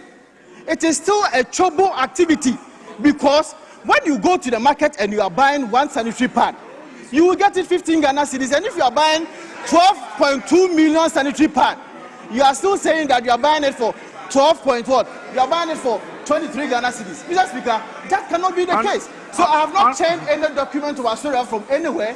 Whatever he himself is saying is what I'm speaking to. Thank you very much, Mr. Speaker. Honorable Member, you just reminded me. I think due to my ignorance about the meaning of chobo, you got away with it the other day. After the session, I was educated by so many people that chobo is actually an unparliamentary word, because the meaning they told me had to do with dishonesty, corruption, and I didn't understand it at that time, and I permitted it. Your colleagues have confirmed it here. So are you saying they also are lying to me? Please, let's don't deceive people. Actually, I didn't understand that chobo meant such what you call by outstanding orders. You are imputing at that time improper motives, and so by outstanding orders, that is what? Unparliamentary.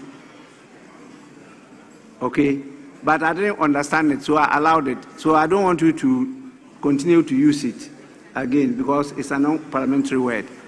Minister, you may conclude. Mr. Speaker, as I indicated, GET Fund, because it has been uncapped, have been able to perform the new responsibility of financing free senior high school, and they will complete work on the Kwame Nkrumah University of Science and Technology. This year, 4.2 billion has been allocated for the fund to fund the free senior high school. And Mr. Speaker, we're also allocating, when the formula gets here, 100 million Ghana cedis to be dedicated to provide all learners with special needs free education under President Mahama's research to expand access to inclusive quality education. I thank you and I thank honorable members. Mr. Speaker. Honorable members, I put the question. Those in favor of the adoption of the report as captured on the order paper item 29, not 29. Order paper addendum. Order paper addendum 1. Motion number 1. Say aye. Those against say no. Honorable members, the ayes have it. The motion is adopted. Yes, Majority Chief Whip. Speaker, may I humbly say that the order paper is actually order paper addendum. Order paper Exactly addendum. what I said. Okay. Speaker. Initially, I referred to the order paper, but I corrected myself. I said order paper addendum. Mr. Speaker, may I pray that we go back to the original order paper and take motion number 29. Motion number 29. Yes. I'm waiting for. Honorable members, motion number 29 on the original order paper. Sorry, Minority Chief Whip. May I bring this to the notification of our Chief Whip, that it's for a very good reason that our servicemen are here. And there has been a lot of consultation in that regard. We love our servicemen. You know,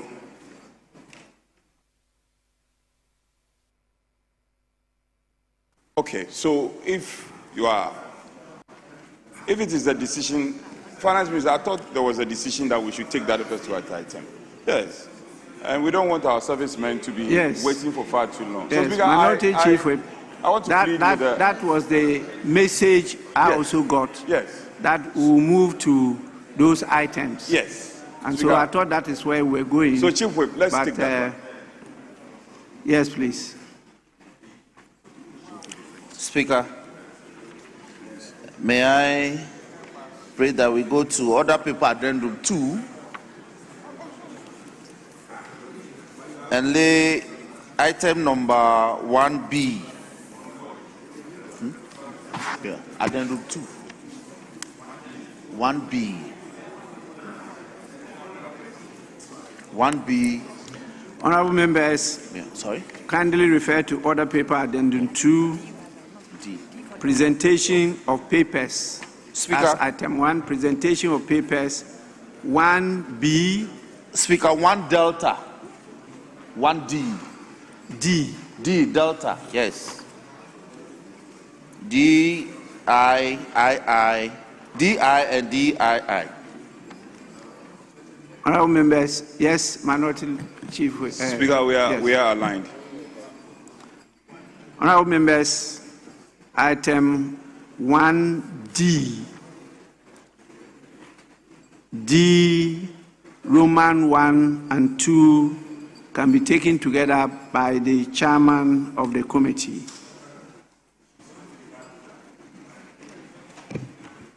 Reports of the Committee on Defense and Interior on the contract agreement between Government of the Republic of Ghana, represented by the Ministry of Defense, and Airbus Helicopter France for an amount of 125,965,974 euros for the supply of 1 H-160 and 3 H-175 helicopters for the Ghana Air Force.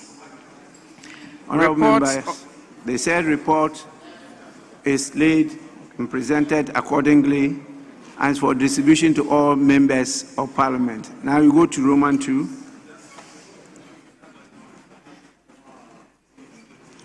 Now you go to Roman 2.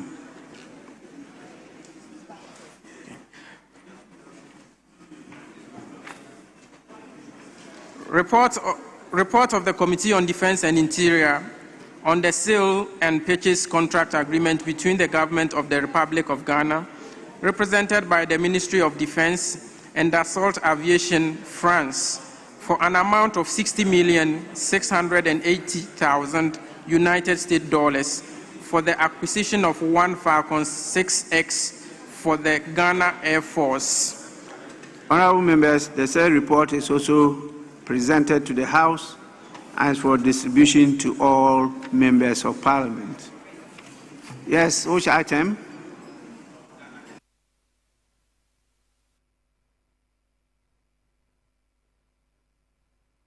We now take which item?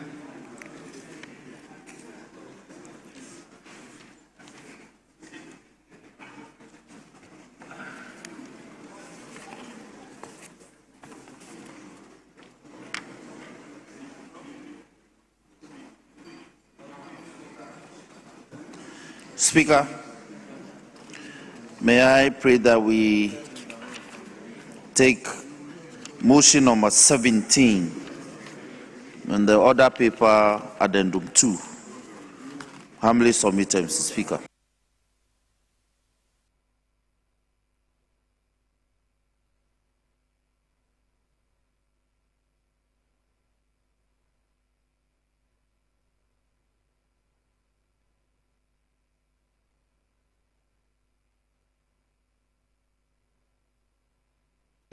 Speaker, we would humbly take 17 and 20 together, Mr. Speaker.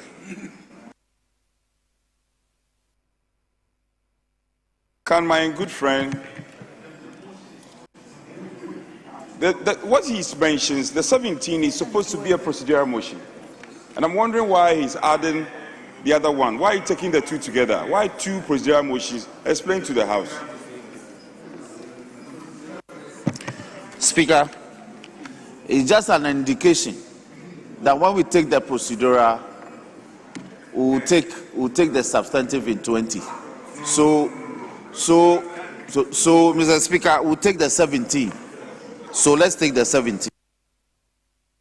And I know he's a master of procedure, but he appears to be fatigued. We should take the 17.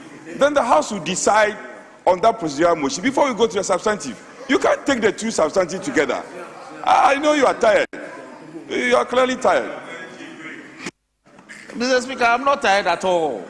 It's just an indication.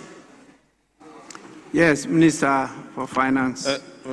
Right Honorable Speaker, motion number 17 is a procedural motion, same as motion number 20.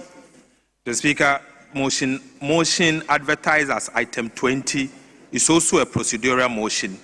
And Mr. Speaker, we have to take it together because the memorandum, the committee's report combined the two. And so we are suggesting that if you are to take procedural motion 17, you should accordingly take procedural motion 20. Then we will now come and take the main motion 18 and then 21, the two motions together. I so submit, Mr. Speaker. Oh, Speaker, that is a better explanation because the report is one for the two items. That is why he wants to take that. Now we are with you. You know, we, the minority, we pay particular attention to details. And so, Speaker, we are watching them with an eagle eye.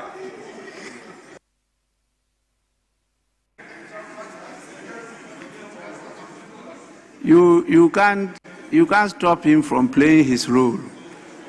So if he says he's watching you with an eagle eye, you should take it serious.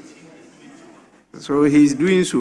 Please, we are to take the two procedural motions together, items 17 and 20.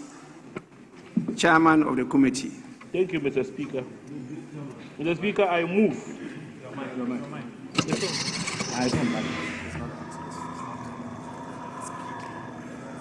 Mr. Speaker, I beg to move that, notwithstanding the provision of Order 1041 of the Standing Orders, which requires that a motion shall not be debated until at least 2 sitting days have elapsed after the notice to move the motion is given, the motion for the adoption of the report of the Committee on Defense and Interior on the contract agreement between the Government of the Republic of Ghana, represented by the Ministry of Defense, and Airbus helicopter SAS France for an amount of 125,965,974 euros for the supply of 1 H-160 and 3 H-175 helicopters for the Ghana Air Force may be moved today. I hereby move. You haven't finished. Mr. Speaker, I would also beg to move that you don't need to beg to move again. Motion. You just go on to and on the sale and purchase contract agreement. Very well. 20. Mr. Speaker, and motion number 20, captured on page 11 of the order paper addendum, that notwithstanding the provision of Order 1041 of the Standing Orders, which requires that the motion shall not be debated until at least 2 sitting days have elapsed after the notice to move the motion is given, the motion for the adoption of the report of the Committee on Defense and Interior on the sale and purchase contract agreement between the Government of the Republic of Ghana, represented by the Ministry of Defense, and Dassault Aviation France, for an amount of $60,680,000 United States dollars for the acquisition of 1 Falcon 6X for the Ghana Air Force. I so move. Honorable members, this is a procedural motion taken together, so I put the question. Those in favor say aye. Aye. Those against say no. The ayes have it. The motion is carried. And so we'll proceed now to move the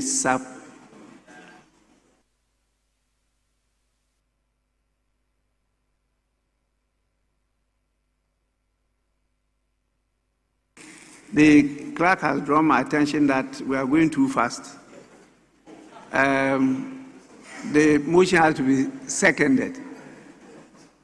And we did not take the seconded. Yes, please. The procedural motion was not seconded. Yes. It wasn't seconded. Any seconder? Mr. Speaker, I second the motion. Thank you.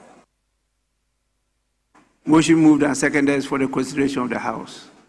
Being a procedural motion, I put the question. Those in favor say aye. Aye. Those against say no. The ayes have it. The motion is carried. We now move to the substantive motion numbered 18 and 21.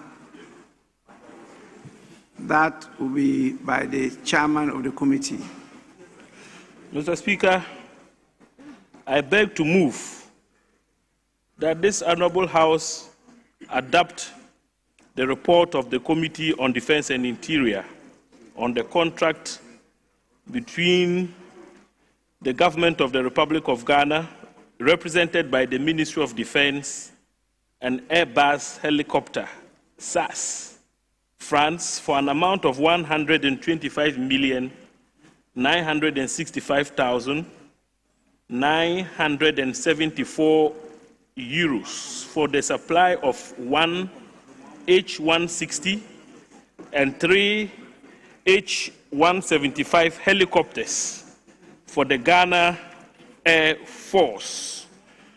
Mr. Speaker, I also move that this Honorable House adopts the report of the Committee on Defense and Interior on the sale and purchase contract agreement between the government of the Republic of Ghana, represented by the Ministry of Defense and Dassault Aviation, France, for an amount of $60,680,000 United States dollars for the acquisition of one Falcon 6X for the Ghana Air Force. Mr. Speaker, I would ask for your leave to present the report of the Committee on Defense and Interior on these two subjects. Mr. Speaker, in doing so, I would pray that the Hansard Department captures the report in full, whilst I touch on the salient points.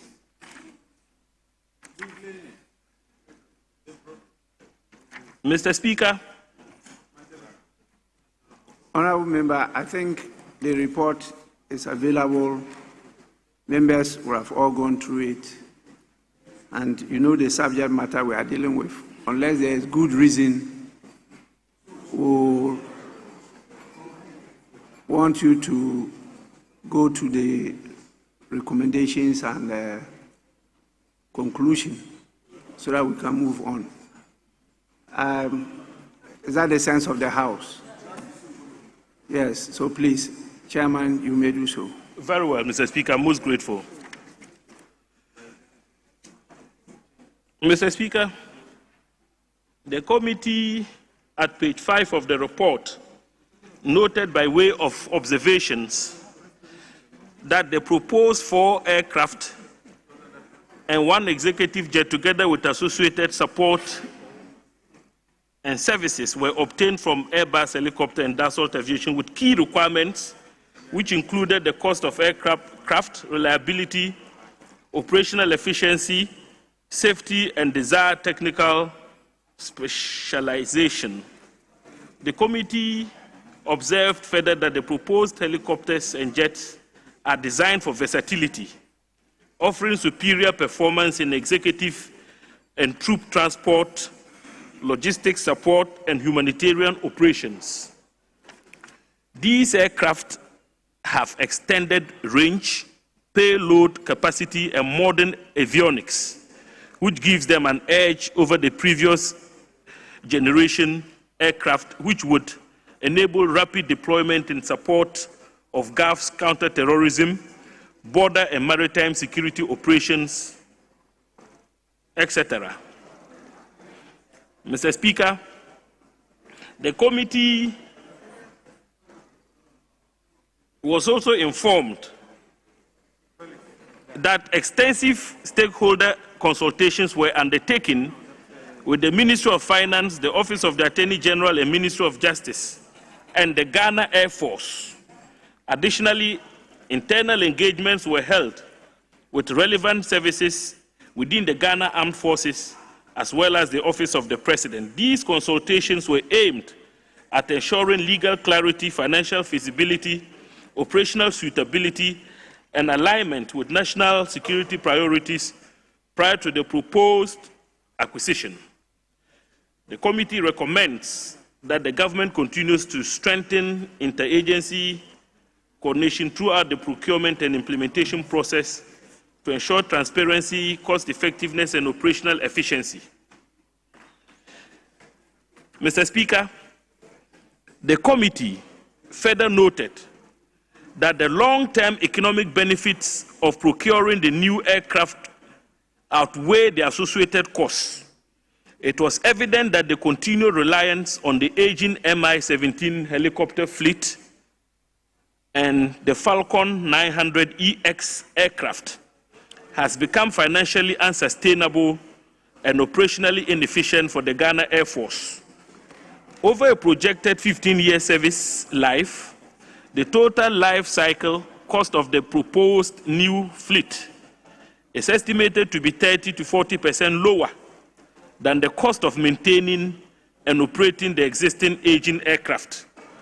The committee also observed that the current practice of leasing aircraft from external providers not only exerts pressure on the nation's limited foreign exchange resources, but also exposes sensitive state movements and security-related operations to third parties, posing potential risks. In conclusion, Mr. Speaker, the committee arrived at the conclusion that the acquisition of the 4 helicopters and 1 aircraft, together with associated support and services for the Ghana Air Force, will undoubtedly retool and ensure safety, efficiency, and strategic mobility for the country. The committee, by consensus,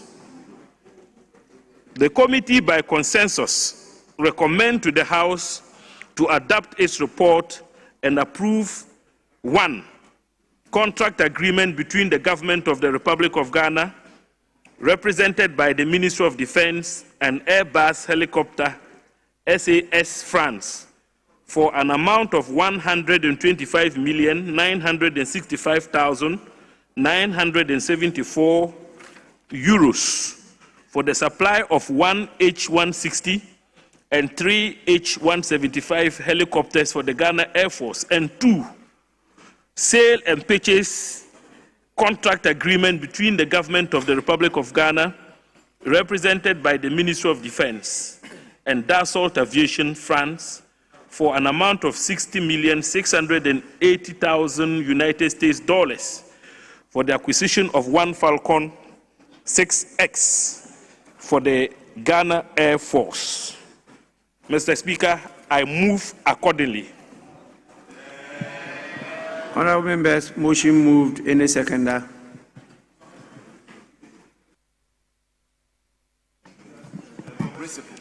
Thank you, Right Honorable Speaker. I rise to second the motion, and in so doing, to indicate the urgent need for which this whole country will have to stand united with the Ghana Armed Forces and support the efforts of applying some of our modest resources as a state to enhancing the air capabilities of our Ghana Armed Forces. Mr. Speaker, this is a need that is not a need of today. Indeed, it's a need of yesterday, and is indeed of yesteryears. And when this part of the House, Mr. Speaker, on countless occasions, attempted to bring our colleagues in the NDC along for us to take a proper look at investing into our Ghana Armed Forces, it became a taboo. It became a taboo which propaganda was waged by NDC MPs. It became a taboo in this country for one to even suggest befitting platforms for our Air Force. Mr. Speaker, enough of the politics. I believe that this is a new dawn and a time that has come that an opposition side of Parliament is doing the patriotic thing of supporting what is good for the state and what is good for the Ghana Armed Forces. This, the Hansard must capture.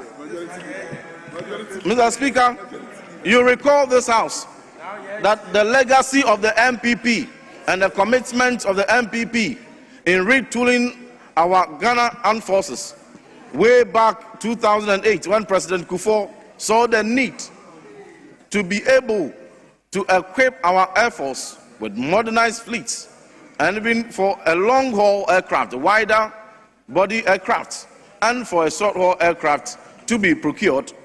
A similar agreement was submitted before this very House. The same agreement was approved. Subsequent to that, $38 million was paid as part payment for the acquisition of 2 aircraft, a Falcon and a wider body aircraft. Because the government of the day lost power in 2008, the new government took over and failed to see through to that commitment. And as a matter of fact, only committed to 1, which is the Falcon which we are talking about today. If the government of the day, the opposition at the time, had been committed as this side is, we would have had 2 aircrafts, 1 long haul and 1 short haul. And today there would not be a need to have the conversation we are going to have. Mr. Speaker, this House, again, is not opposed. Even before the sad August 6th disaster, which was a national tragedy, we had advanced the argument that the fleet of the Ghana Armed Forces are aging. There's a need for us to revamp them and replace them. Let's invest in it. We had members of NDC, members of parliament, sitting on various platforms, sending and signaling their warning and caution that even if the Falcon we are talking about, which is an aircraft belonging to the military, which is the executive platform for travels by the president, has, my good brother, Honorable Minister for Foreign Affairs, Honorable Ablakwa, said that even if one engine is faulty, the remaining engines are fit to fly the president. But today we will support him so that we will buy a befitting aircraft that he will accompany the president to fly on. We will put his safety and the safety of the president in priority so that he can safely travel and conduct business on behalf of the state and return safely in the most patriotic way. But Mr. Speaker, we are concerned about safety. And in terms of safety, we want to put it on record that this agreement is taking into consideration key recommendations made by the helicopter crash report, which experts advised and recommended that in any event that this state is going to invest into our Air Force, we take into considerations modern avionic features.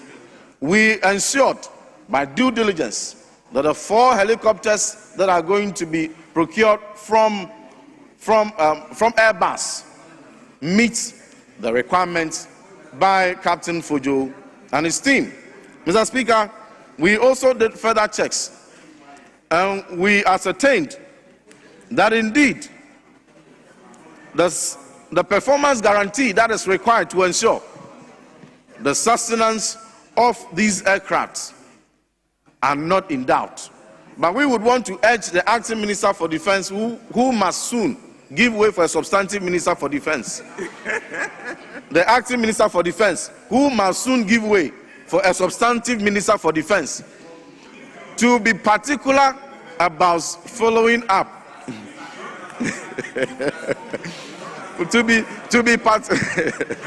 be particular about every agreement that we have insisted upon, because this agreement, as we have it, was negotiated and scrutinized in the best interest of the Ghanaian taxpayer by the Committee on Defense and Interior. Mr. Speaker, it is interesting to know that we are going to have our pilots who are going to be assigned to the various platforms for training and to ensure that, as formidable as they are, as competent as they are, they also refresh their competencies with these key and specific platforms.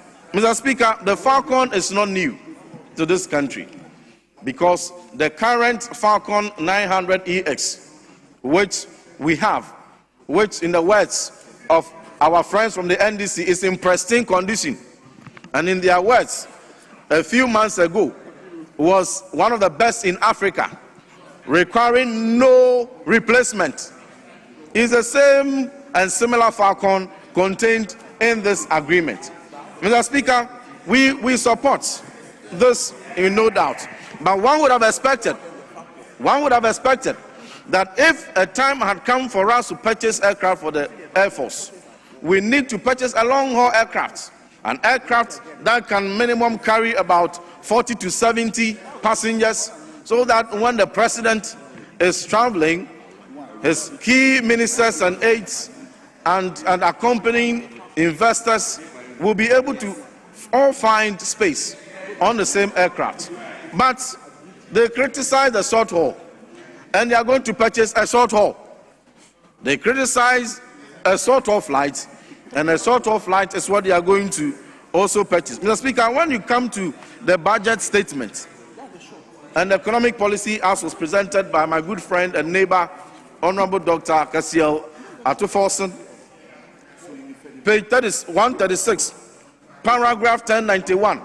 In the words of the Finance Minister, Mr. Speaker, and I quote, the Ghana Air Force will be retooled beginning 2026. The government of Ghana will begin the procurement processes for the acquisition of 4 modern helicopters, 1 long-range and 1 medium-range aircraft.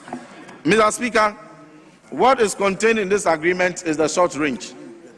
We want to hold the minister to account that his words are documented in the budget and captured in Hansard.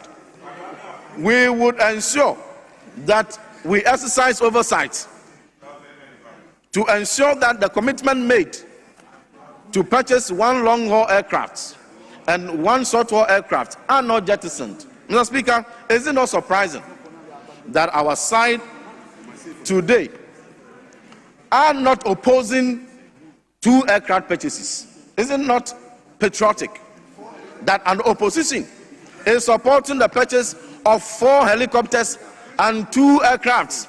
We haven't opposed it. It is because the safety of our men in uniform is very important. The safety of our president is key to this state. You did politics with presidential aircraft. You did politics with the fleet of the Air Force. But we in the tree, to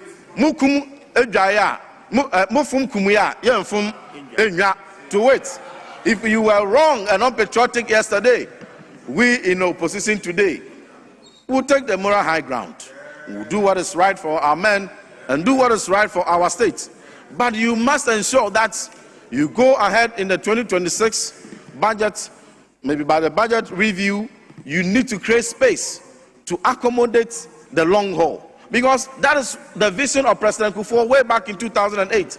It is not a new vision. It is a vision that you took over and jettisoned. President Kufuor envisioned and signed an agreement for 1 short-haul aircraft and 1 long-haul aircraft. For 8 years, you resisted us. You made it a taboo to even discuss. But today, we are supporting you. Let us do what is right for our country. But in so doing, I have a recommendation, Mr. Speaker, that considering the vast opportunities we have in the Air Force sector, particularly in safeguarding our extractive assets, we have tallow, we have ENI, FPSOs, we have our gold, we have many of the oil deposits and assets, and these are paying huge sums of dollars, millions of them every month, to foreign aviation companies. If we resource our Air Force, they are more than enough and they are more competent. They have more gravitas to be able to undertake these services to generate IGF. This IGF, if we take it away from the foreign aviation companies, will even pay for the aircraft by itself. They have demonstrated it before. They were able to deploy a similar arrangement to purchase 2 ships, which are paying for themselves. So we must encourage the minister that the best course of action, in addition to what we are supporting, so that from the purse of the public today we are using to acquire these aircraft, let's encourage such innovative arrangements, such that we can buy as many as 10 aircraft or even more to augment on the assets of our Air Force, such that we'll continue to hold high the flag, continue to remain one of the most formidable in the sub-region. But to conclude, Mr. Speaker, I want to commend the Chief of Defense Staff and the Military High Command for the innovation that they have put into the management of the military in enhancing their might, their air capabilities. They have invented homemade drones, which will come and add up to our helicopters and the Falcon we are going to purchase to beef up our air capabilities. That invention and innovation is worth commending. But to signal, Mr. Speaker, never again must politicians politicize retooling of the Ghana Armed Forces. Never again must politicians play the ostrich and oppose what is right for our country and wait for disaster to strike before we accept the technical reports, same reports given by the same soldiers 4 years ago, 5 years ago, 3 years ago, indicating aging fleet. You said no, the fleets were not aging, they were new. Today, you are saying that the fleets are aging. There is so much more that for the security sensitivities, I will not mention here.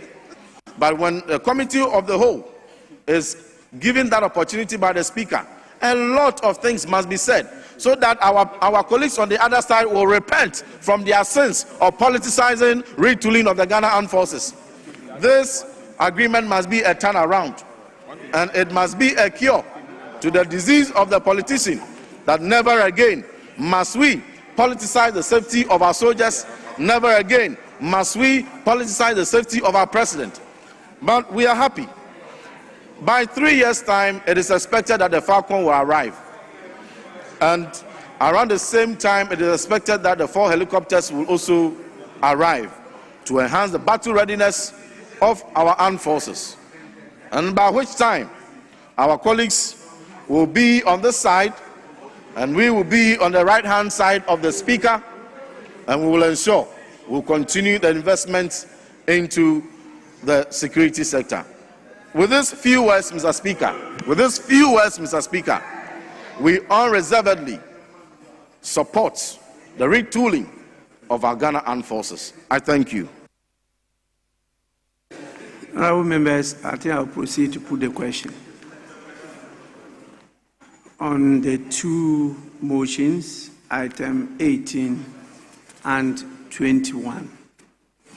Those in favor of the adoption of those motions, say aye.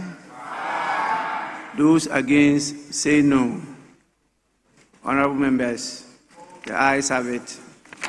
Motions numbered 18 at page 8 of the order paper and 21 at page 11 of the order paper are hereby adopted.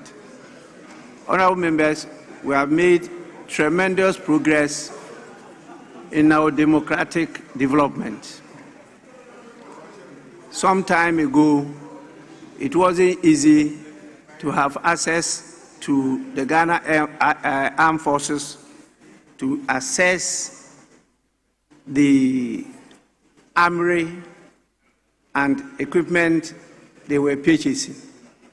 I'm happy to hear from both of you, both sides of the House, that now that access is available and you'll be able to go through it to make sure that what is being acquired is in the national interest.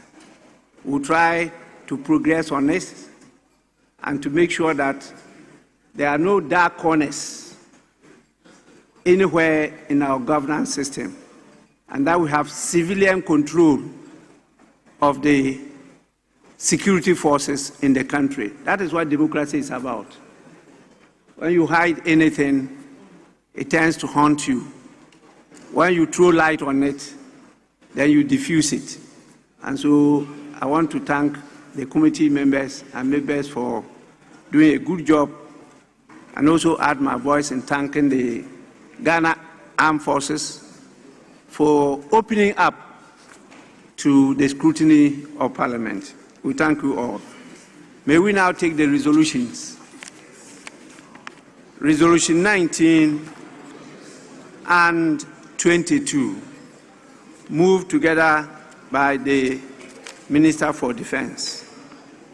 Mr. Speaker, I beg to move that resolutions advertised as item 19 and 22 be taken now. I so move, Mr. Speaker. Any seconder? Mr. Speaker, I second the motion. The resolution, sorry.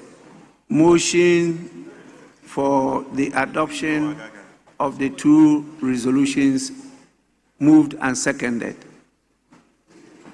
I proceed to put a question, or you want to say a word? So I put the question. And the question is that the resolutions numbered 19 and 20 on the order paper addendum 2, be adopted. Those in favor say aye. Those against say no. Honorable members, the ayes have it. The two resolutions are accordingly adopted by the House.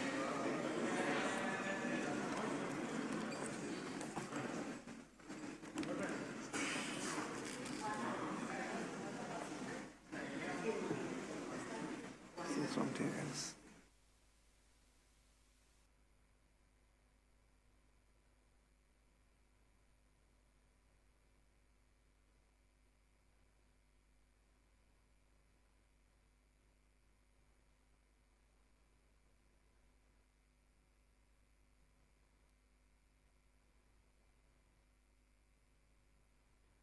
Please, which item?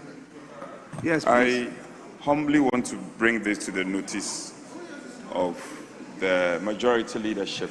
At conclave, we agree that because of tomorrow being a Farmers' Day, and Saturday is the funeral of our late colleague, we had agreed to close at 5.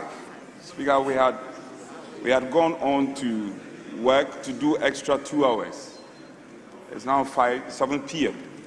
I want to plead with our colleagues that we call it a night, we draw the curtains, and then we can continue Tuesday. Clearly, colleagues are exhausted, and also based on the agreement at conclave.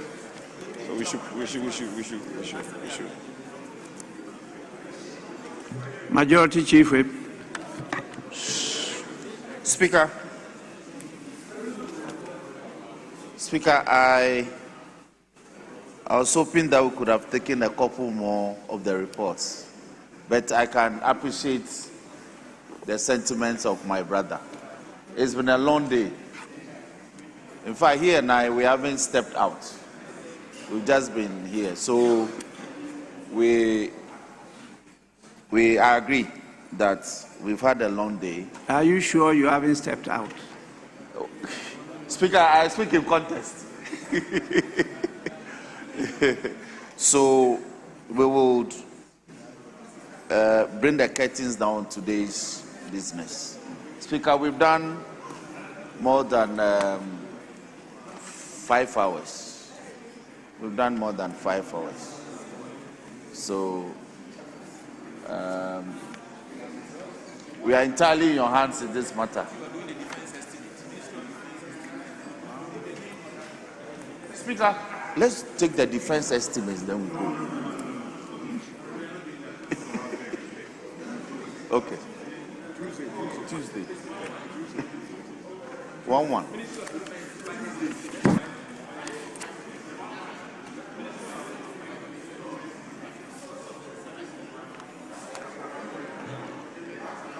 Honorable members, Speaker, I proceed to adjourn the House.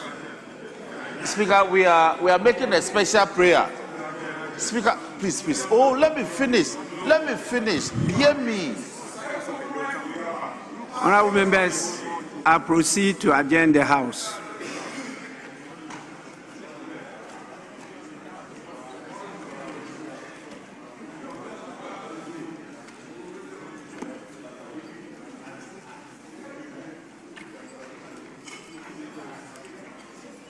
From what the leadership have told the House, it means that the House will be resuming sitting on, is it Monday or Tuesday? Speaker, Tuesday at midday. Tuesday at midday. 12 noon 12 or noon. 2? 12 noon, Mr. Speaker. 12 noon. Speaker, we are in agreement. 12 noon. 12 noon. Honorable members, the House is accordingly adjourned to Tuesday at 12 noon, where we will reconvene to continue with the business of the House. The House is adjourned.